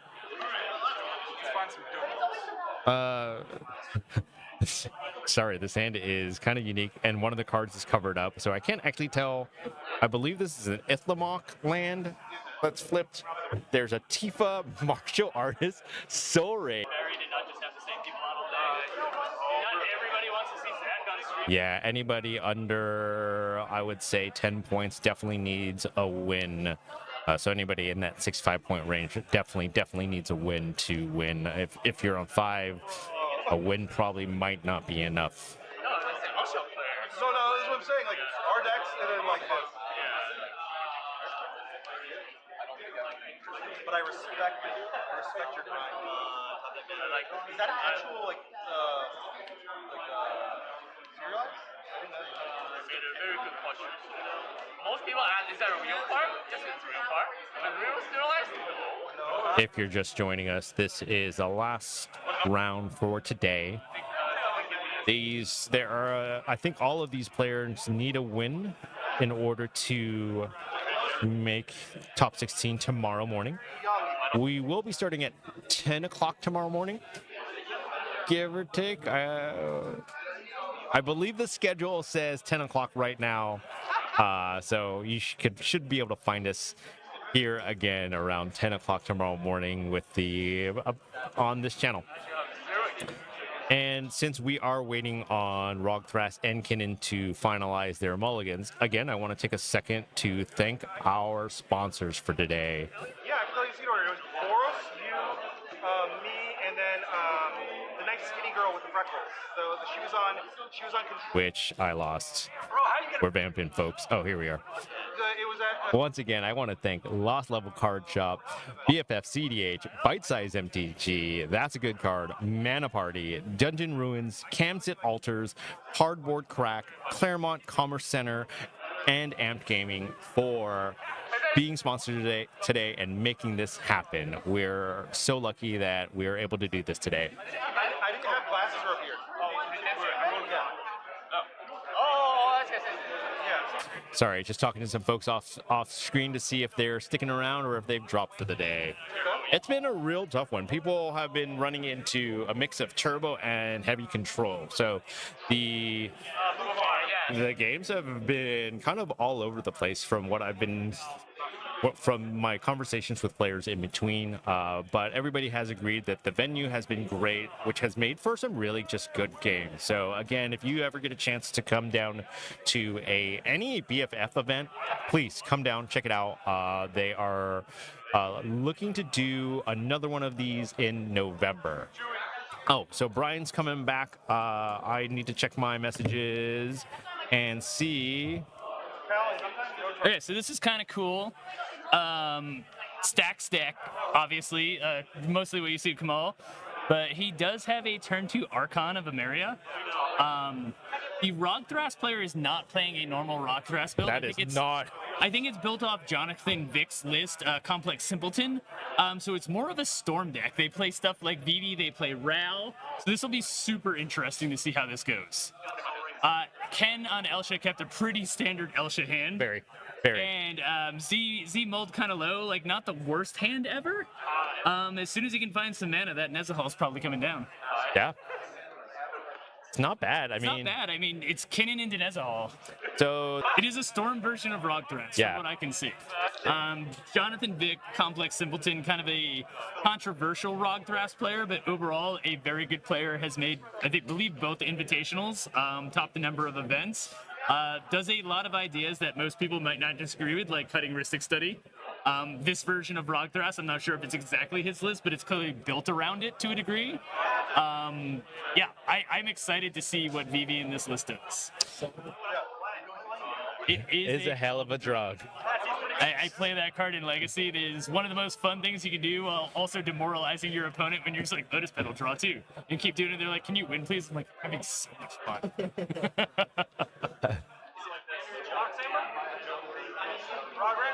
Looks like we're just building mana. I think we drew the Amber, which is actually really good. That is really good. Rog broken, as it turns out. I mean, Elsha got a top in their opener. That's exactly what they want. Ugh. They keep that all day long. They got rid of a tithe for it. That makes sense. Okay, Earthcraft. really, Earthcraft. Do they have a basic? No basic currently. An Ottawara. Oh, they have a crop rot, right? Yeah. Yeah, they do. Ottawara and a Beseju in hand. But I mean, that's kind of when you want to play it. You're like, oh, I don't have a basic. If I had a basic, I would have played the basic. Yep.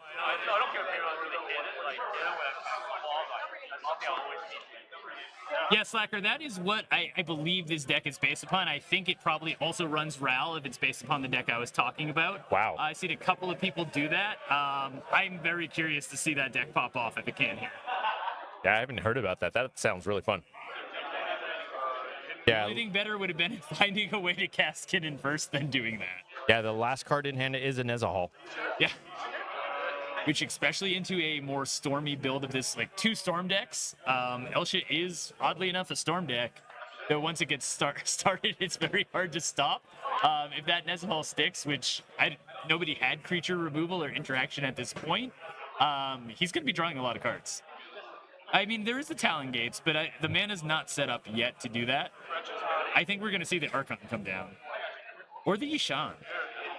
Oh, that might hit the Kinnan right there, but that's fine. They don't really care right this second. Yeah, they're not looking to pay life to. Well, yeah, that Mana Confluence, it'll be brutal to not be. Wait, Mana Confluence pay life? Yeah. It pays life, yep. Yeah, your Sharn is going to be brutal if that comes down. Kind of sets everybody back. It actually sets everybody back. Does it set Rogthras back at the moment? Yes, because they won't be able to crop rot.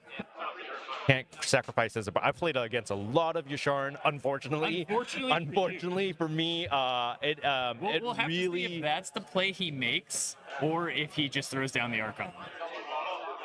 He does need Oh, wait, to. no, he can't play because he play doesn't have Yasharn. green. Yeah, he does. so- Oh, I mean, he doesn't have green or the white, Yeah. whichever he ends up tapping for. What did he phase out?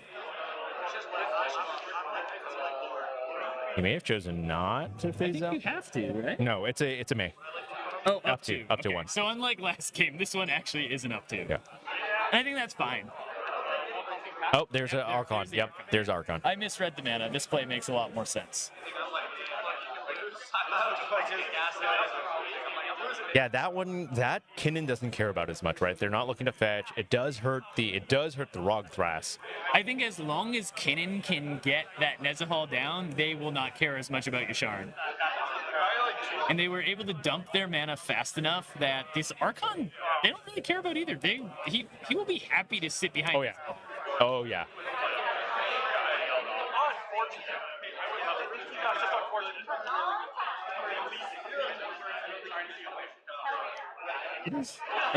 This is like one of these flip lands. I don't know what this card. Tifa is part of the Beats plan, Gotcha. right?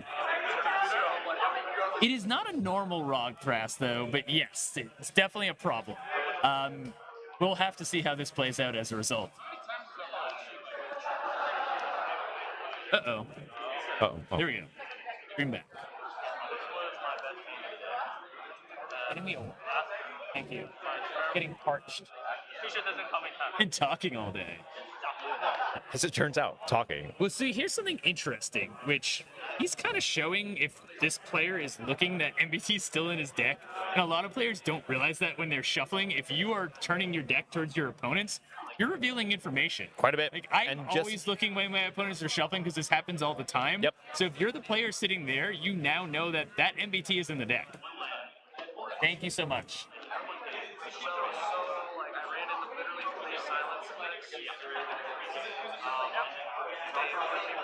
Turns are going fast here, though. I really like this. These players know that they can't really draw their way into anything, Yeah, so they have to win. Draw gets them all playing the redemption tomorrow.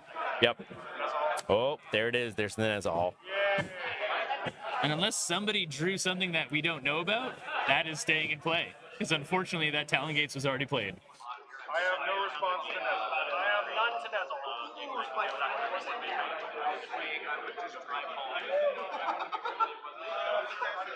It's gonna be real sad if your Shards was played and he held up the Mana Confluence as the piece of mana. Is that a Chalice of the Void that Jesse just drew for his turn? I can't Chalice, Ever-Flowing Chalice? No. Can't tell what that is. He's ever so slightly moving it away from the camera. He kept shuffling Squid Guy. It was more so that you see that it's in the deck versus the fact that it's on the bottom. He had basically split his deck and was holding it sideways, which is something you really don't want to be doing. You want to be cognizant of how you're shuffling. Right. But if you're the player next to them and you just happen to look over, you now know that there's a piece of pretty critical interaction for how you're making your plays still residing in the deck. He was continuing to shuffle.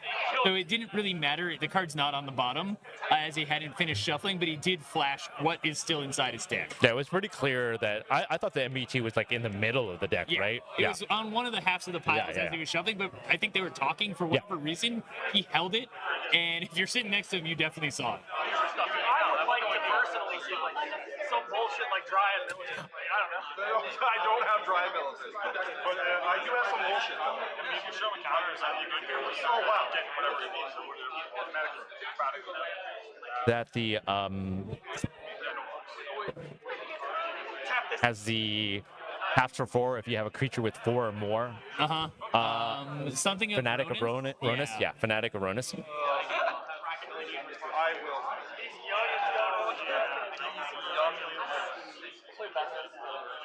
I'm taking bad notes. I'm taking bad notes.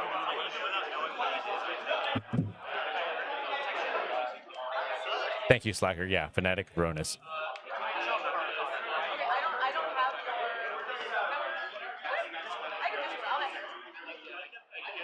Why is it?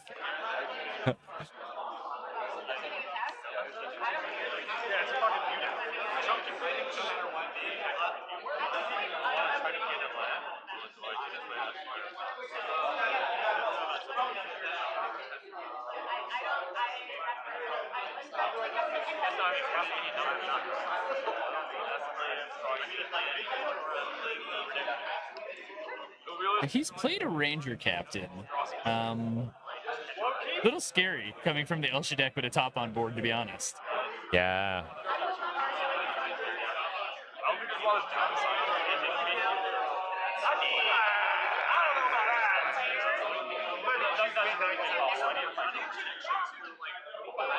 Yep. The One Ring. There you go. Got a draw engine set up, and he's protected. Still drawing Z cards, though. No, it's just non-basic cards. Okay. Yeah. I know what you want to draw. But I cannot draw too many. Hold on. How did he cast that? Didn't his non-basics be entering tapped? I think those were all lands from the last 2 turns. Right? They're 'Cause he on- missed a land drop. Yeah. Yeah, he's up. Wait. Yeah, I think their land should enter tap, which means he can't cast that. Wait, hold on. Because he had a gemstone. He had a gemstone. So turn 1, on turn 2. This is turn 3. Okay, yeah, no, this is fine. Yeah, turn This is 3. fine. It's a platinum event. It has to do with the top deck circuit. So any event over 100 qualifies for platinum points for the circuit. At the end of the top deck season, the players with the 64, I think the top 60, get an automatic entry, and then the next 4 fight it out. Kind of, I think it goes down to the top 80, and they vote upon who the last 4 players will be. Yeah, that's right. Because this is a platinum event over 100 players, it's worth more points than your standard event. Which each year it is getting harder and harder to qualify. I qualified last year and played. I think I was 23rd at the end of the season with 1,000 points, and 1,000 points might not even be the bubble this year. But yeah, you have to win a significant amount of tourneys during that season or top those events to get enough points to make it to the invitation.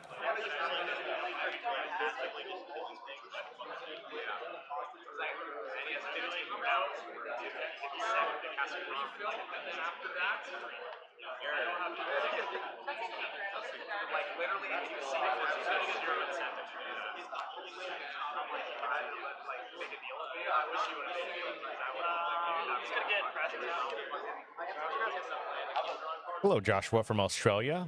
Thanks for joining us. Hell yeah. What time is it in Australia right now? They actually bumped it down, Squid Guy.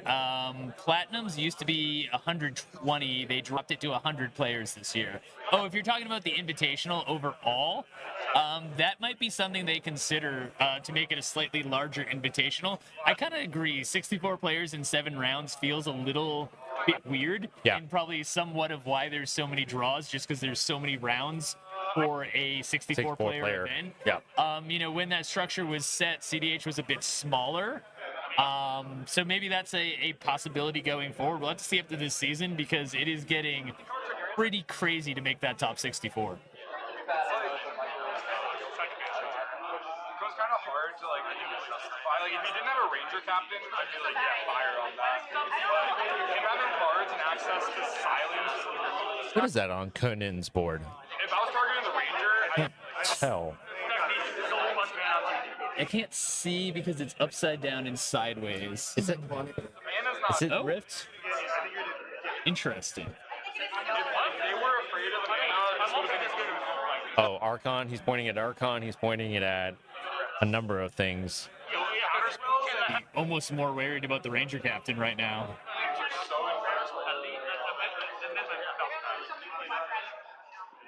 I really would not want Elsha to be unlocked from that at this moment. Especially a player like Ken. Yeah. Especially I a would player. almost say the only way I am ever bouncing this is if you crack Ranger I don't know if it makes 100% before your turn. because you have mana of either like Rev or Fierceness. I think it's a little. Oh yeah. Yeah, that's a much true. Yeah, that's true.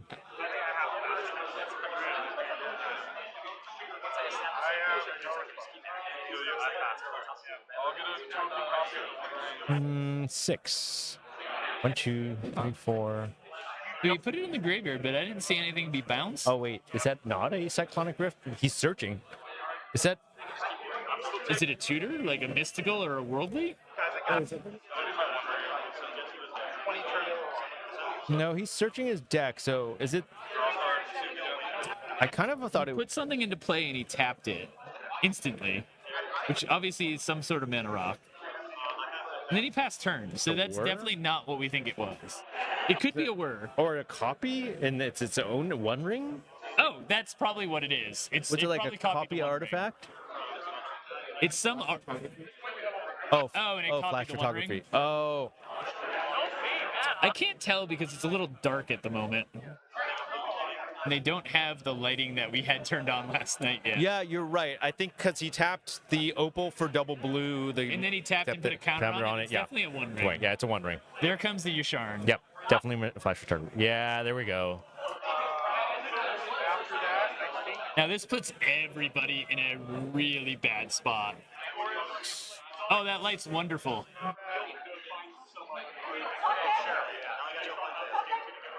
No, I think we're good, Captain.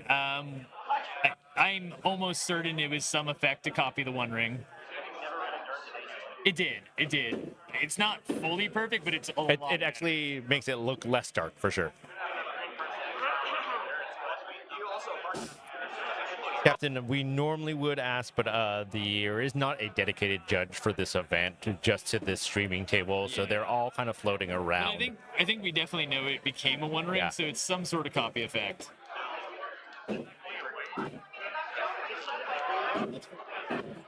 Yeah, that makes sense. Yeah, it's just the angle. Yeah, I mean, I feel with that Yasharn actually sticking, these players are going to have a hard time.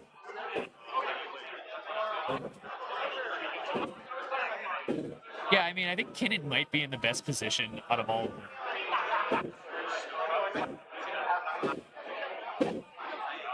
I mean, notably, that does really shut off the Ranger Captain from being utilized in any capacity, right? So It's interesting. So Z's a buddy of mine. I'd love to see him win this game, but I think he's also the one player who a win might not get him into top 16. because he's on 5 points, right? He's on 4. 4. Yeah. This is damage. Damn. This one doesn't work with this one. I think Vafner's locked if he wins, and he's in a pretty good spot. And the other two are at 5, so they're kind of on the fence. 9 might not get them in. I don't think it's going to be a draw, I don't because think if it'll they draw, It just isn't. none of them, they're all playing the redemption event. Like, none of them will top 16. Kinnan is a very good spot. I think not Nezahal, Vafner's also, not Vafner, Jesse's also in a very good spot. And we're about to see beatdowns. Oh, yeah. We're happening definitely going to very see soon. beatdowns.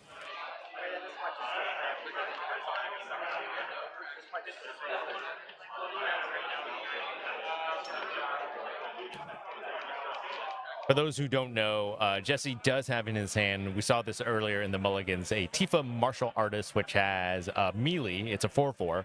And it says whenever one or more creatures you control with power 7 or greater deal combat damage to a player, untap all creatures you control. If it's the first combat phase of your turn, there's an additional phase after this phase. Yeah, if we can make it back to his turn, I think we're going to see some shenanigans start happening. Bob Thras is on the struggle bus. Unfortunately, I wanted to see that deck pop off, but the stacks has just kind of put them in a place. Sometimes I make heavy bets where I would do the Yeah, I just think it's right for me to not do anything. I will pass. Aston, holding up. Just Yeah, locked holding out up. of the game. Yeah. Oh, Changing mine. Oh, checking No, just card checking hand. count. Yeah.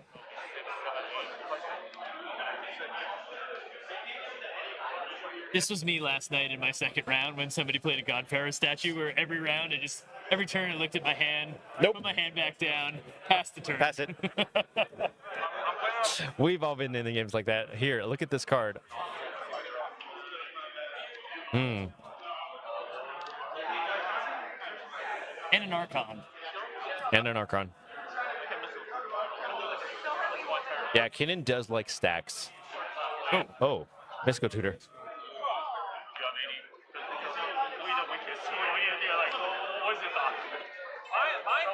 What do you think he gets here? Let's see priority first. I'm passing priority on this. Yeah. How much mana is he at? He's got 5. That's it.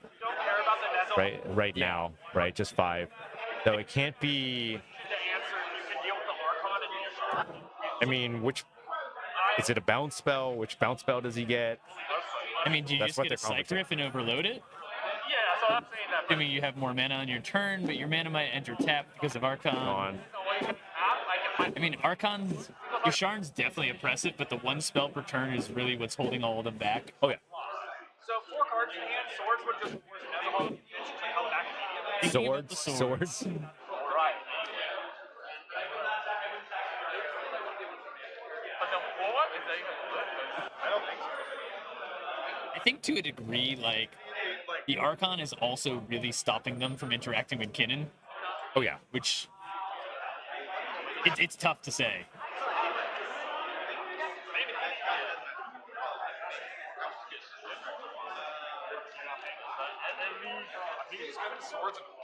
Yeah, he's really considering that swords.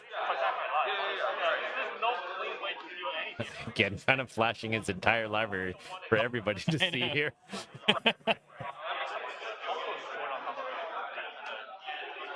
What do you get? It's swords. Oh, That's what okay. he's Oh, presenting. there it is. I didn't see That's where he for put swords, it. yeah. Question is, what is he most worried about? Is it the Nezahal? Is it the Kinnan doesn't matter anymore? You can just be recast. I mean, the Nezahal is probably impossible to kill at this point too. He has so many cards in hand. It might just be the Archon so that they can interact and play the game again. Drawing.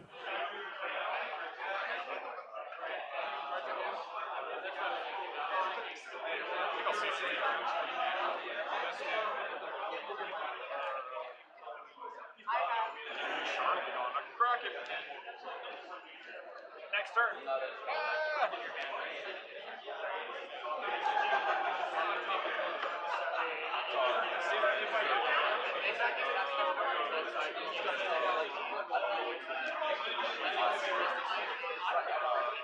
Draw it through the One Ring.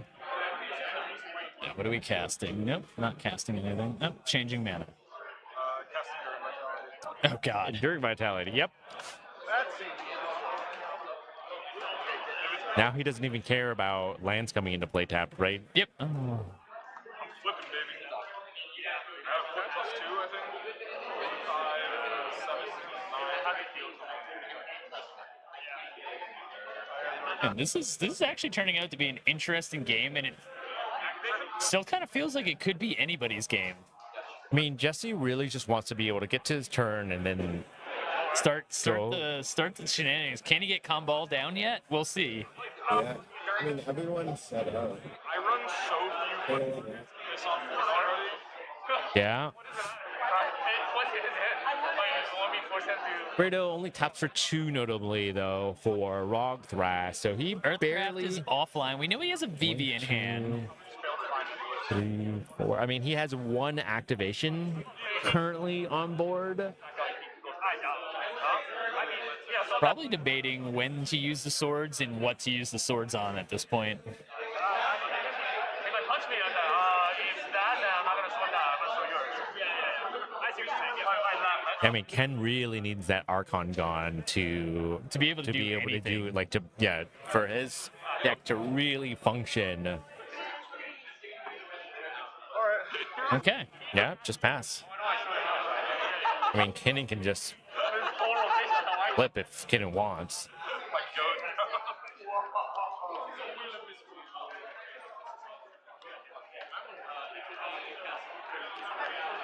FIFA? What are we playing?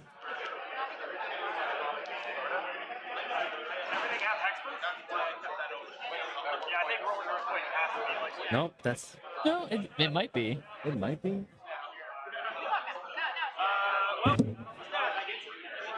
Foiling is What did he just cast it's to just the the leftmost left creature? of left of your Sharn. Is that Tifa? I'm assuming he just keeps pressuring me because it's relevant. Maybe not. No, I don't know what that is. You usually want to pressure Kennen because you can actually get it. Like right I mean, it's definitely curious what it might be. he's just so much more valuable. Okay. Yeah, we're gonna have our Producer, producer go down and check. go down and check for us. On your turn? It could be. I mean, it is just really hard to see. Okay, here comes the cord. I remembered he did have a cord. 1, 2, 3, 4. Let's get here. Oh, I can't do 4. X for 2? Badger Mole? Wait, this is for 3 or Just get tandem lookout. 1? 1, 2? He play tandem lookout? I mean, he plays VV. Maybe? Comes in, doesn't Sobond until the VV comes down? But then what? Like, he draws 3 cards, I guess, but It's also very early. Like, it's interesting he's doing this on Jesse's turn and not on Ken's.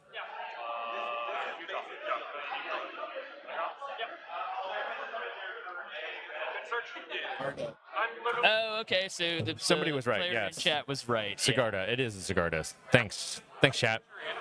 You guys are quicker on these blurry thumbnail images. I don't know. Lying other permanents you control have hexproof. You may look at the top card of your library at any time. Cast angels and humans from the top of your library. Sigarda. That's a card. That is a card. That's extremely bad for Ken.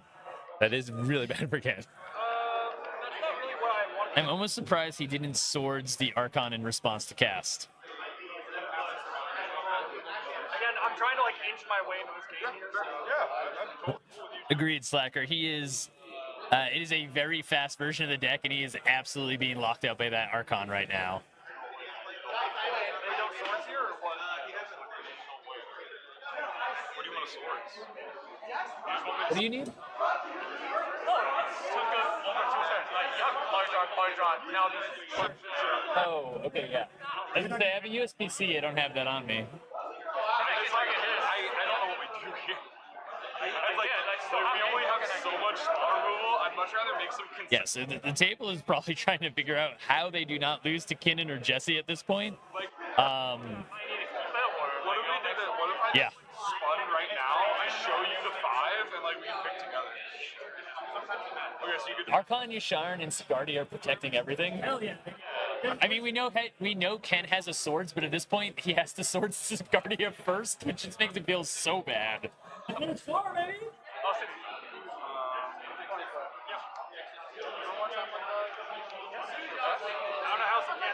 This is how you play versus Slacks. You just shuffle your deck and just be like, what do I do? What do I get? We're just talking about how you play stuff. So I ran that damn job. I think if he gets to another turn, it's coming out fast. This is my hand. Wow, he's Yeah. showing everybody, huh? He's doing the classic Kidden, like, I am not the threat here. We are losing to stacks. Please deal with the stacks so I can win. Tokens on board, I can copy, right? No, that's true. I So he did chord for Ewit. some kind of doesn't get wrong. I don't run it. Yeah. So I can just grab this. Go to board, and then, But now I do have a shoulder because we have one more. I mean, that, to me, adds another predicament. Do I want to get rid of an Archon now that you have an Ewit? Really want that in play? What do we do here? I don't know. That's what I'm saying. Like if I had answers for this, like I'd show you and like probably be like, yeah, that's reasonable.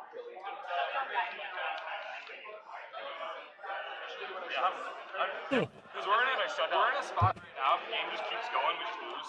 Yeah, I know. Do you really need that much mana for that? I mean, it's opulent. Well, anyway, I'm still passing. Your turn. I don't know. Lot? There we go. All right, passing the turn. Okay, we got there.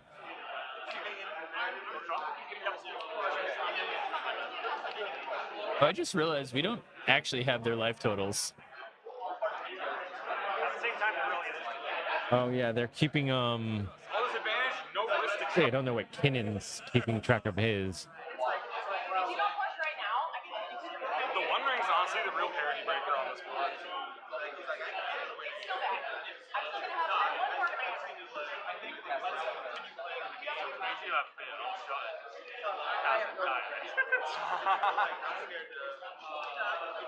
Yeah, Slacker, I think I realized that after the fact as well. It was a Yep. Kinnon flip, and he was like, hey, which one of these do you want me to put in? I don't know if Vafner's on the Oboro lines. He, again, is on a very weird version of this deck. We'll just have to see.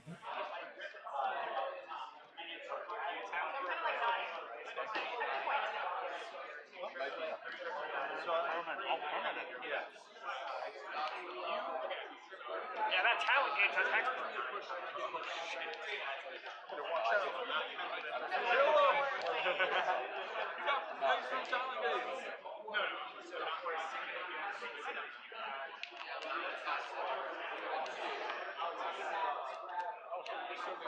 Why is the Amber tapped? He had...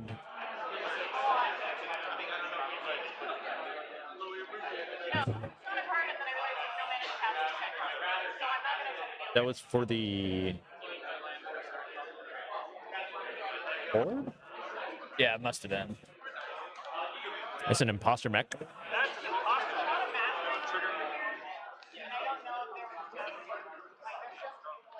good. I pass. Oh, you think I'm kicking the nothing all right? Probably, right? Alright, we got you. I don't know. During my felony, I only two features. Get an Archon. You're short. Well, this game's going to get interesting. Double Nezahal. The Archon's kind of gas. Assuming that's Yeah. what he's copying. I don't see anything else you'd want to copy. ESG, like, tutor something to answer something. Rolling earthquake. Yeah. That would do it. See, that would do it. But what is this board again? Like, I mean, you gotta do, right? I don't think I should be the one. And giving this a real long think after... That is That's kind of his how Ken plays. It is, He's yes, very very much. methodical. Yeah, he's going to copy the... Let me Nezahal. read that to see what it does first. Notably, Ken, it's not a creature, so you can keep it tucked back there safely. Oh, but he's a keep everything up front kind of player.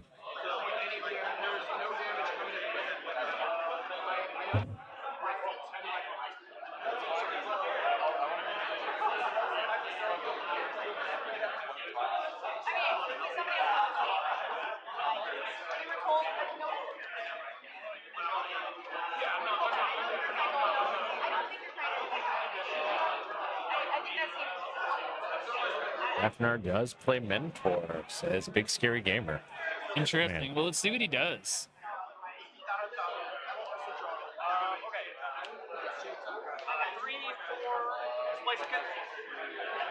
Displacer Kitten. Displacer Kitten. Whoa. Interesting into Archon. the Archon.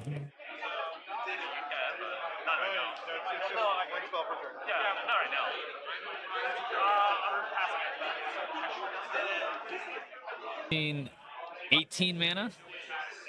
With the one ring that just is With about one to drop ring that's 4 about to cards. tap, and I believe that's a fetch, so he's stuck at 18. Poor guy, stuck at 18. I mean, if you want to make that deal and like that game, you can win another race. Oh man. Trying to think about how he wants to go about this. It's got a lot of cards in hand.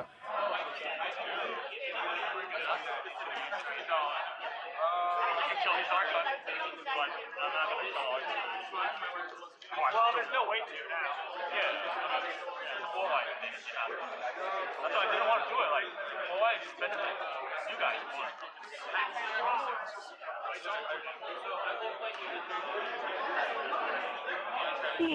Tired after 5 rounds. Considering we didn't play, all we did was talk. It is it just still took a lot out of you. I did stay up to 2 a.m. playing last night.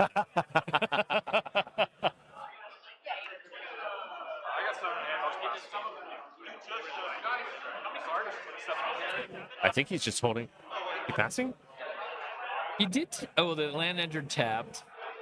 I mean, I feel like you at least Yep, he's just passing. I think he's just gonna hold up and try to force somebody else to deal with the stacks, and then he wins over the top. I guess that might not be the worst thing ever. And just wait to flip. Yeah, he has so much mana, he doesn't need to push. Assuming he has a bunch of interaction in his hand and a way to bounce the Archon or deal with the stacks that are holding him back.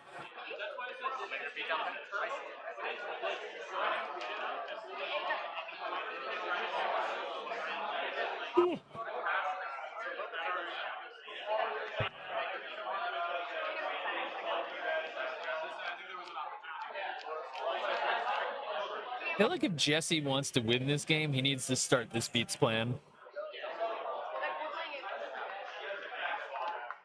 Yeah, it's Time. That's here we go. There it is.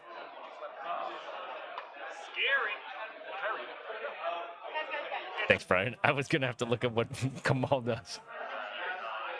It increases each player 1 spell. Okay, Just 1 spell. Even him. All. Yeah, I believe it like bumps a creature up to's power significantly. Give me 1 second. Here we go. Yeah, Captain. Unfortunately, No, we that- pulled this table. Isocros is the original one, not the partner. I can like dump mana in. Yeah, Captain. This table was pulled from elsewhere, and so they just kind of sat down in probably the order they thought they were in the last one. Creatures get +3/+3 and trample. My ADHD brain. For has extra to read it mana, every you time. can make your lands into creatures as well. It's kind of just the beatdown plan. Yeah, I agree, Captain. It's been driving me crazy too. I keep referring to Jesse as seat 4. He's very much C1.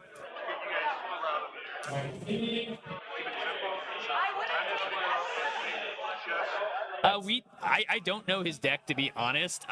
There's definitely some form of infinite combats with Tifa. So we'll have to see. Right now, he seems to just be on the beatdown plan. All right, pause for the judge.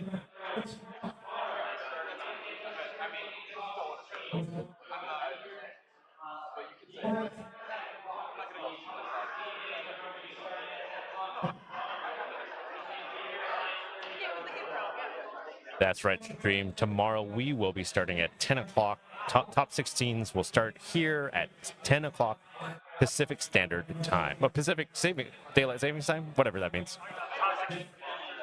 And Winterlick, I actually don't know. None of us do know what lines Jesse's on. If Nick is still in the chat, Papa Squats, he may know since he is a local player to Papa Squats.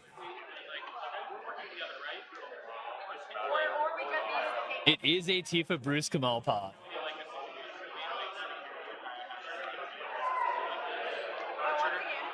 No, there's a big discussion because they know what's coming. Yeah, I see a lot of clickers. I won't click this. That's our 3 on you. Just thinking me.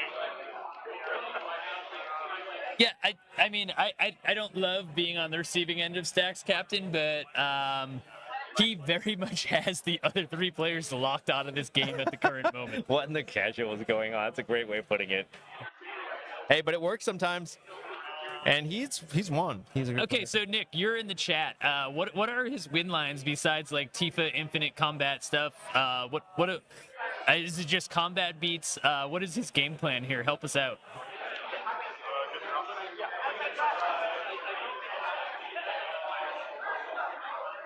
What are we fiercing? What is Ken trying to cast? Tifa's in his hand, Captain.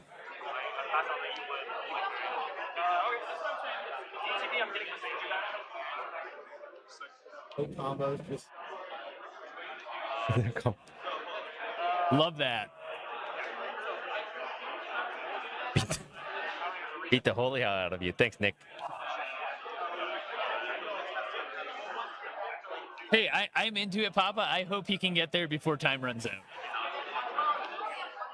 Yeah, we are under 30 minutes left in this round.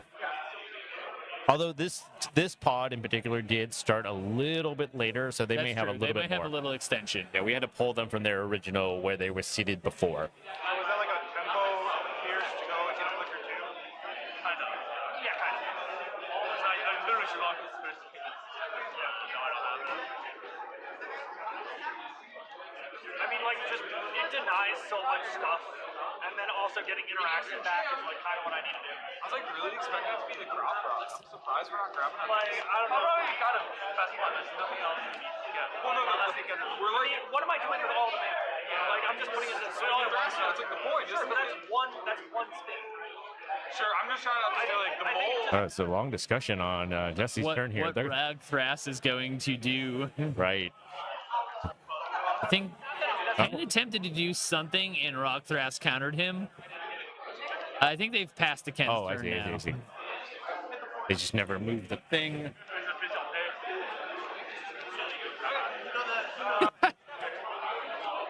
Love that. And Rag. Casting the cord again.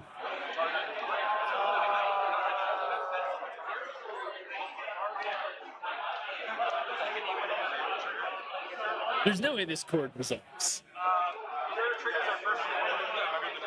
I would be hard pressed to believe that Z does not have interaction. Ken gets 2 draws off of it. Not bad. He is sitting there with what looks like a fat chat chunk in his hand. Yep. You cannot prop rock with Jashar now.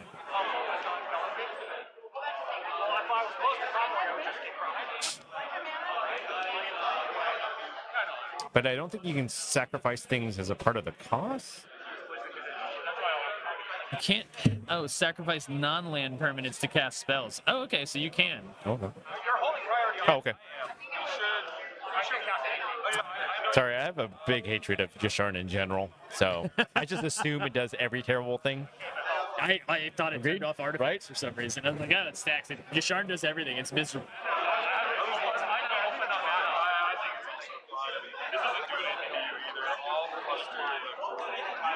Yeah. Thanks, Papa. Yeah, that's Trek.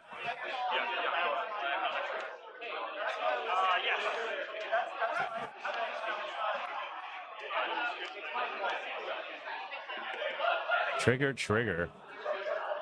Trigger. Okay. Target myself. I'm gonna make 5/1, and then I'm gonna fight something. Well, I'm gonna deal 10 damage. Yeah. What is that card? Which one? Jesse's flashing it. I can't fully tell. Oh, Haven Interrupter? No. no, that's gosh, the insect thing. Showing Ken. You have to declare that first. No, I have to. I get the 5/1. No, yeah, we for resolution. Ty, do you know what that card is in Ken's hand? It's underneath Bruce right now, next to the spin down. So underneath Bruce Tarl. Mine's just like, hey, right. Like, yeah, it's fine. How many cards in hand? Will of the Mardu. Yeah, I'm cool with just targeting Nezal and then making them pitch cards. They are all having a lot of fun down there, though. That's good. We love to see that. Do like one non-land, just leave the deal. I got 4 hand, like I'm not 8. Oh, okay, so it's not the card. Oh yeah, Will of the Mardu. That's what it is. Choose one. If you control a commander, as you cast a spell, you may choose both instead. Oh, that's kind of cool. Create a number of one red 1/1 warrior tokens equal to the number of creatures target player controls, and then it deals damage to target creature equal to the number of creatures you control. That might just win him the game if it goes back to his turn. Yeah, it's going to make a lot of creatures, and then he has more than enough mana to pump them all with Kamal. Yeah. They're all 4.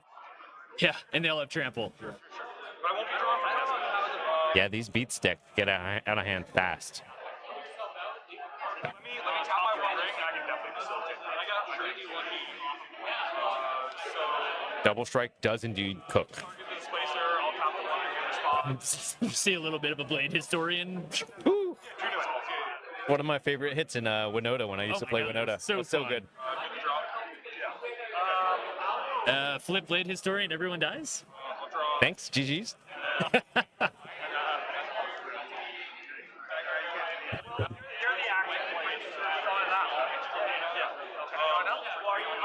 Like, we need another light now too. We're like completely shadowed out. Now even I see the purple in our both of our hair. Yeah. Open light up here. It's like making our hair purple. Well, it's gonna be gone for your turn. Wow.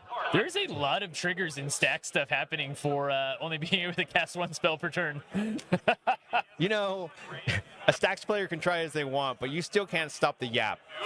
Yeah, exactly. It's interesting that Z has the most cards, and he's the one who's not interacted yet. Yeah, I know. That's why I was saying earlier. Clearly, are you worried with that this time? And then I'll go ahead, I'll do a Nezahal activation. Priority on the. All Z's doing is pointing to his Nezahal. Hey, look, this is all I got. Can I Draw draw? me cards. Draw me cards. I'm on Kinnan. Did it?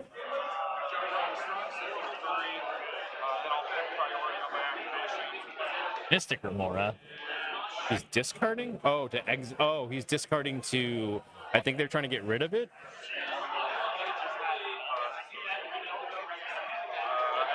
So they're targeting the Nezahal. Interesting. So he is trying to. Is it not Vafner who's attempting to win here, though?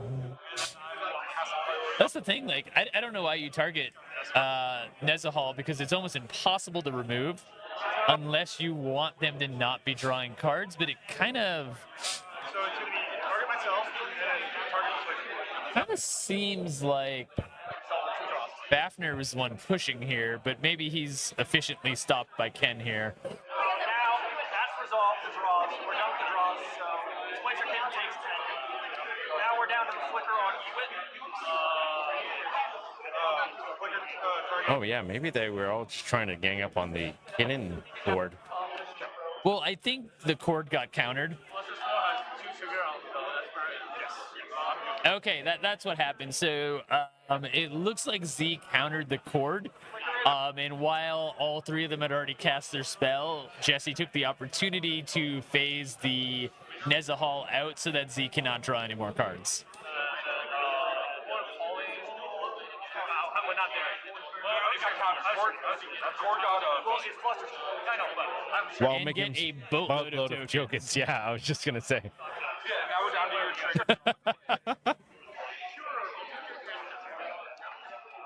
trigger. Sniper, I put my hand up. Like, I don't want it. I'm so. Though I'm kind of a fan of Jesse winning this right here too. It seems fun to have the stack make the top 16. He's the only one that will absolutely be locked if he wins. Downpour is like my best bet, probably. I know. Like, so like you swords that, and then I can downpour. Are we gonna move the mic? No, I'll have to choose one. Where are you going? There's 5. Red Warriors. I kind of resource you ahead. He's probably not going to do it. Yeah. 4 warriors. That's 8 creatures total on Jesse's board, looking to It go looks to like combat the next turn. Displacer Kitten was removed as well.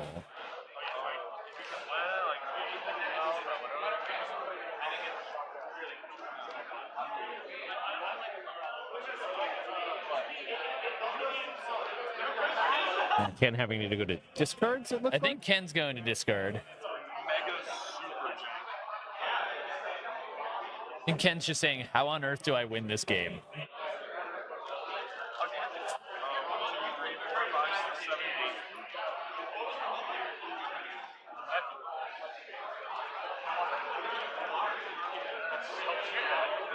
That's what this is the only route. Sharing? Man. That Neza Hall has been quietly drawing so many cards because, like, he just has discarded 6 cards to protect his Neza Hall, and he still has a massive amount. Yeah, he's still. Oh, this is fantastic. Whoa! There we go. Ty, the producer, with lights. Let there be light. Yeah, I was saying that. I was like, we can't even see ourselves anymore.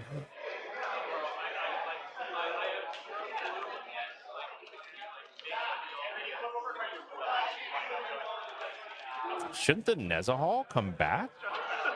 Does it come back on his turn or the next turn? I thought it was at the next end step. I could be wrong. I'm probably wrong.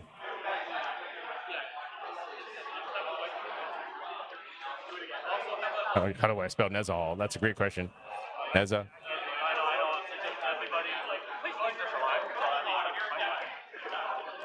It is the end step. At the beginning of the next end step, so it should Under face... its owner's control. Yeah. So exile, return it to the battlefield tapped under its owner's control at the beginning of the next end step. So it should be back in play now. I think it should. I mean, Z should know his card. Yeah, Z should have put it back into play. Unless that was on end step. Oh, maybe. Yeah, maybe it was in end step. Because that was all on Ken's turn, and then he promptly went to discard. Yeah. We just didn't know steps and phases.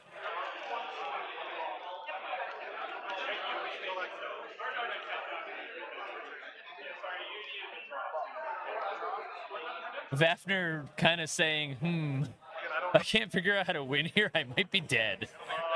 Yep. I think I could definitely be. No, not a mistrigger. We determined it was phased out on the end step. So it'll come back on Vafner's end step. We just didn't know that where they were in steps and phases. He just passing again. It should come back into play now. It looked. Oh. That's a. Yeah. Okay. Yeah. So that's what. We were. Yeah. Brian's right. Looks like Ken wants to do something. Looking at his mystical cheater again. No, sir. Can I ask a question? Yes. What was this coming back from? Neza Hall. It was a Neza Hall exile. Okay. Okay. So you can get it. True. Question is great. I mean, This is good. If you're gonna interact, this is too much. Like I can do it. When it ends, and we ended up drawing just because nobody could get out of the locked state. Headed home. Nice job. Nice Tim job. Dargo in the top 16. Let's go. For those of you at home, Sylvie just let us know that they are leaving today with 13 points. They will be in the top 16. Tim Nadargo in the top 16.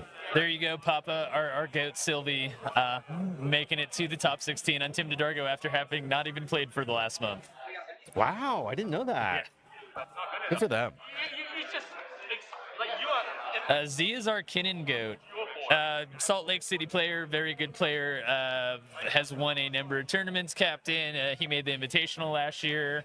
I've heard a lot of great things about Z. Really fun games with Z. Right? Like, I mean, whatever you think. I just don't want to be in a scenario where, like, Yeah, so kept he's it. getting a bounce spell. That makes sense. Has Ken just had it with this Archon at this point? I mean, yeah, I mean, But he can't bounce the Archon. no. But he still has the swords, right? Oh, yeah. He does still have the swords. So he has to swords the Sigarda on the end step, Yeah. then bounce the Archon on Z's turn. Yeah. Hiding information. I don't think it's my responsibility to reveal information. I think No. redraw me, but what I have is way more relevant. Z plays Kinnan in a very different way than Freedom Waffle plays Kinnan. I can't really do anything about this. Kinnan for Freedom Waffle isn't really almost like a standard Kinnan, right? It is just there as a mana battery. Take a look. Yeah. Kinnan activation.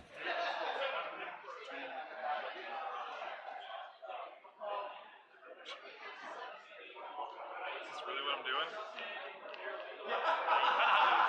Boom, drift of phantasms, defender, flying. Hell yeah. I wish I could see what that card was. No, that's 2 more mana and that. Is that a drift of phantasms? It might be. Is he doing this just so that he has creatures to tap for mana? Well, that was on end step, so he might be. No, that's not helping. What do you mean? That's not helping. The real problem is actually here. I mean, he wasn't willing to get anything to help with the core. That's not true. You didn't let me talk for politics after all. Never asked. Sure, but you can't then say that when I could have. Interesting enough, Ken did not draw the Flood Maw yet. Oh, we're getting a Boro to help. Let me, wait. Bouncing If on I the deploy a Basalt Monolith, I can interact with this board. Sure. So you would let Basalt resolve? He's probably waiting for Z to commit a spell to the stack, which means that he won't be able to interact. Then he can draw it without too much like tomfoolery to mess with that card draw. Yeah. And I'll drop A very interesting game that I'm hoping gets to an end state. Agreed.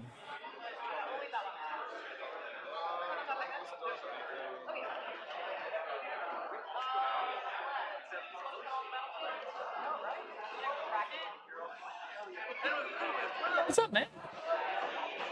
No, we're just chilling up here. Yeah.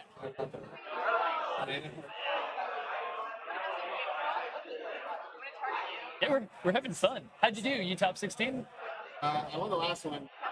So yes. I literally won the last Zach had two. Oh, you beat Zach? And Zach drew. You beat Zach? You beat Zach? Exact. Motif. Did Zach need a win? You're not wrong, Big Spoon. I was gonna be so excited if you knocked him out. Yes. Big Scary Gamer Man, that is a Sigarda, the hexproof angel that you are thinking of. Which makes it very difficult to interact with Kamal's board Yeah. because they have to remove that first, which then gets shut down by Archon. Yep. We still die. Yeah. It's pretty cool. I'm not gonna lie. I'd be frustrated as hell to play against it, but oh look, I'm just gonna draw 4. Oh. I'm gonna show He's just you showing them. Commandeer. Commandeer doesn't do anything, anything here, versus right? Kamal. Cool, I only play creatures. Give us more information. I think they are just like, how do we not die to Bruce Kamal now? All of my interactions. How many creatures did he get off of that? Can we tell? 4. Oh, he only got 4 off of this? Yeah, he only had 4 because he, the will of the Oh, it's Mardu. opponent's creatures. Yeah, it's opponent's creatures. And I he think. only had 4 at the yeah. time, yeah. Is Besager's now become the most relevant thing I Yes, big scary gamer. So yeah, basically the Archon's locking them out. They have to remove the Sigarda to deal with the Archon, but then the Archon basically forces them to not be able to do that. So they have to have double removal on consecutive turns, or more than one player needs to have the removal. Even then, they are still in a pretty bad spot where you can pump Kamal more than once on the lands, just because he has the mana. At least once, right? Let's go back and read Kamal again. At the beginning of combat. I mean, if I Besage Oh. down the start, I'll play the clever, I'll Besage That's what I'm you. saying.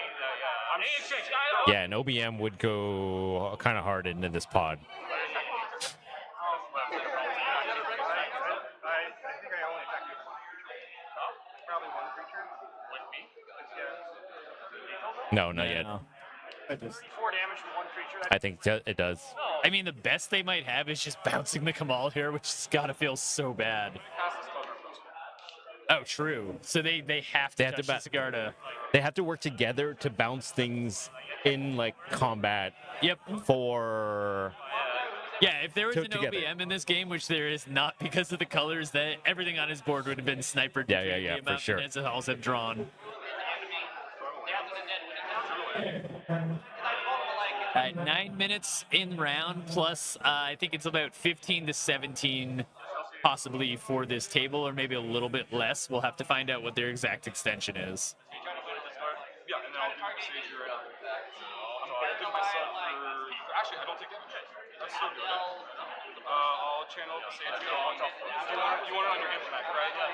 Okay. I'm going to take a second here while we have a little bit of a lull and they discuss their game plan. There's a Beseju being shown to just give one final shout out to Lost Levels Card Shop, BFF cEDH, Bite Size MTG, that's a good card, Mana Party, Dungeon Ruins, Cam Sit Altars, Cardboard Crack, Claremont Commerce Center, and Amped Gaming for helping to support the stream this tournament. It's been a blast. I know that I can actually speak for all of us here that we've really enjoyed this, and I hope that you all have.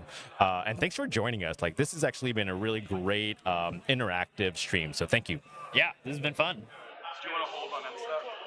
No. I'm going to need a shockwave if I buy one. Our producer just let us know there are still 5 pods running with a little bit less than 10 minutes left in this round.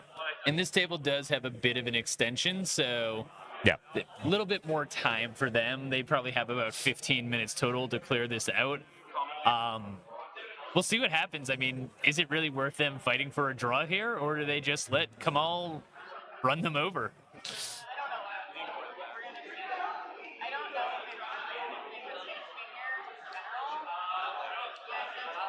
Thanks, Captain. We appreciate you.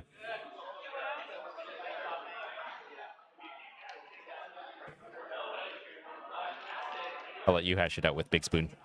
That one's on you. Oh, wow. Okay, here we go. Kamal's untapping. Let's see what happens here. Win conless stacks in 2026. Can it pull it out? He has One win before. away from top 16. Is this the Tifa?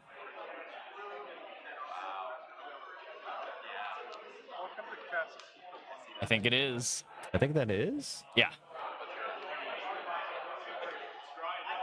Let me read because let me read everybody's it. asking to read Let it. me read that. What is that too? I get another combat after this first combat where I want to You beat you guys guys die. for That's what for it does. 3 extra combat. Wait. It is. Oh my god. I think this kills them if they can't stop this here. Yeah, whenever one or more creatures would power 7 or greater, which they will all have because of Kamal, deal combat damage to a player, untap all creatures you control.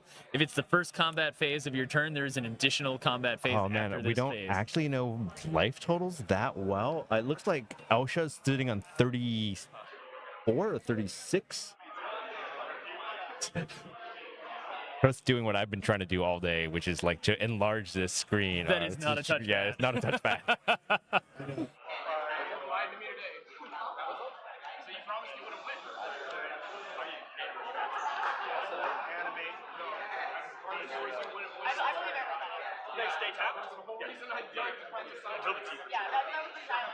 Tifa is a messed up magic card. It's actually my first time seeing it being cast. It's pretty crazy. I think Captain said best. What the kind of casual stuff is this? Come on. Who do you kill first? I can swing this here. Go to Rock Thrust? No, Oh, yeah. Rogdra's Yeah, no, not- I think that- it might be. It's either Ken or Z. You know, Oh, Ken because- is interaction. In his interaction, Nezahal is kind of a big boy, I acknowledge my protection. Ken's Nezahal is an artifact. Also the protection. which he could crew, right? I believe Imposter Mech has a crew ability that doesn't come into play. But I don't. Can crew it with Ranger Captain, I believe. Protect on artist, sit it down. Sounds good, yeah. Sure. That's fine. Yeah, I'll swing you. Yeah, crew 3. So he could crew it with the Ranger Captain. Is that enough to not die? It might not be. Oh no, probably not. Especially with extra combats. Only this. Yeah, because Nezahal is a 7/7 notably. I am going to swing this at you, and this.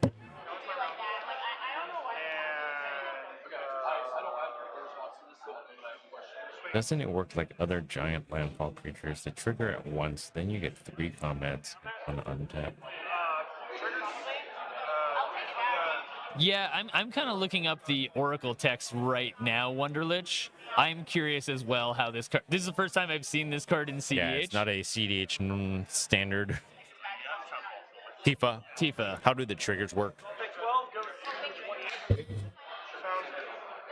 Tifa's ability means that you do not get an additional main phase. You will move directly from the end of combat to another combat step. Tifa's last ability cares about the power of each individual creature, not their. Yep. I don't think it's gonna happen. I have 2 untap triggers. I'll go and tap. You determine the size of the bonus as the melee ability resolves. Count each opponent that you attacked with 1 or more creatures. It doesn't matter if the attacking creatures are still attacking. Yada, yada, yada. So it'll be 3 additional combats. Yes, only 1 on tap. Yes, Papa and Big Spoon. I'm not familiar with this type of game. I'm not familiar with the cEDH staple of Tifa, and these fringe combos are what keeps the game interesting, to be quite honest.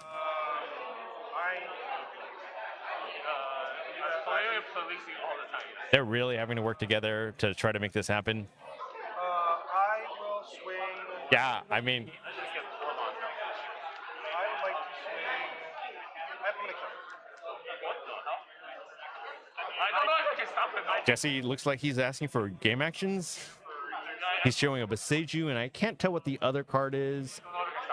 Beseiju doesn't do anything here. The Auto Water has been played as probably, I believe that was his first land for turn. Yeah. You have to wonder, like, is it worth forcing a draw for none of us to top 16 here, or do we just let Kamal kill us?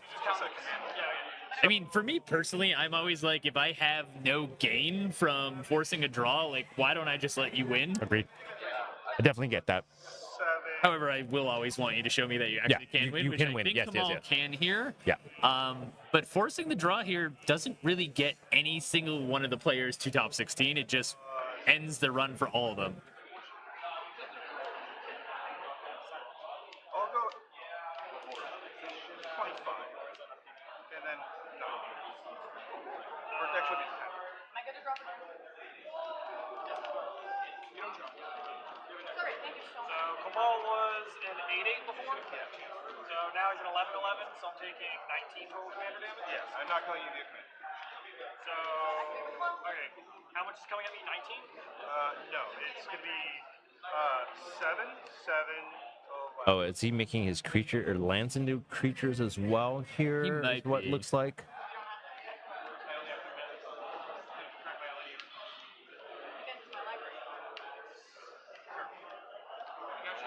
For what it's worth, I casted 4 games today, and I only saw a Ristic once. Yeah. Right? Did you see a Ristic in the game? Ristic, round one. One Ristic. That was But the it old- did not be any reason that they drew. No. The That was Glacial a Chasm is why they very drew. yeah. That was a very different game. Round 2 had no Ristics. There was, There was that fishes. fish. However, that game ended pretty quickly. Game 3 was a Beyond draw. lunch. You were That on was a lunch- burger game. There was definitely not a Ristic. There was no Ristic because Elsha had to mold to like 4 and like really kept like interaction, and that was it. And the other 2 decks didn't. Yeah, I've only seen 1 Ristic all And day. it didn't matter. Yeah, it did not matter. Nezahal has drawn more cards on stream than By Ristic a has. lot. Two Nezahals have drawn a lot of cards that are kind of meaningless here. Right? They need that bounce spell. They need to bounce. They need double bounces here. Yeah. Still flash photography But once again, like, I don't know, chat, what's your opinion? Is it worth getting a draw for all the kind of player? I mean, Sniper, what reason, though? The draw gets you nothing. You're out of the tournament. Yeah, it's the last You game just of go the day. home. Yeah, it's the last None game of them the have day. enough points that the draw will get them to the next step. So drawing here is just cool. I drew and I went home. Oh, I guess I don't play Commander. No leads. How low do top deck points go down to? Like at what? At where is it just top 16 that gets points? No, in a platinum top 32 will get you points. It's nothing phenomenal. I think top 32 in this probably gets you about 25 to 30 points. So not that much. Not enough to getting not worth it to another get a draw. Yeah. Yeah. So, is this a draw since it's a Swiss? I think you should at least push. No, I'm saying I almost feel like that the game actions need to happen here. Oh yeah, I think Jesse has been asking for game actions for a while now. Like, and he's just practiced enough stacks player. I think he's been asking for it. Like, I'm trying to swing out. Oh, okay. I think it's honestly you, just depending on the outcome of this. For those of you at home, time and round for everybody else. All the other pods has been called. This pod has about 2 judges standing over them, making sure things are moving along. It has been a pretty good.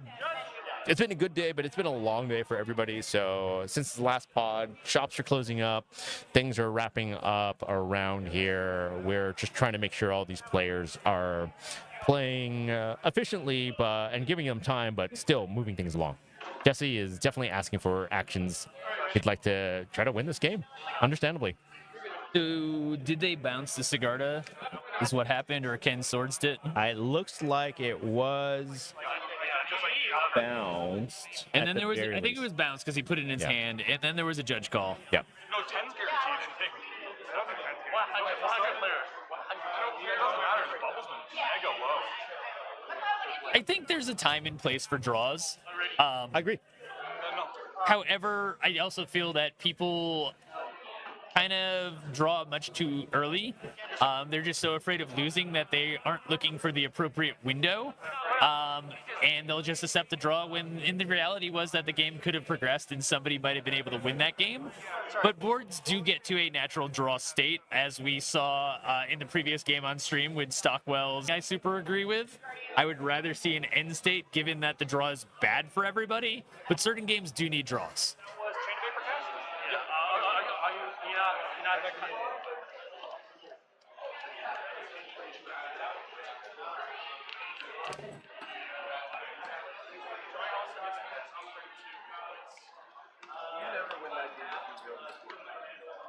Why don't you just tell me the shots now, so I make it the first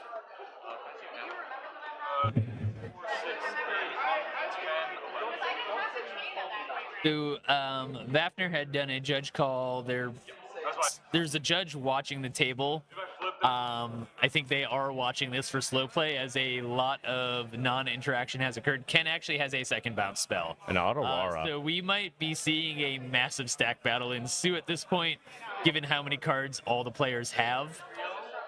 And this is some of the downside to stacks, is they kind of all waited to the last minute. Yep. When they... Hot. Right? Unfortunately, well, yeah, now he's freed up from his own. No, Archon is still there. Archon's still there, but I think it's probably what's being targeted at this point. It is interesting that Ken is the only one being forced to remove anything.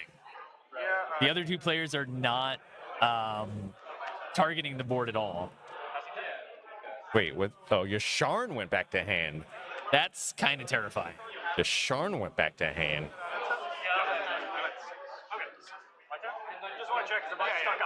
Interesting.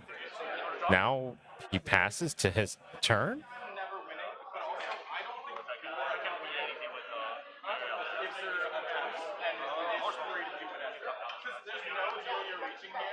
Oh, he got rid of the Yasharn so that he can crack Ranger. Captain. Up here comes the stack war.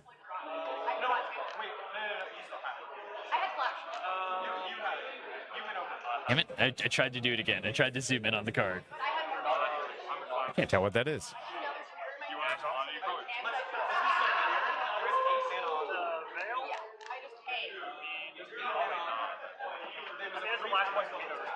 Oh yeah, it's like like, yes, there was a mistake. Like, that is resolved, but you just pay it and that was it.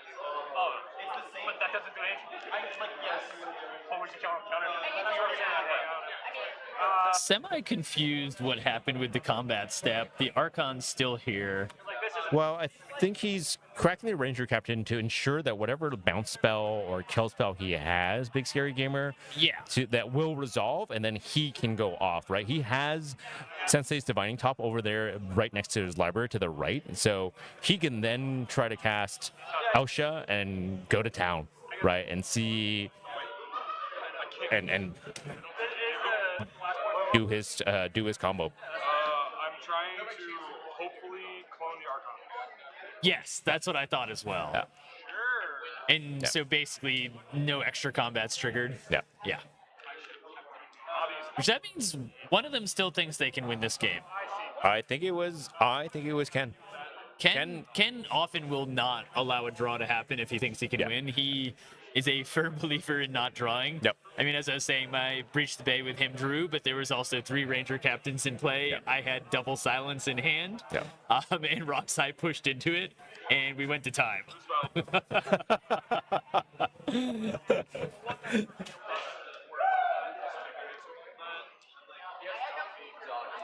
He tried, Captain. They removed all of his creatures that would have triggered Tifa. So his combat was basically a wash.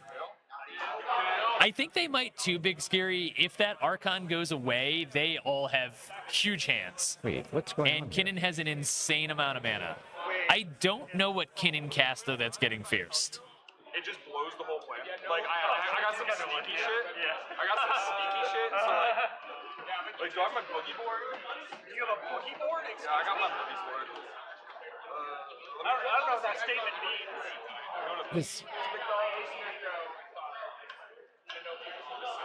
Oh, I thought you meant something very different. This is empty. Just showing. I thought you meant something very different. I won't lie. Yeah, It looks like VLM just maybe he's trying to make sure his Nezahal does not get removed again. Oh god, that would be so cool if you guys put a life total counter right there. No, that's a boogie board. I think That is a boogie board, yeah. He wrote a message or something. That's hysterical. If you want to fierce with that being said, go for it.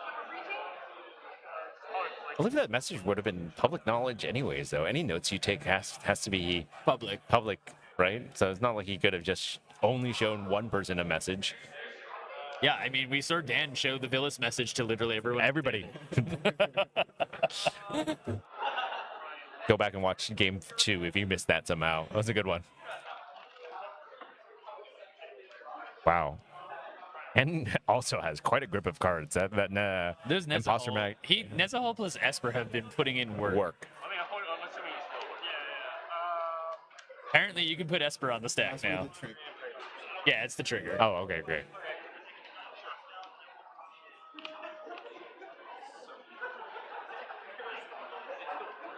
I just think that, like, this is...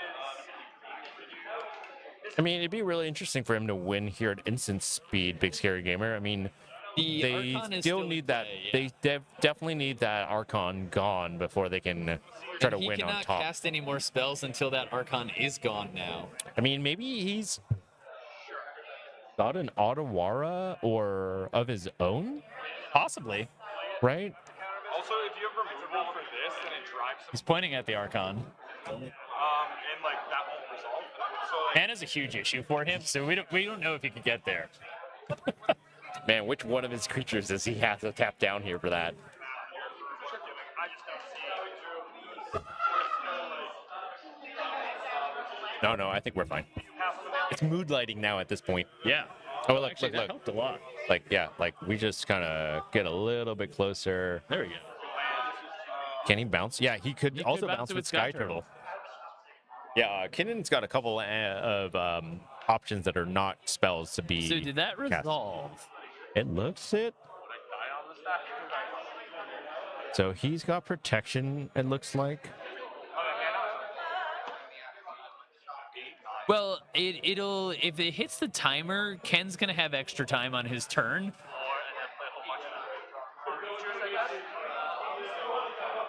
Okay. For the normal pawn? And they had a little bit of an extension, so I mean, this is the final turn. I think Ken could still win here, Sniper, if he just has it in hand to remove that Archon, and he has Helm. Like, game over. But that does happen with these stack sticks, right? Like if they can't win and get that push in, people sandbag their interaction until this moment right here. Yeah. If that Ranger resolved and they can't interact with him. Oh, yeah, an amphibian downpour would be pretty hot right now. What is that? Oh, Teferi? It's a Teferi. Oh. Well. Wait. Oh, yeah, I guess he can That minus just it to bounce the Archon. Yeah. And prevent. Oh, I mean, he already cracked a Ranger captain, so I'm not sure what he's preventing, but if he just has it, he just has it. Maybe that's his bounce. Yeah. That's a spell that he has to bounce, and he doesn't have to cast another one or channel anything. Wow, is he going to get there here? Wait, what's his mana like to get Elsha out? Does he have enough? He does. Yeah. He has a lot of cards in hand. I don't think he's played a land per turn yet. Yeah. See, Archon's gone. That's a get probe. Get probe. Draw another card. See if he's got a bounce spell for Elsha to go underneath. Ancient Tomb.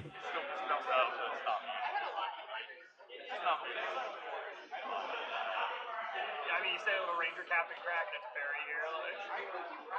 I mean, she's auto like that. I don't think so. I think he has exactly enough mana to cast Helm if he has Helm.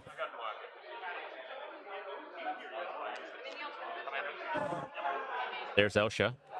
And he has 2 float, 3 mana remaining. Yeah, it is 3 fairy. I see an LED in his hand.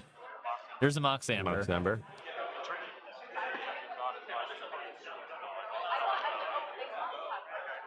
Z's sharing a hand. I think if he has the Helm or a tutor for the Helm, this might just be game.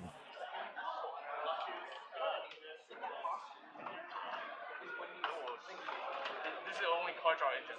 Correct. Well, I guess Swords Swords, that's all. Z's just saying whatever. I'm out of the game. Yeah.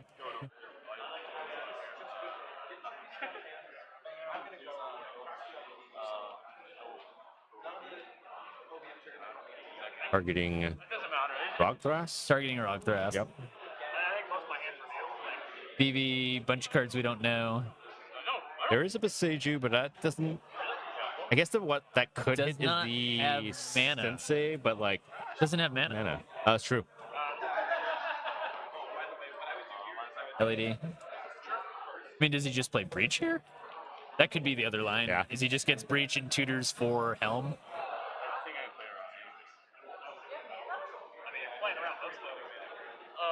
He really just on a hope and a prayer try to get there. Silly boy. Up on top. Draw this card. Priority on the top.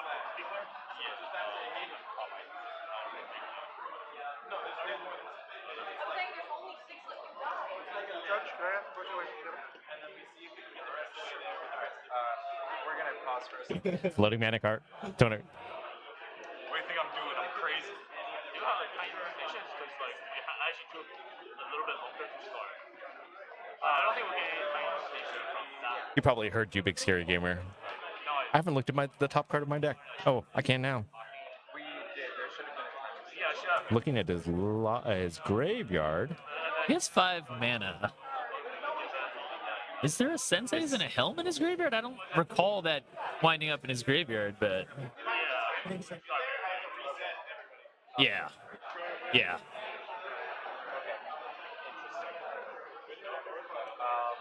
I would like. Are you done with the question? Yeah. I would like to posit if he can show a. Yeah, you basically draw cast, draw cast, draw cast. No question. No, I have no question. I can't. I literally just. You're DQ'd, big scary. What would you be like to do? Like, extra session? Yeah, I mean, you guys might be right. Unless Ken hits what he hits, this might hit a draw. Yeah, you can still look like another one. Unless we're missing something. Yeah, and then we just. I just want to make want this to be. I'm with you because like you see what I'm doing. I'm trying to drive like a realistic outcome here. I'm gonna interrupt for a second. I mean, which is interesting when you're all silence, Yeah. And it's the last turn. right? Appropriate time extension should have been. Just pass the turn, man. You're gonna whiff anyways. That's- You're just looking at when the stream started, right? Brian's gonna go take a look, see if he can overhear anything, what the mood is like. Oh, okay. They're talking to a judge down there. That's what we can't see on screen right now. The players are talking to a one of our judges here, Ben. That's what we're saying. Like everything getting moved at once. Again, I'll take this quick moment while they all talk to the judges and we see. If you have not been to a BFF event, I've been to one. I'm now casting this one, and they've just run a really good vibes event overall. The turnout has been great. I've been talking to a number of players, and everybody's just been so stoked about the venue and the overall just atmosphere of the tournament itself. So if you get a chance, please come on down to this event and support them. It's been great. Do we want to just let? That's why I was gonna say like. Yeah, if they pass now, the game will be a draw. Yeah, Vafner is talking to Ben, as is Ken. I'm not exactly sure what the question is, but the judges are at the table. I am willing to field options if any of you have any thoughts on how you would like to. Do you happen to know how many pods are still active? I think 3 down there. 3, so there's still like 3 pods active. So all the judges are definitely at work here, trying to make sure these games start. Yeah, there is a judge at every pod. Okay. Oh, did one of them just finish? Nothing for next day part. Oh, there's 2. I have you guys at 15 minutes into overtime. I see Wayne playing a game. Wayne's playing a game, yeah. We're just going to Good for them. zoom from where we are right now, and there's going to be 4 minutes added, so when the timer gets to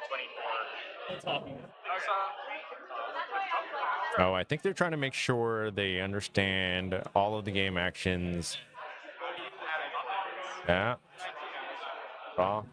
Yes, sorry. When it gets to 23. So he can go to 4, and then he needs the mana. Yeah, you drew 2, and you had 4 mana here. And you just had. Not bothering to look at them, which is interesting.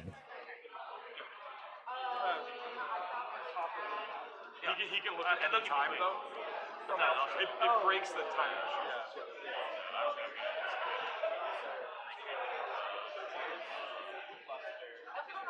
That'd be amazing if he just got lucky and hit Helm here. Hey, it happens.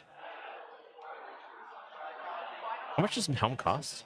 2. 2? Okay. 2, yeah.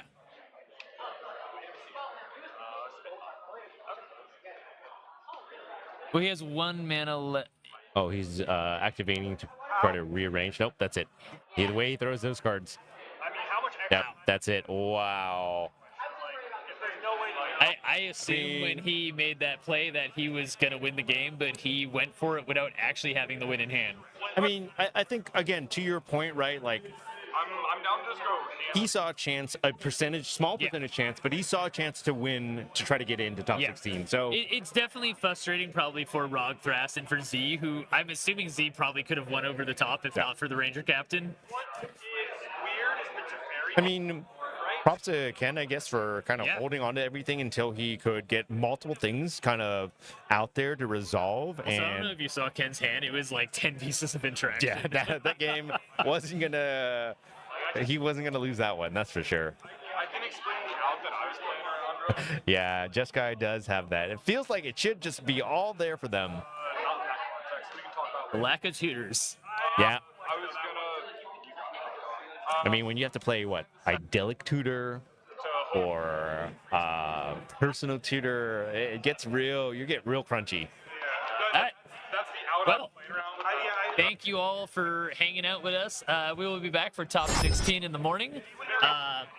Long day, fun day. Really good Had a day. blast. Are you gonna be back here, or are you gonna play Redemption tomorrow? I have not decided. Okay. So if I don't play Redemption, I'll be back here. If I decide that I want to play a gold event, guess I'll play a gold event. We'll see. We'll see how late Zach We'll be keeps rooting me for up you. playing today. That guy's a machine. Like he just wants to play. He just plays. Oh, wow. That should be good. So Helm Awaken plus top into Breach. Yeah, that would have gone. I mean, they'll also have pretty much near infinite storm at that point. Yeah. So yeah, eventually they'll get breached, but the storm count will be so high for the brain freeze. And then they'll just get fairy and kill everybody, making them draw a card. If any of you guys are going to join us tomorrow, why don't you all take a look at the top 16, and then as the stream comes up, put into the chat which pod might look interesting, and let us know. We'll be taking a look at ourselves tomorrow and try to find the game that's going to be the most interesting one, and one that'll kind of push for a win. And I think we might still have one more pod finishing. Right now? Yeah. Yeah.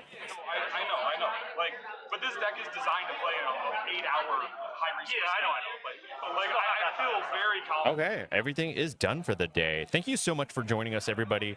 Once again, thank you to Lost Level, BFF, I don't think he would kill me. Bite Size MTG. There is still some drama happening in the game that we just left. We've got all of the vendors today. Again, thank you so much to them for helping us put on this event. It wouldn't be possible without them. Amped Gaming, all of you. I think they are still talking to judges, and we don't know how much longer that's going to be going here. Z looks a little aggravated at the moment. I think both Rogthras and Z are pretty frustrated because they both had wins in hand, and Ken basically locked them out of being able to attempt for it, then failed at his own win, resulting in none of them being able to top 16. So understandable why they are upset, since they had a chance to top 16 and Ken kind of prevented everybody from it, but he saw a window and an opportunity to potentially get there himself. Like, somewhat protected. I see both sides, and I also see being pretty annoyed that you stopped me from being able to win the game, and then you whiffed, and we're all drawing and not getting to continue. Yeah. And that's where seed order really kind of like can feel real bad, right? Like when you're like, if I was just a turn earlier, if I was in C2 like Ken, my win might have pushed through. Yeah, and unfortunately, Z must not have had a bounce spell, or else, you would have probably think about, do I bounce this on end step and not let him crack this Ranger? Yeah. Were you running? That's the breaks. Alrighty, folks. Yeah, there's still one. I think that pod just finished. I don't know if top 16 is updated yet, though. What we are going to do. Okay. I don't know if they're Okay. They might be debating, like, do we just give somebody the win? There's a lot of argument. At this point, it looks to me like this is a draw. Drama. But not drama, but drama.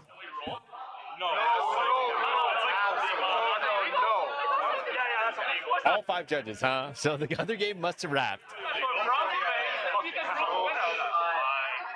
Prost is telling us that all 5 judges are now at this table trying to help resolve whatever it is that they are trying to figure out. If anybody has any questions, wants to talk to me at all after the round, I'll be here. Aside from that, for tomorrow, both Top Cut and the Redemption event are going to be starting at 10 o'clock. So if you'd like to... I think this is just after the fact, Squid. See if you can get here around 9:30 or so.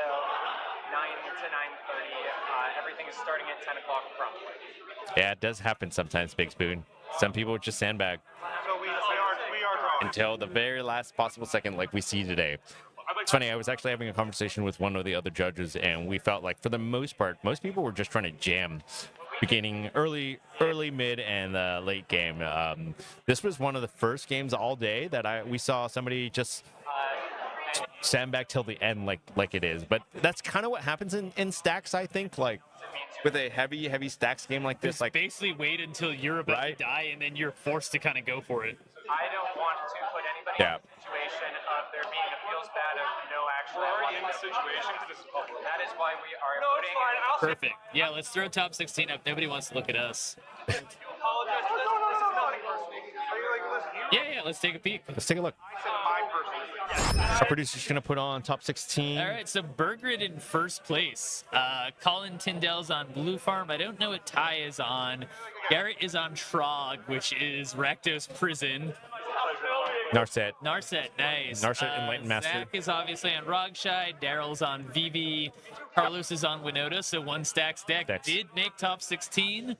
Dylan is also on Bergrid. Julian is on Chowder Sisse. Elton, I do not know.